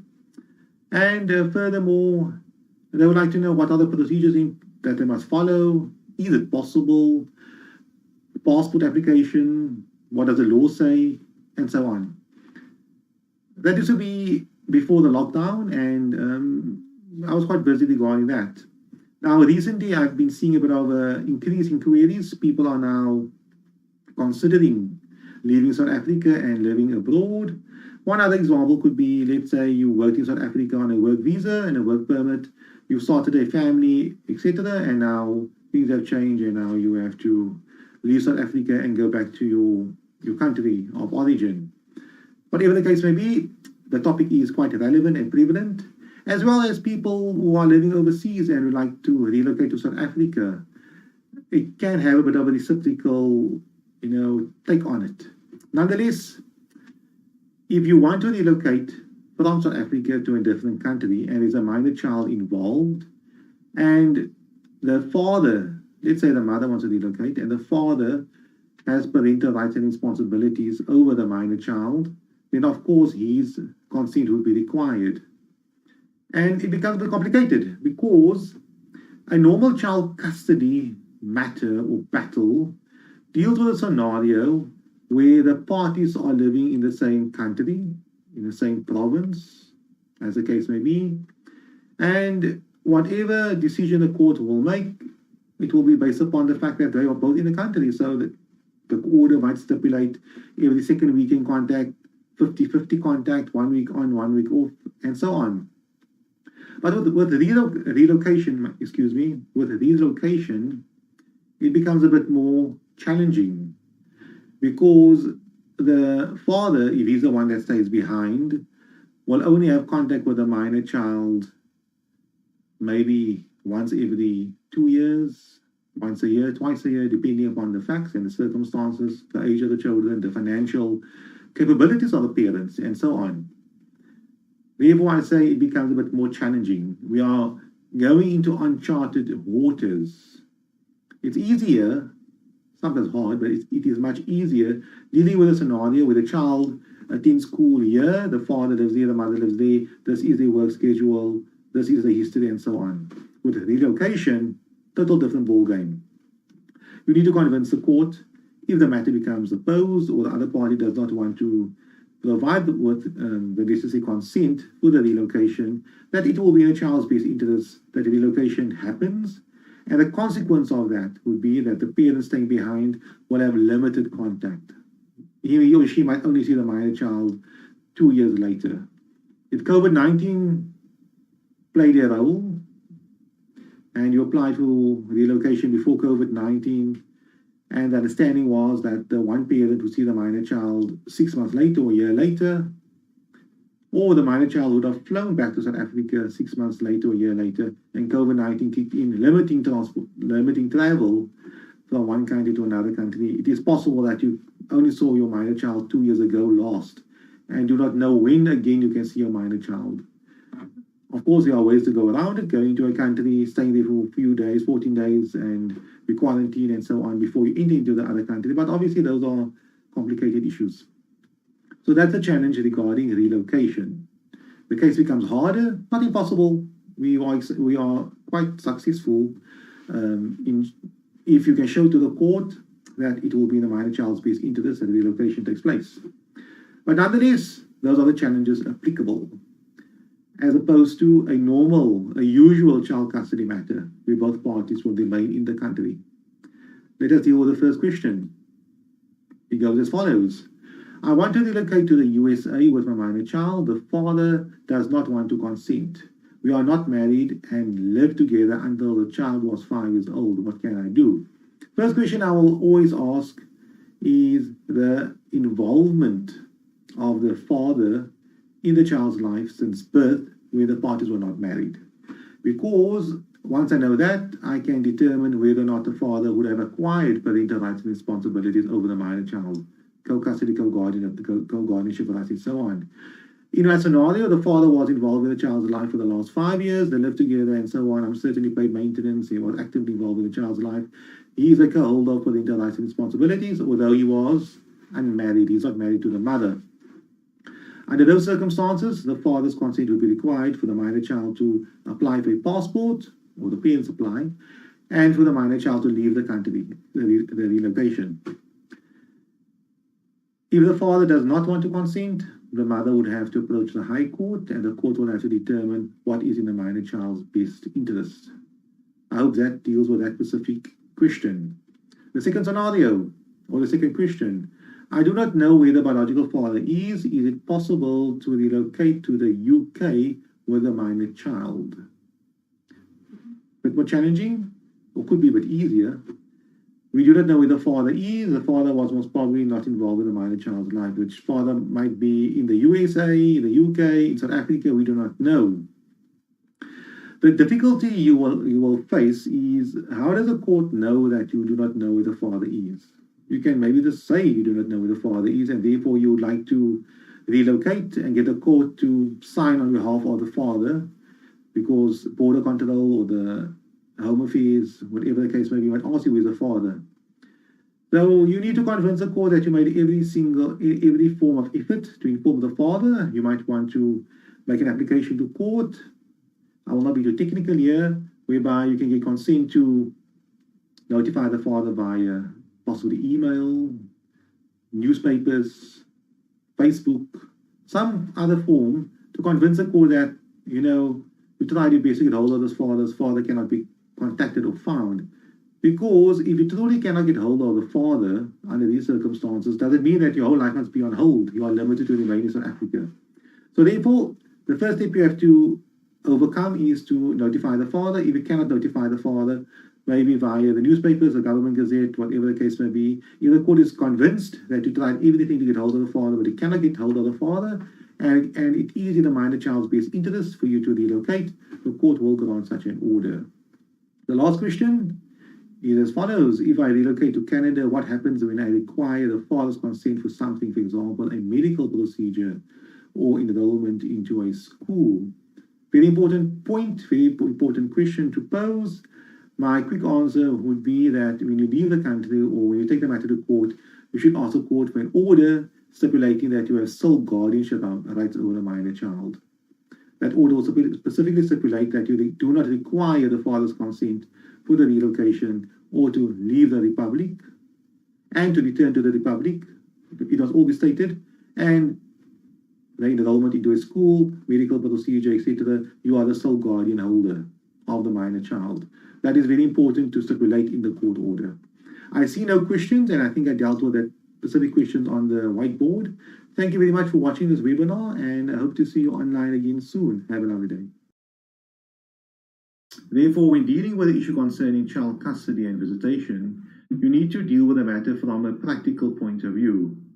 Theory is good. For example, where the theory will say the mother, at a child's young age, if a child is very young, she would have to be the primary caregiver. Of course, if a child is born, who would be better to look after the child than the mother?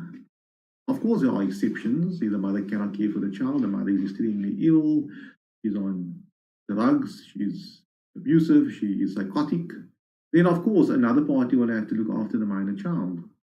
But the general answer would be, if a child is extremely young, the mother would have to care for the child primarily, and the father obviously has to be involved in assisting with the caring of the child as best he can. But as the child grows older, things change. Then it happens many times that the father becomes the primary caregiver. The mother is the one that goes to work, she's the one that has to care for the family. Alternatively, both parties goes to work. And they cannot, in my view, always be a preference towards one party over the other. For example, the mother over the father. In any given scenario, you can apply the facts, and the facts might turn out to be in favor of one parent over another parent, despite a stereotype. And I'll allude it to one more time, the stereotype saying that mothers are better caregivers than fathers. I do not follow the stereotype. I look at the matter, the case, on the facts and as it is presented. If the facts support one parent being the primary caregiver, then I will argue that. For example, if the facts support that the mother should be the primary caregiver, I will fight for my client and try my best that that be applied. If the facts support that the father would be the better primary caregiver, of course, I will fight for that.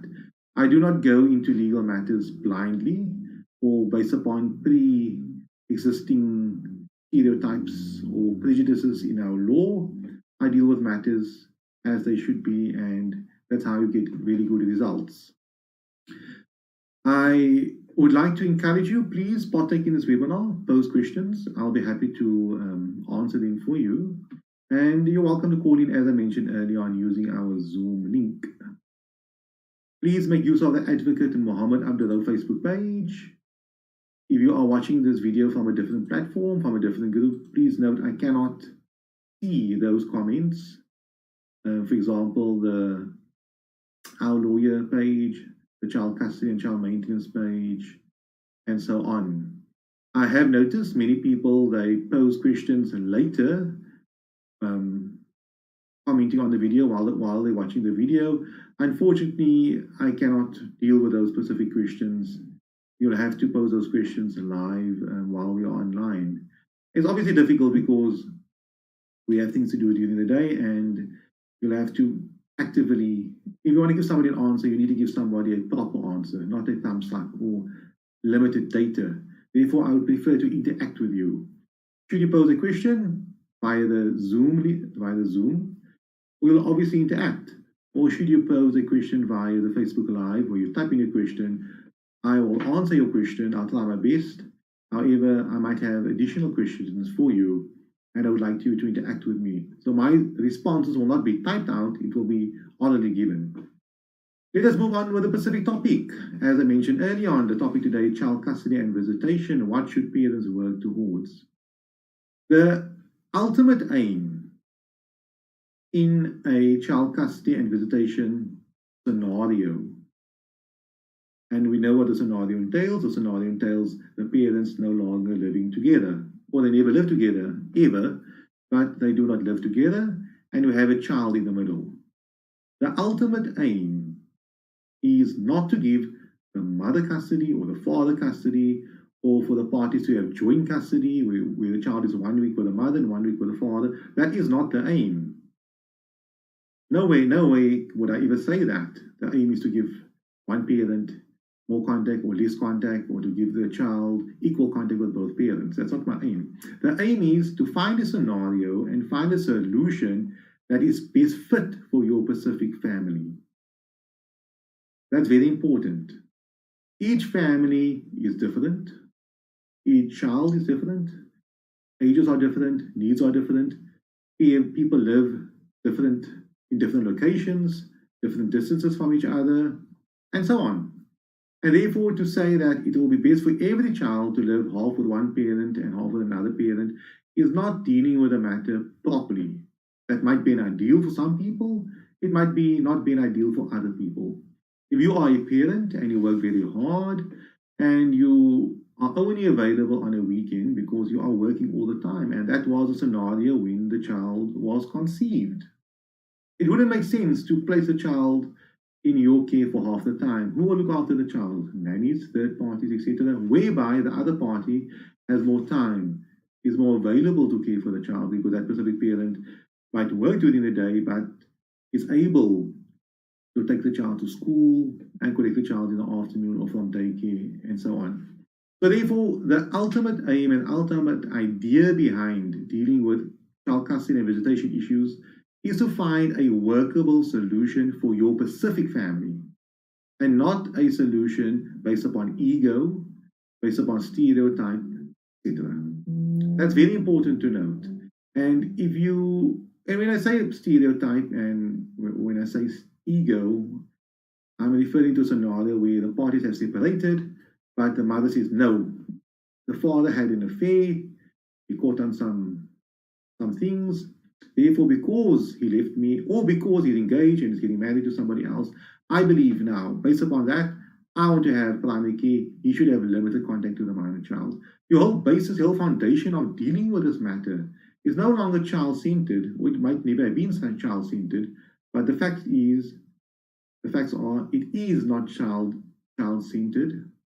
It's now based upon ego, emotions, focusing on what's best for you and what not best for the scenario for the minor child, which is important. We need to focus on what's best for the child.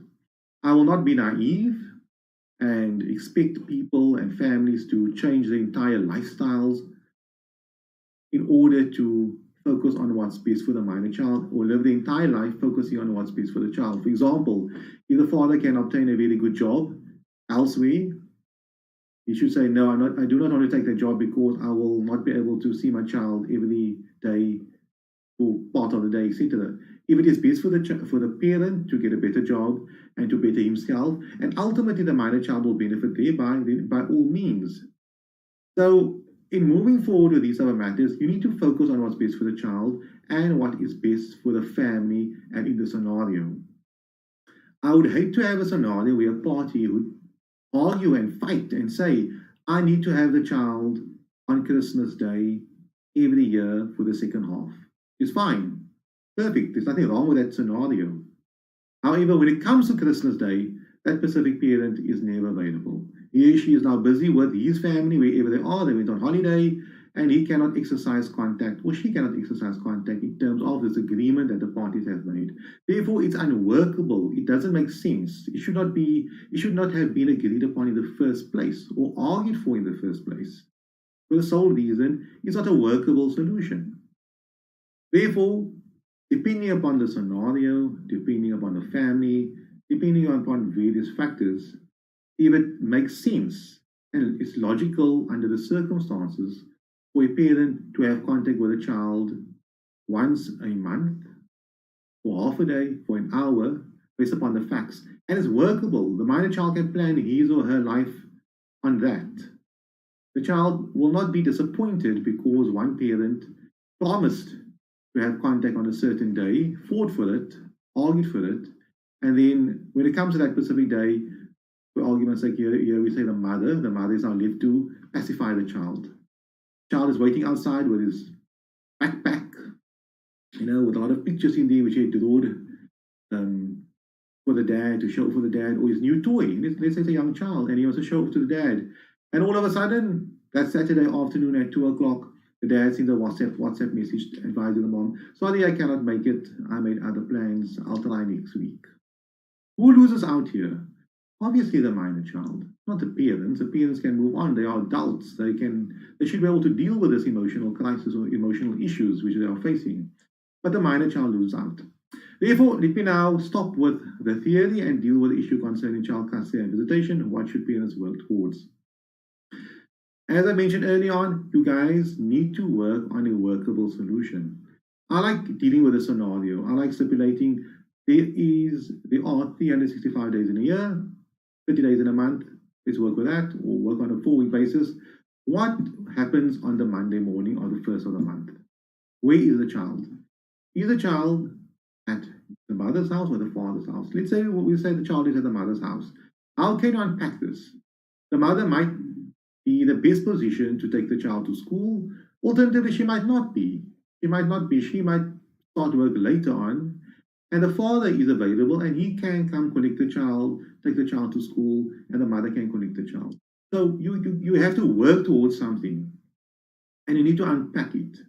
If the parties are now arguing and say, no, both of us are able to take the minor child to school, but then obviously can be argued that, mom, you had the child the entire night. You had the child the entire morning until breakfast time. Give me the opportunity to take the child to school, but tomorrow morning you can take the child to school. Because we all do know that there are certain type of communications and chats that take place in the car before the child goes to school. Work and try to negotiate and try to compromise for what is best in a minor child. That's very important. I do not believe in templates.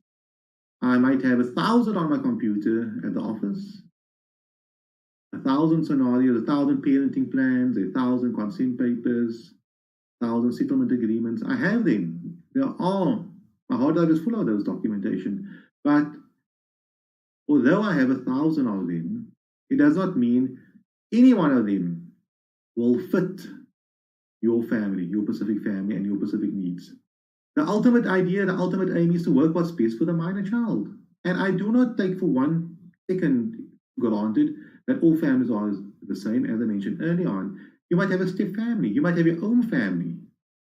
You might have your own family and you're caught on a bit of some things and you made another woman pregnant and she might have her own family as well. This happens, this comes to my desk all the time.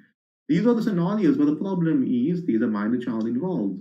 How can you work around it? If you have your own family, you have your own family, and there's another minor child that popped up somewhere else, you cannot necessarily change your family situation because you have your own kids to deal with. But at the same time, you need to focus on the minor child. Therefore, I do not believe in templates.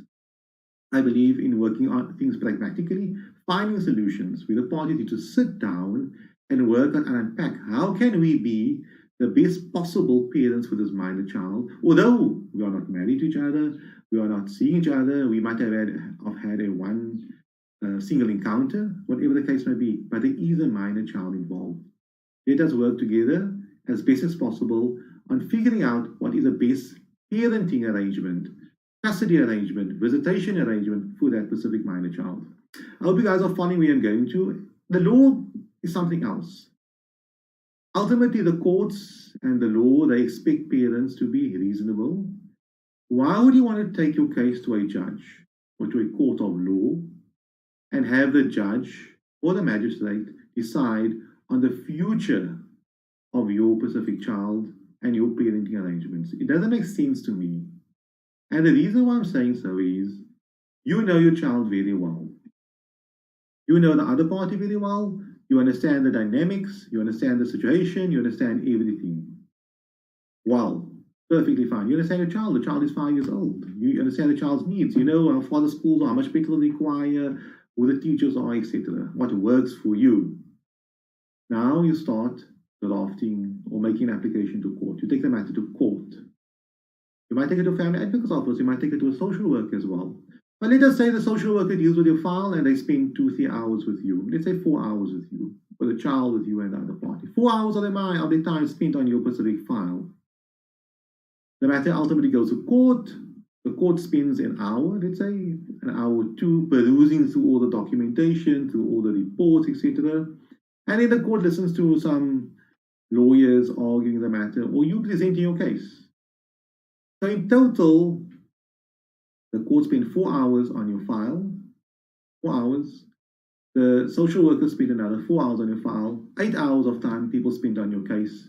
And they have to make a decision that will be binding upon you and the other party and the minor child. This affects your entire life going forward for the next 13 years because the child is now 5 years old. Do you want to leave it to a third party to make such a robust and such a quick decision? Yes, they might apply their mind a bit longer. Let's say, be conservative here and say the judge goes back home and he thinks about the matter and makes a decision the next day. Be that as it may, the parties and the persons who are best capable of deciding on what's best for your child are you, the parents. Yes, we'll have a situation and a question being posed to me, but the other party is not willing to agree. The other party is being unreasonable. Yes, that happens all the time. It happens most of the time. And it's funny, if you ask the other party that question, he or she will say exactly the same thing. He or she will say, the other party is unreasonable. He or she is not willing to agree. The other party only wants what is best for him or her. So where does it leave us? What is the problem here? The problem is not with the parents per se, with themselves. They're not drug dealers and, how can I say now, drug addicts and people with shady backgrounds, etc. They are normal people. They are parents. At some point, the mother and the dad, they loved each other. They were in a relationship. How on earth did this child come about? There had to be some type of connection between the parents. But when the parents are now asked, or they're forced now to deal with this child that was born, they cannot see eye to eye. They cannot see reason. They start arguing. I appeared in court a few weeks ago. The magistrate used a very good example. She said the mother and the father are like Blitz and a matcher. They should not be together. Or when they are together, they start fighting, start arguing. But they do not understand that there is a purpose behind the two. The matcher is there to do something, and the Blitz is there to do something. And the same with the mom and dad. They have a purpose in the child's life. Therefore, I always recommend mediation. Speak to a professional person. You know, I dealt with cases in the past where the mother and the father, they've been embroiled in litigation. They've been in court for, let's say, 5 years. 5 years in the maintenance court, domestic violence court, in the child custody court, high court, whatever the case may be. And they never once sat together and discussed the issues at hand. Yes, maybe the maintenance court offers, but it was more like money. Domestic violence court, there are problems. But they never sat down with a professional person, civilly, where the mother speaks. And she speaks, and she says, these are the problems I have with the father. And the father is forced to listen, because he will get his half an hour later on, and he should know that. And that's what the mediator does. The professional person does that. It sets down the ground rules. And by that exercise, by the mother speaking, forcing the other party to listen, the other party might not agree, the father might not agree immediately, but he will have to listen, and he'll have to ponder and have to go home. Because previously, for the last 5 years, for the previous 5 years, what happened? Whenever the father speaks, what happens? The mother doesn't listen. What she does is she starts preparing a response, an argument to the father. And exactly the same the father does. Or what he does is he just blanks out. Or he does the same. He prepares his argument to the mother. And an argument which he may have prepared way in advance, because he knows his mother keeps on bringing up the specific point. He keeps on bringing up the point that that you met another woman, or this or that. I do not want to come with certain examples here, but those are examples generally. And they never ever spoke to each other, listening and pondering what the other party is saying. And when they leave that meeting, I'm saying this unorganized meeting or the discussion they have, where they argue, they cannot remember what the other party said. All that they know is what they said. Therefore, I recommend mediation. Speak to a professional person. Going back to my scenario, and I'm jumping here, going back to my scenario, the mother speaks for half an hour. That's her first part of the session. She spoke. And the father listened, or the father tried to listen, or he was forced to listen. He had to take some notes now. Then the father speaks. Now finally, first time ever, the mother now listens to the father, as early on the father listened to the mother. Now she gets a chance to see the action. Why is he acting in a certain way? Why does he not want the minor child to visit X, Y, and Z? Why does he want to have a child on a Saturday morning as opposed to a Sunday afternoon? There could be good reasons. One could be work, one could be extramural activities on his part, whatever the case may be. It could be family commitments, it could be other commitments. And then finally, they start listening to each other, they start speaking to each other. And you know what the beautiful thing about that is? Yes, they may not agree upon anything that day. There has to be a follow-up meeting. But when she goes home and when he goes home, they know this battle is not fought with speaking, with attacking, because that's not allowed in the mediation session, in the specific mediation session, if you say in front of me. It's about discussing. So she cannot go home and start thinking of arguments. She has to start thinking of solutions on how to resolve this matter, because that is how these mediation sessions are being presented, solution-based, where we focus on resolving matters as opposed to finding arguments and responses to certain type of issues. So the mother might have to think, okay, the father is mentioning that he cannot collect the minor child on a Sunday because on a Sunday morning he has to take his mother to hospital, or wherever he must take his mom. Yes, in the past he has mentioned it, but in her argument always was, keep on focusing on your mom, keep on focusing on your mom, keep on focusing on your family and forgetting about your child.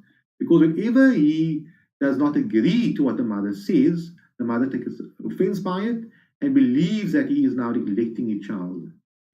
although he has other commitments, and that happens all the time. Then the mother starts thinking, okay, let me give in on this one. Let him take his mom. But on Saturday, it's possible for him to have contact because I can go out with my friends, I can take my other kids out, whatever the case may be. We are going to, with the scenario is, you guys need to start discussing matters, speaking, and try to find a professional middleman or person in the middle that will allow you to express yourselves. Because part of the frustration would be whenever you try to express yourself, the other party blanks out or argues back. So it's like noise, who can make the most noise? Nobody speaks nobody speaks and the other person listens. It's always where both parties speak at the same time. So, for example, whenever the father in my scenario hears the word mother, if he starts speaking up and say something, although the mother might be trying, when he's referring to his mommy, although the mother of the child is trying to compromise possibly, but he heard the word mother, or you heard the word your family, or you heard the word your sister, automatically that just brings up fire. It lights up the fire in him and he doesn't listen to the other party. So thank you for those of you who are watching this webinar. I'm seeing quite a few people online. Thank you for that and for listening to me, my 2 cents which I have to offer. And to conclude on the specific webinar, on this video, child custody and visitation, what should parents work towards? I think you know exactly what I'm saying. Work towards finding a perfect solution for your specific family. Considering everything, considering the fact that the father, for example, in our scenario, is very busy, or consider the fact that the mother got a very hectic social routine, she has to go to places. Don't try to change the other party. The other party is that way inclined. Many people come to my office and they complain and they love doing this. And I have to stop them because they're paying for the consultation, and heaven forbid if I in the consultation and I ask the party and I tell my client, we need to reschedule for another consultation and have to pay me again because you spent 90% of the time bad-mouthing the other party. And they'll ask me, Mr. Abduroaf, advocate, why did you allow me to do that? I said, you wanted to speak. So I stopped him very early in the tracks. They can badmouth the other party. You're welcome to do that. It's your time, but all that I tell the client is, those are issues between the two of you, unless it's relevant to the specific case. There's something else. But spending the entire consultation talking bad about the other party, someone needs to come and stop them so we can focus on what's important. Now, I can do that because you're paying me for my time, but when parents who have issues with each other are discussing certain topics, you cannot stop the other one. They'll find it insulting, and who are you to tell me not to speak? You follow me? I'm going to. So, having said that, please work towards finding the best solution for you and your family, and I hope that through this webinar and through these discussions, we can start changing the mindset of parents out there, not believing in the stereotype that I'm the mom, I'm supposed to have custody. That is fine. You can have the thought that because you believe it's best for the child to stay with you. But remember, each family is different. And how the other party exercises contact and how you exercise primary care and how do we decide the child's life going forward, we'll have to have the buy-in of both parents, of both sides. Because this scenario might not be able to work, but through discussions and through negotiations and through talk, I'm certain you will find a scenario that will work for your family and not leave it in the hands of the court. Thank you very much for your time. Have a lovely day and I hope to see you online soon.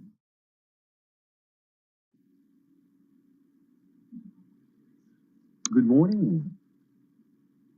Welcome back to our live webinar series where we discuss various issues regarding child maintenance, child custody, divorce, relocation, guardianship, and so on.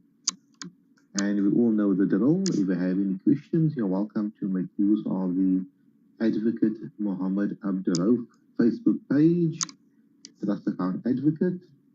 I'll be keeping an eye on that page. If there are any questions, leave a comment and I will deal with those questions live. Unfortunately, I cannot guarantee that I would be able to get back to those questions later on, as we have various things come up during the day, and unfortunately, it's not always possible. But I try to keep an eye on it, and if it is possible, I do try to respond. Today's topic, child custody and contact. Now, many people still have this problem, and it will be a constant problem for years to come. The same with child maintenance. And since the lockdown, there's been different type of challenges which people were having. Many of those are those regarding the issue concerning care and contact, whereby movement of people was not allowed, but however those have resolved. And now we have various other issues that are coming to the fore. For example, relocation. Many people are now deciding to leave South Africa and relocate to various other countries. That's of course their right, and if they wish to do so, they are welcome to do so. And if they want to take the minor child with them, if it is in a minor child's best interest, then of course any court of law would definitely endorse that. If the parties come to an agreement and they are happy themselves that it would be in a minor child's best interest to relocate, of course, that would also be fine. So let's deal with today's topic, child custody and contact. I have a few questions, and I presume everyone that is watching this video, or live at least, and they have questions, they know they can partake by leaving a comment on the Advocate Muhammad Abduroaf Facebook page. If you are watching this video on a different platform, for example, the Our Lawyer platform, please leave a comment on the Advocate Muhammad Abduroaf Facebook page. I do not keep an eye on those specific Facebook pages, although they are streaming live as well. So a bit of a prelude, a bit of a background on the issue concerning child custody. What do we mean by child custody? Now, many people confuse custody with guardianship rights. That's very important. And you'll notice in many of my videos, my previous videos, I touch on this specific issue. The reason for doing so is that we need to be on the same page. Therefore, if you are a client and you consult with me and you tell me, or you mention to me, Advocate, I would like to have custody over my child. The mother or the father is missing. They have not seen the child for the last 2-3 years. Now, there's a bit of an issue there because you already have custody of your child. You're the one caring for the child. You're the one attending to the day-to-day activities of the child, making decisions for the child where that is concerned. What you are actually meaning is guardianship. You want to now also have the legal right over the minor kids or the minor child involved. For example, when you apply to a school, you want to be the only one signing because the other parent is missing. You want to be the only one whose consent is required for the child's application for a passport or to visit an aunt or uncle overseas. So those are guardianship rights. So when we're using these terms, it's fine. I have no problem. You can use any term, whatever you want to use. But when we consult and we discuss these matters, we should at least be on the same page regarding what the meaning of the term is. So if we do use the word custody, contact, care, access, guardianship, and so on, visitation, we should be on the same page. So when we discuss today's topic regarding child custody and contact, I'm not dealing with the issue concerning the guardianship rights, the legal rights that applies. For example, when you apply to a school or when you apply for a passport, that would be applicable when I deal with the issue concerning relocation or passport consent or enrollment into school consent, where both parents can come to an agreement regarding the minor child being enrolled into a specific school. But today we're dealing with custody, the physical care of a child. And the last comment I would like to make on this topic is it's possible for a parent to have no contact rights, no custody rights, no caring rights over a child, but for that specific parent to have guardianship rights over the child.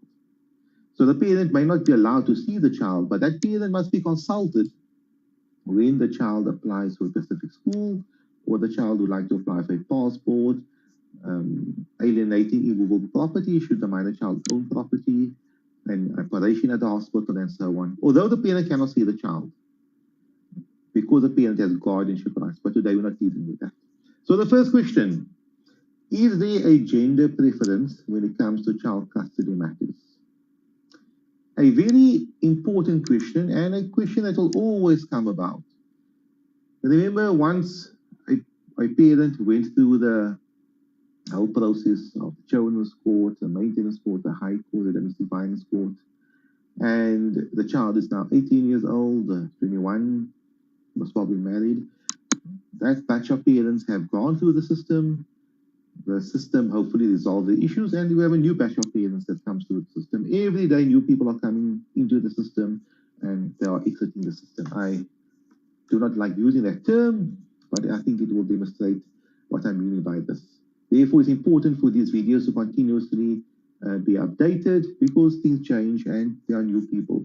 And I do not want to take it for granted that everyone understands the law because you might have been in contact with the law now recently. You only have these issues now recently.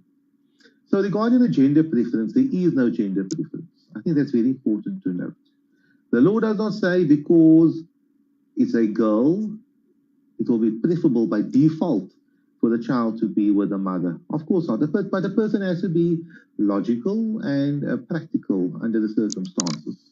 For argument's sake, if the child was born a few days ago or a few weeks ago and the child is being breastfed, of course, it makes logical sense for the child to remain with a mom. You can't say under these circumstances the father must have custody because his father was in the operating theatre, in the birth theatre, the father was there every second of the child's life until the child was 2 months old. He was always there. He was the one that dressed the child, washed the child, and while the mother was recovering. And the only thing the mother done, not the only thing, I've been unfair, but what the mother predominantly done was she fed the child, breastfed the child. But although the father was so involved in the child's life, he done every single thing, it will be illogical to argue and to conclude that the father should have custody over the child or care over the child now that the parents have separated or they no longer want to be together, or they broke up once the child was 2 or 3 months old. That would not make logical sense because practically in the child's best interest, it makes sense for the mother to continue being the caregiver of the child. The same applies for argument's sake. Let's say the mother has a preference the child has a preference to be with a certain parent, and that specific parent cared for the child continuously. The other parent, unfortunately, could not have so much time with the child because he or she went to work, had to do various things that assisted the family unit. Because if he or she did not go to work or do what they had to do, the family unit would have been in shambles. But unfortunately, for that parent at least, should the parties separate, it would most probably make sense for the child to remain with that specific parent that cared for the child, despite of gender, whether or not that was the mother or the father, because many times we know it's the mother that goes to work, she's a breadwinner, and the father is the one, unfortunately, maybe due to COVID-19 or other circumstances, cannot obtain employment, or they came to an agreement that the mother would be the one that would be caring for the families. So the question is there a gender preference when it comes to child custody? Of course, the general answer will be no, but under certain circumstances, there might be one, if it is in the child's best interest. That's very important. So, for argument's sake, if it's even a daughter, but let's say if it's a son, the child could be maybe 17 years old, and the child is at a stage of development where a male figure under these circumstances would be best for the child. I'm not saying, I'm not being stereotyped here, but under these circumstances, it might be better for the child to be with the father, whatever reasons. Or it's still possible for the son to be with the mother, for whatever reasons they are. Each family is different, each community is different, the needs of the children are different, and therefore we need to look at the matter holistically, broad-mindedly, and from a lens as to what is best for the child under these circumstances. For argument's sake, let's say the child is now 15 years old and the child is struggling with mathematics. But it's a girl, it's a daughter. But the father was probably somebody that does not really like girly things, whatever that is. He is more into rugby and soccer, or cricket, but because the father knows mathematics really well, and the child requires assistance regarding mathematics because whatever reason there is, I'm using an example here, a hypothetical example. Under those circumstances, it might make more sense for the father to be the caregiver of the minor child. Despite it being a daughter, him being a father, and there might not be much of a bond under these circumstances regarding maternal instincts and so on. I hope you follow where I'm going to with that specific situation. You need to look at every family differently and all circumstances differently. And to conclude on question number one, there is no preference unless it is in the child's best interest under the specific circumstances regarding that specific child. Question number two, I'm seeing no comments, so that's quite good. It means people are listening and they understanding what I'm saying. What happens in the case where I cannot pay child support? Can I have contact? Now, a question which comes to my desk quite often, maybe not via consultation, but via our online platforms, our lawyer blog posts, or by email. Now, does child maintenance affect the amount of time you may have with your child? No, it doesn't. That's the quick answer. And it does not mean that if a parent is wealthy, let's say for argument's sake, the father has care over the minor child. The child lives with the father during the week, getting to schoolwork, homework, visiting the child, feeding the child, bathing the child, and those things. He does all those specific things for the child. And the mother is a wealthy one. Does it mean that if the mother pays more maintenance, she can have more contact with the child? To such an extent, if she pays for all the child's expenditure, she automatically becomes the primary caregiver of the child. That's not logical. It does not make sense because the primary caregiver of the child must be the one that can actually care for the child. And to maybe make the example a bit better, can care for the child better than the other parent. But it does not necessarily mean better. It means under these circumstances, it would be best for the child to be with the other parent. But nonetheless, so if a parent cannot afford to pay child support, that happens often. It's not something unbeknown to us. That parent specifically can still have reasonable contact to the child, even if you compare him to someone that pays an exorbitant amount of child support towards a minor child. So a parent that pays 100% of the child's expenditure can have the same contact rights to the child as a parent who pays none of the minor child expenditure because that specific parent can't afford to pay it. And even if it means that this parent who's not paying child support towards a minor child can most probably see the child half the time as well. It's possible. And it is even possible, and it happens quite often, that a parent who is unemployed has primary care of the minor child. And of course, the other parent will have to pay child support for that specific minor child. So here we have a scenario where a parent contributes nothing towards a minor child, nothing in the sense of financially. I believe that rearing a child, teaching a child how to walk, school, homework, psychological and emotional well-being, etc., is worth much more than the money which the other parent pays. But here I'm referring to now financially. So a parent who pays zero towards a minor child's upbringing can have full custody over the minor child because it would be in the minor child's best interest to be cared for by that specific parent. So on that specific point, remember child maintenance is one aspect, it's a check you write out, it's a transfer you're doing, it's cash you're giving over there. But what the child needs is money, yes, of course, to eat and drink. However, emotional and psychological well-being of a minor child is much, much more valued as opposed to the other material aspects. And many times it happens where a parent looks after the child's emotional, psychological, educational well-being to such a great extent that the child becomes a very a big asset to society in the future. But the other parents who only gave money, people sometimes compare the money higher than what the other parents sacrificed. Sleepless nights, the child became ill, have to wake up early, have to go to school meetings, have to wash after the child, clean their room, and so on.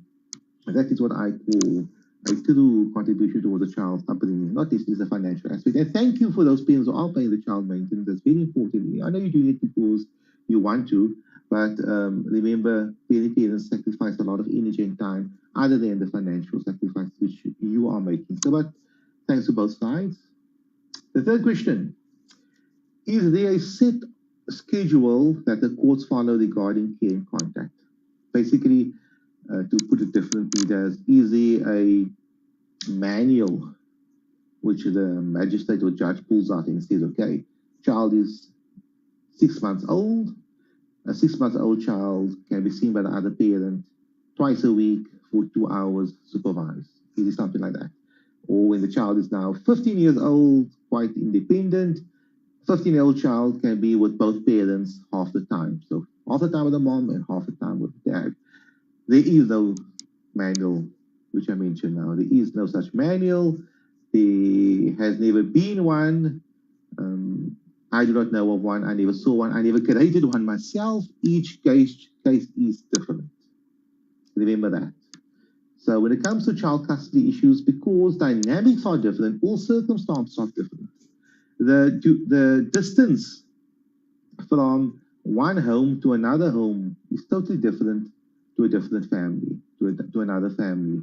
The distance between the one child's school to the one parent's home and the other parent's home to the child's school is different. The work schedule are different between parents. Some parents work morning, some work the evening, some work, both of them work the morning, both of them work the evening, some of them work half-time, some of them work from home, totally different. Some parents have different size homes if they are two homes. One parent may only have one room that will house all 4 children should they come visit that parent on a weekend. Where another parent, with different family would have 2 homes, where both homes would adequately care for both minor children, so they look basically the same. In the mom's house, they have 3 bedrooms, and in the father's house, they have three bedrooms as well. So those are the dynamics, and every family unit is totally different. The needs of the child, the ages of the child, the gaps between the ages of the child, whether or not the parents have remarried, have they moved on with their lives, are there step siblings involved as well? Therefore, there cannot be a manual. If there had to be a manual, most probably that manual would have been so thick. Or maybe we can have a computer program that can most probably give the course some guidance. But you'll have to fill in so many variables, maybe a few hundred variables. And what I've mentioned now is only the tip of the iceberg. So that's that. So there is no manual. Every case we look at it specifically as to what is in a minor child's best interest. So that's how we do it. So we have a question here. Let me just put it onto the whiteboard and we can deal with that. Online question. And we paste it. There it is. Let's see if we can see it. Okay, perfectly fine.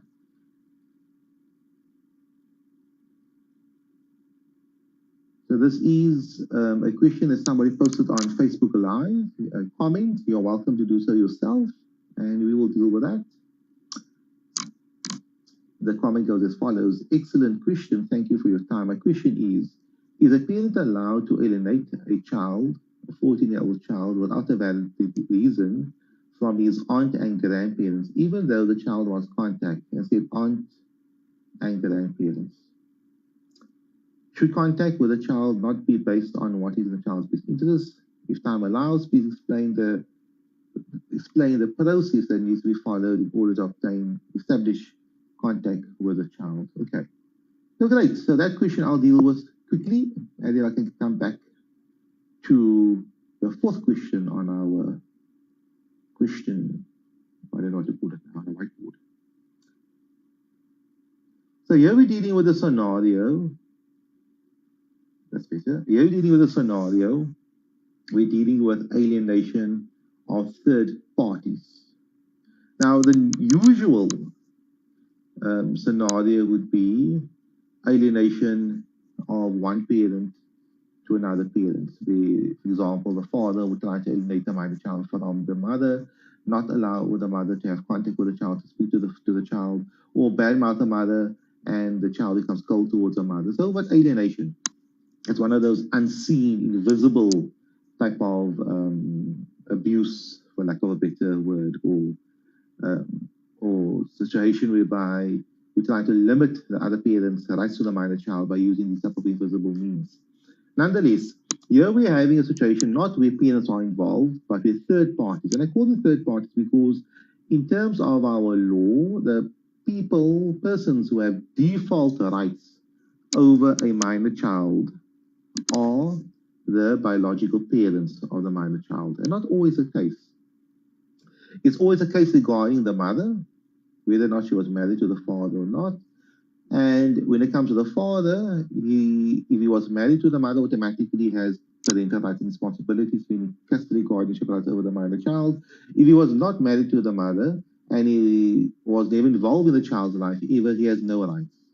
He has responsibilities, of course, to pay child maintenance.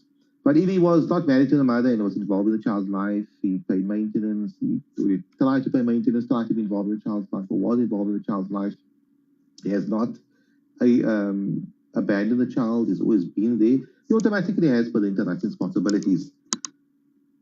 Grandparents and aunts, they are third parties, the same like a cousin or for a nephew and so on. Those specific those specific family members can acquire parental rights and responsibilities over minor children. But as I mentioned early on, the default position is they do not have any rights. Otherwise, in every divorce matter, we'll have to call in the grandparents as well as interested third parties. No, a divorce matter is between the father and the mother regarding a minor child. So if the grandparents in the specific scenario and the aunts, they feel that the minor children or the other parent is not allowing them to have contact to the minor child. So I do not know the dynamics here. Why does the one parent, because there are two parents, if this is the maternal grandparents, why does the mother not allow these aunts and grandparents to have contact? If it's paternal, why does the father not allow it? But I'll just speak generally here. Because they are third parties, the law says they can acquire certain parental rights and responsibilities over the minor children.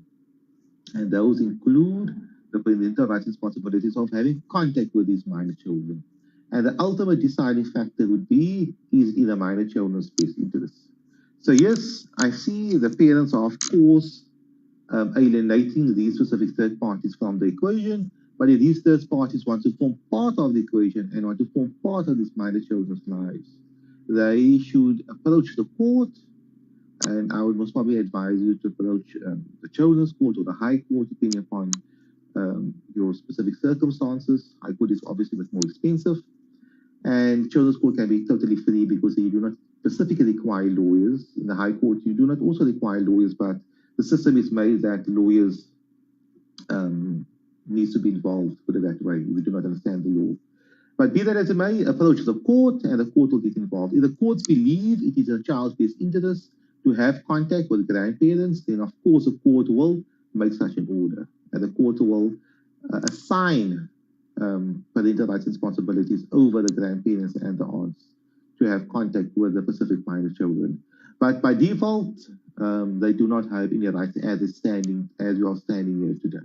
They are alienating, and they can continue only alienating, but it will only come to a stop if a court gets on board and the court makes a decision, no, this alienation is not in the children's best interest. So I hope that answered your question, the online questionnaire. Thank you very much for that. And of course, if you have any other questions, you're welcome to go further. I am looking at the comments on the Advocate Mohammed Abduroaf Facebook page. But let's continue with the fourth question. Is it possible to get custody over my stepchild? Now, that follows up with my comments early on. A step-parent does not have parental responsibilities and rights over their stepchild. In the sense of the step-parent, consent is not required for that specific child to apply for a passport, to relocate overseas, to enroll into a school. They don't say, for example, okay, because there's our step-parent involved, the school doesn't say, I want the biological father's signature, I want the mother's signature, I want the step-parent's signature as well. It doesn't work that way, because what if the father also remarried and the mother remarried? So there's two step-parents involved here. Doesn't mean that all 4 people will have to now sign and give consent. So it doesn't work that way. Only biological parents have the responsibilities to give consent. Okay, so that's very important to know. And a step parent by default does not acquire any guardianship rights or custody rights over a minor child. However, they can acquire those specific rights. That's very important to note. If the parents, however, divorce, the step parent and the biological parent divorce, in the divorce proceedings, yes, it's possible under those circumstances to ask the court that custody rights or care and contact rights should be assigned to him that will continue after the divorce takes place. So it's the same scenario regarding is it in a minor child's best interest for the specific situation to ensure. But by default, step parents have no obligation or no rights towards a stepchild because tomorrow they might divorce and I don't know, but you don't acquire it via marriage. You don't acquire parental rights via marriage. You acquire it via a court order, by assignment, or by default, if it is your biological child. So I hope that answers your specific question. I see here online as well, the questioner, the online questioner says, thank you, you are welcome for that. And now the last question, please note that if you have any questions, please comment as soon as possible, because once this video ends, what I have noticed in the past, I see no questions, but when I end the video, then the question pops up. I think there might be some type of a delay from the moment you press enter until when it appears on my specific screen. When does parental responsibilities and rights end? Very important question.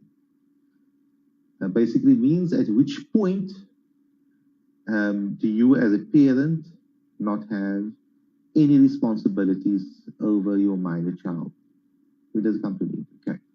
So we're dealing here with maintenance obligations. When does that come to an end? When can you as a parent force the child to have contact with you? When does it come to an end? So there are two, this is a two-pronged issue. Firstly, we're dealing with issue concerning child maintenance. Now, child maintenance is a responsibility of both biological parents. But that only comes to an end when when the individual is self-supporting. That's very important to note. So it does not mean that your child at 18 years old became an adult, your responsibility comes to an end. Your responsibility, the child may no longer be a child, but your responsibility to that individual comes to an end when that specific individual is child-supporting. So it's a technical one. It comes to an end from a child point of view when it turns 18, but after 18, it becomes an individual responsibility to that specific individual, the child, who is no longer a minor. However, the parental responsibilities and the rights of custody that we're dealing here with, guardianship rights, that all comes to an end at the age of 18 years old. Therefore, if you and the other parent have an order in place that says that you can have contact with the child every second weekend, half school holidays, Mother's Day, Father's Day, and so on. But when the child turns 18 years old, that order basically comes to an end. The child can automatically, or the child may, if the child wants to, when the child turns 18, the day the child turns 18, the child can leave the house, the child can book a ticket to go overseas, and no parent has any rights and responsibilities over that child. Maybe responsibilities regarding child maintenance. So I hope that answers the question.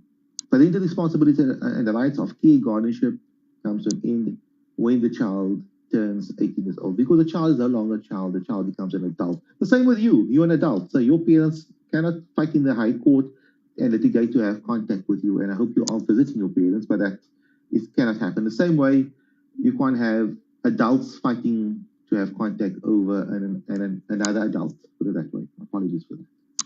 So that's it. I see no further questions. Thank you very much for watching your time, and I hope to see you online again soon. Have a lovely day.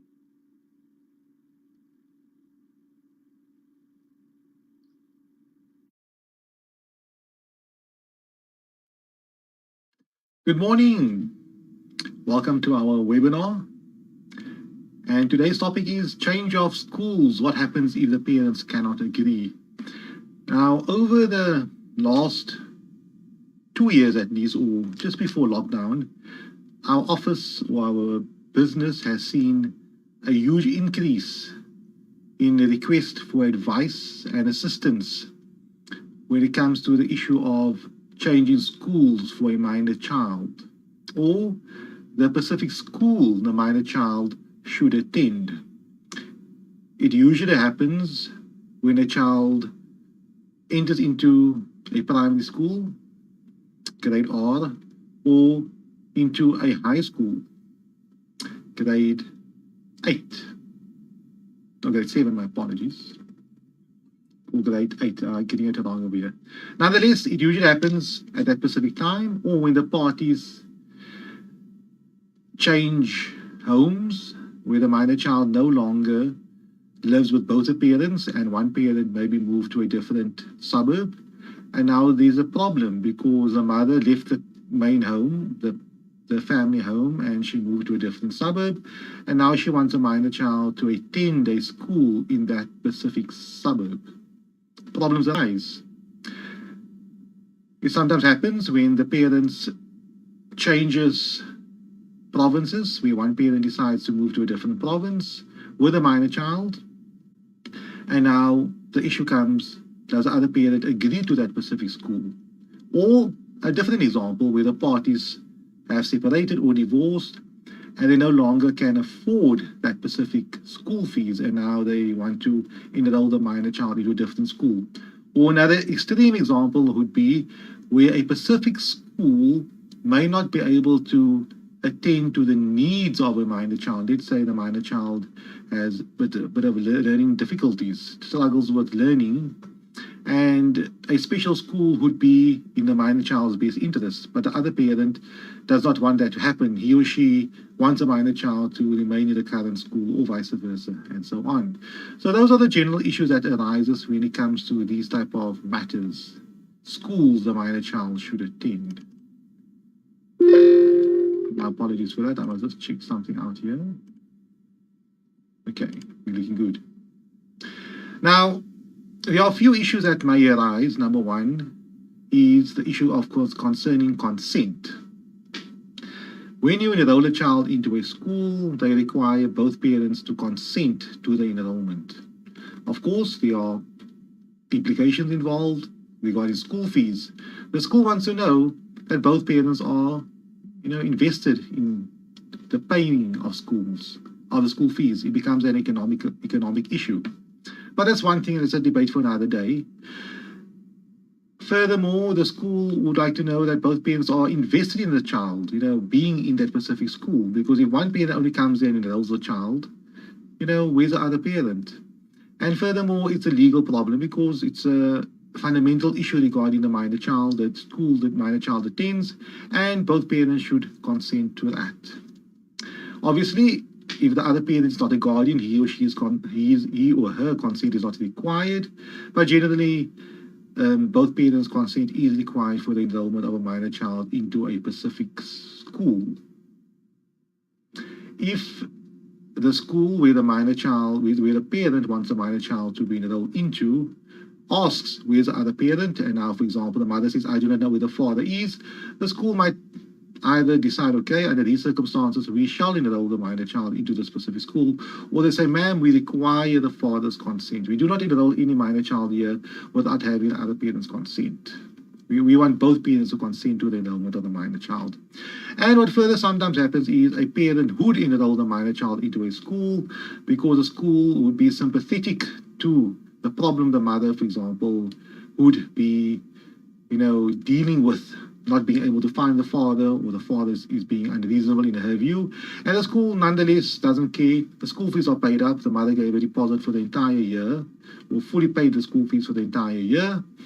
And the school enrolls a minor child without the father's consent. So these are the issues that comes to my table, to our desk, and parents have issues. What sometimes happens, and this is very problematic to me, the minor child needs to be enrolled into, let's say, high school the following year, grade 8. And now the enrollment process takes place the previous year, let's say the middle of the year for the latest. The mother sourced a school, the school is good enough, the school said, yes, ma'am, we'll be happy to enroll your child, but we require the necessary documentation. The father, in my example, does not want to give consent. He refuses. He said, no, I want the child to go to this specific school or to be homeschooled, whatever the case may be. And I do not believe that the child should go to that specific school. It's not in the child's best interest. Maybe the father is very religious. Maybe he prefers the child to go to a more sporty school. Maybe he believes the child is too smart for the specific school, whatever the reasons are. And the father decides, no, I'm not giving consent. What does the mother do? The child needs to be enrolled into a school for the following year. Must the child now remain out of school? Must the child be homeschooled, etc.? So these are the problems that come to my desk, as I mentioned earlier on, and it's a reality. It happens on a regular basis. And to be honest with you, thinking back, I've done a lot of matters like this in court, or part of the relief sword dealt with the issue concerning the schools, and it is something for us to discuss and to deal with. Okay, let's move on. If you have any questions, feel free to pose it. It does not necessarily have to be the specific topic, but obviously I'd prefer it to relate to child custody, care, guardianship rights. But if it is on the topic of child maintenance, divorce, you're welcome to pose it. Otherwise, thank you for watching, and let us deal with this topic. Okay, first and foremost, guardians. Guardians are the parents who decides on the legal issues regarding a minor child. As I mentioned in previous webinars, you can have a scenario where a parent has no rights of contact to the minor child. The law says, the court said, sir or mom, you have no right to have any contact with the child. You can only see the child once a year via video to keep some contact with the child. But you have guardianship rights over the minor child. You have legal rights over the minor child. Therefore, should the minor child apply for a passport, despite you not having any contact with the minor child, your consent is still required for the minor child's application for a passport. Should the minor child leave the Republic of South Africa, your consent is still required. Should the minor child, sell a home he or she owns, your consent is still required, and so on. Or, for example, should the minor child go for an operation where the guardian's consent is required, your consent is required. So the parent still has guardianship rights. Therefore, I need you to understand, when watching this video and understanding these concepts, there's a difference between custody. Custody meaning, parental care, like you're looking after something. If I say this watch is in my custody, I have it. So custody deals with the issue concerning physical contact with a minor child, speaking to the child, seeing the child, hugging the child, playing with the child, disciplining the child. That's care and contact. However, guardianship has nothing to do with that. Guardianship deals with the legal aspects of the minor child, the lawful things. For example, as I mentioned earlier, should the minor child apply for a passport, the guardian's consent is required. So, for example, the court may assign care and contact rights to a grandmother, to an aunt, to an uncle, and so on, care and contact rights, but they are not guardians. Should the minor child enroll into a school, their consent isn't required. The court only gave them a right to have communication and contact with a minor child. So I think we're on the same page with that is concerned. I hope I explained it to you well enough. And these are the issues which clients come to my office. They say, advocate, I would like to have custody over the child. The father has never seen the child for the last 5 years. Then I get a bit confused. I know where they're coming from. But, ma'am, you have custody over the minor child. You've been caring for the minor child for the last 5 years. The father never saw the child, so you have sole custody here. No one else can see the child, only you who have the right to have contact with a minor child. What you're discussing here is the issue of guardianship rights. So we unpack it. When I ask the mother, what are the issues, the problems you have? You say, you know what, 5 years ago, when I applied for the nursery school, or for the primary school, or for the high school, I had problems, serious problems. I couldn't get hold of the father, or the father did not want to give consent. Guardianship problems, not care and contact issues. So let us take it further now. Let's create this fictitious example. The mother and the father, they are now separated. They have a child together, and the child has to attend primary school.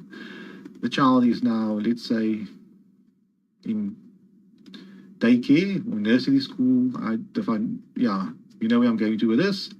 And you're applying to various schools. You as a mother, you're applying to various schools in your area for the enrollment of the child. They ask for the father's consent. Where the father's consent, he needs to consent for the child to be enrolled into the school. They look at the birth certificate, and on the birth certificate, it clearly says, this is the father of the minor child, his ID number, his name, and so on.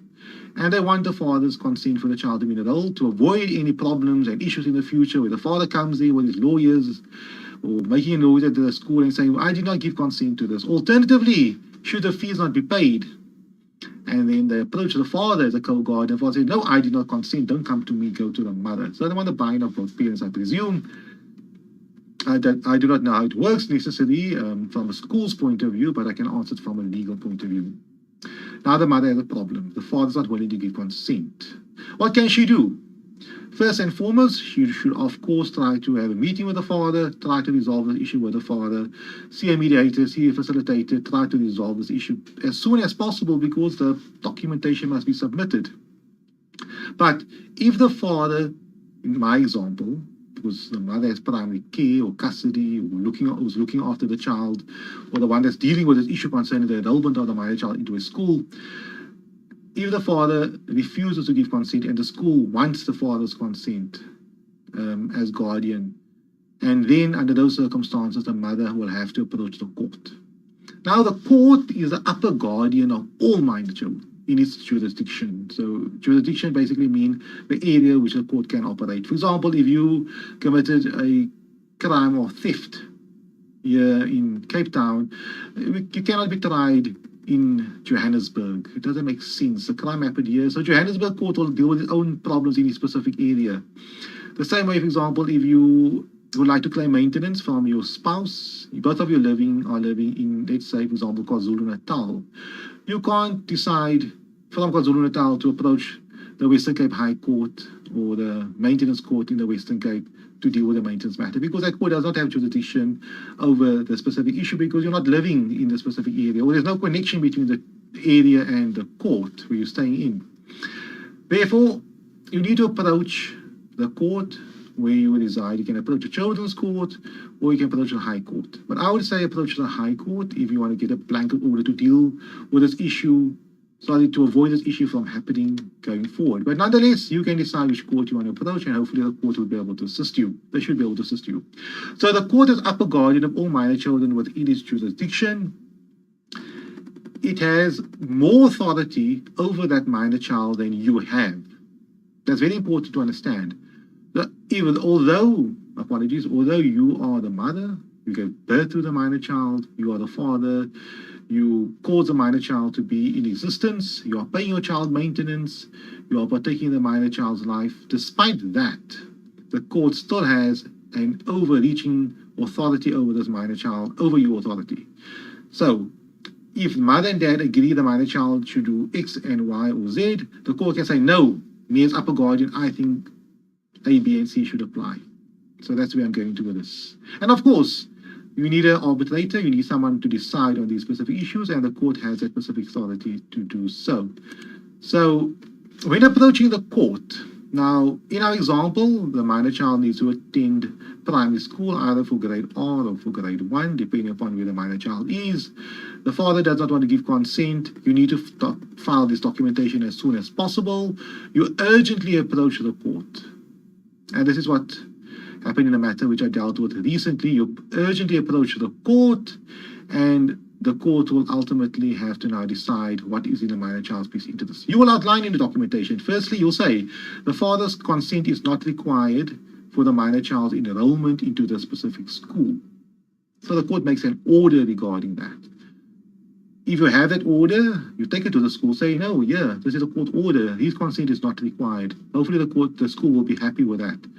They will say, okay, it's fine, we do not need a buy-in of the father, but at least legally we're entitled to enroll the minor child.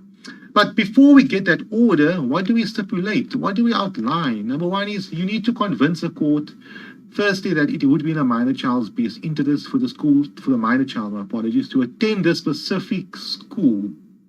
And the father objecting to the minor child enrollment, there being no basis therefore. That's very important. You need to be able to explain that to the court.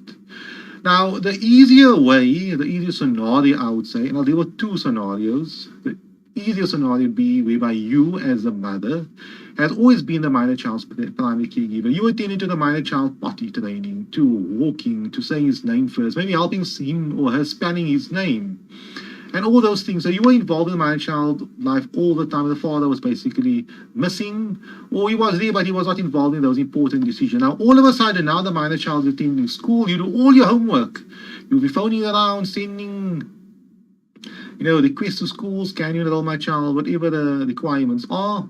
And now when it comes to this part, for the minor child being enrolled, the father now decides he now wants to have a say, and he wants to now put his foot down, which is nothing wrong with that. I honestly don't believe anything wrong with that if you want to have a say in a child's life. But it's unfortunate if the parties can't come to an agreement. That's where I'm going to. And under those circumstances, more than likely, unless the father has very good reasons to oppose you enrolling the minor child into that specific school, the court will find in your favor. And the court, and as a previous case I've done recently, the court gave a cost order in our favor, so the other party had to pay our legal costs. So my client basically did not pay much. Unfortunately, she had to go to court regarding that. You need to explain to the court, number one, it would be in the minor child's best interest. So my scenario, the father was never involved in the child's life, etc. You know what's best for the minor child. The court will more than likely just accept what you say. And of course, you're the one that would have to live the brunt of that. You will be the one that will have to take the minor child to school every day, to meet with the teachers, to deal with the homework, the assignments, those sleepless nights, getting those whatever needs to be done for the minor child to attend school. You'll have to deal with those specific issues, not the father in my scenario, in my example. And therefore, you would know what is best for the minor child. Despite the father paying child maintenance, he might be the one that has to pay the school fees at the end of the day, but under these circumstances, it would be in the minor child's best interest. Unless the father, in this specific scenario, prefers the minor child to attend a different school, a school that could be equidistant from the parent's home, because then he can have better contact with the minor child, or contact will be better facilitated, etc. Those could also be good reasons. Then we look at the minor child's best interest holistically, because now there is a dispute. The mother said, no, school A is good, they have a good reputation. The father said, school B is good, they have a good reputation as well. And the mother has her reasons and the father has his reasons. And now we look at this picture, either school is fine, but what is in the minor child's best interest, to be located here or to be located there? But nonetheless, the mother's case should be strong enough if she can convince the court that under these circumstances, it would be best for the minor child to be here. Firstly, because when she leaves school, she can go to the nanny, she can go to grandma, she can go here, I live close by, I work close by. Everything makes sense for the minor child to be here because I'm the primary caregiver. So that's the first example which I've dealt with, where the father is not much involved in the minor child's life. Then the other scenario, problematic scenario, would be the parties have just been separated. Let's say the minor child is now attending grade 7. No, it's grade 8. I get getting it wrong all the time. When I went to school, we were in standard 1, standard 2, standard 3, standard 4. Now they added this 2 extra years to it. So my brain always has to work out the calculations. But nonetheless, the minor child now needs to attend grade 8, attending high school. Now there is a dispute. This father is very much involved in the child's life as well. He takes the minor child to practice, collects the minor child most of the time, but the minor child lives primarily with the mother. Now there's a dispute. Now, it's difficult for the court now to make a determination as to what school is best for the minor child. But the mother wants a minor child to be enrolled in a specific school. The father refuses, and he does not want to give consent. Problematic. It's not nice for people to live this way. I mean, we have a minor child. You should not be fighting over the school, because what's the default? The child that would not attend a school at all. I mean, I can imagine the trauma the child will be going through. All his or her friends are accepted for high school A or high school B or high school C, but the child is not accepted yet because mom and dad are fighting over which school the minor child should attend. The minor child does not care. Any school will be fine as long as the minor child will not be at home the following year. Okay, under those circumstances, unfortunately, and I would advise the parents, approach the court as soon as possible to resolve that issue. Get the court involved here. The court will have to make a decision as to what school the minor child should attend. Both parents would obviously want to be invested into the matter. The father will have his reasons, that the mother would have her reasons, and the court will ultimately have to make a decision. And the order the court would make is basically the minor child may be enrolled into that specific school, the father's consent is not required, or the court might make an order in favor of the father and stipulate the minor child should be enrolled in school B, but the mother's consent is not required for the minor child to be enrolled in school B, and so on. So those are the issues and those are the complications that may arise regarding the school the minor child should attend. So let's go back to our topic, change of schools. What happens if the parents can't agree? They should agree. They must try to agree. Speak to as much people as possible in order for them to agree. But if they cannot agree, let's take the matter to court and let the court make a decision. I hope that assisted you. We have no questions today, which is fine. Thank you for watching, and I hope to see you online again soon. Have a lovely day.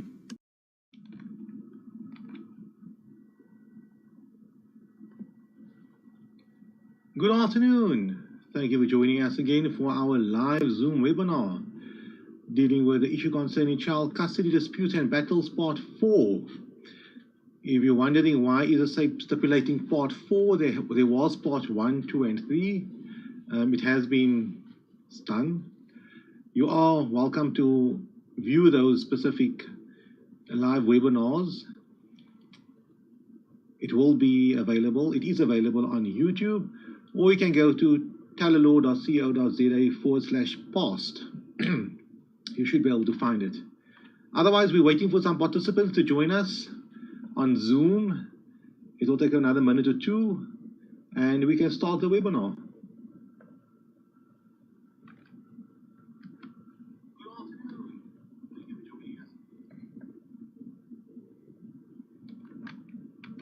On the screen, there are a few questions that were posed by our registrants, and I will try my best to answer them.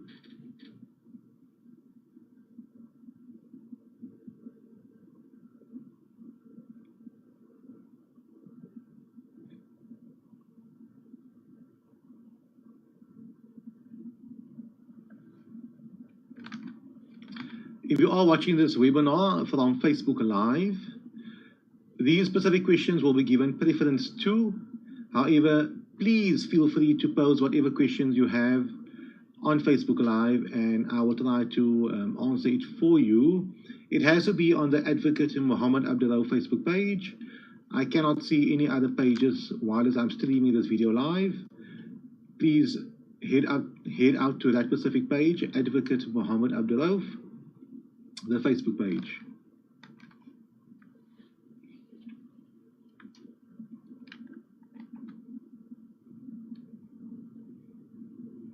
While I'm letting all the participants in on the live Zoom webinar,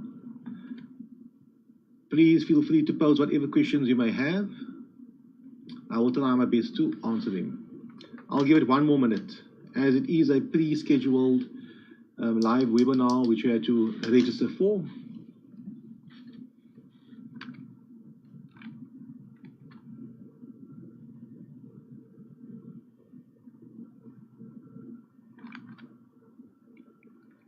I think we can begin. Thank you to all the participants who have registered for this live Zoom webinar. I thank you for the questions which you have posed. I see a question on Facebook Live. Yes, you can pose whatever questions you have, and I will definitely get to it today still while this webinar is taking place. And thank you for all the participants on Facebook Live. We have quite a growing population of people watching these videos from all over South Africa, and I can presume other countries as well. This morning I had a webinar with somebody from Saudi Arabia regarding some family issues.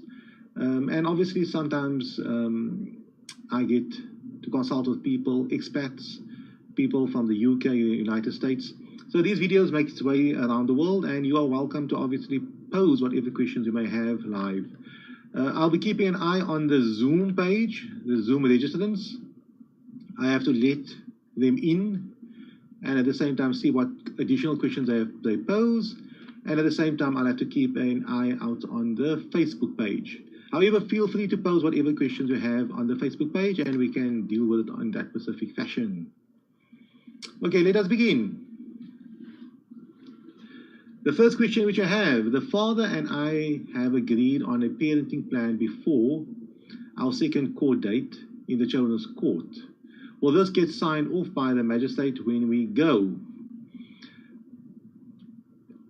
The long and the short of it would be yes.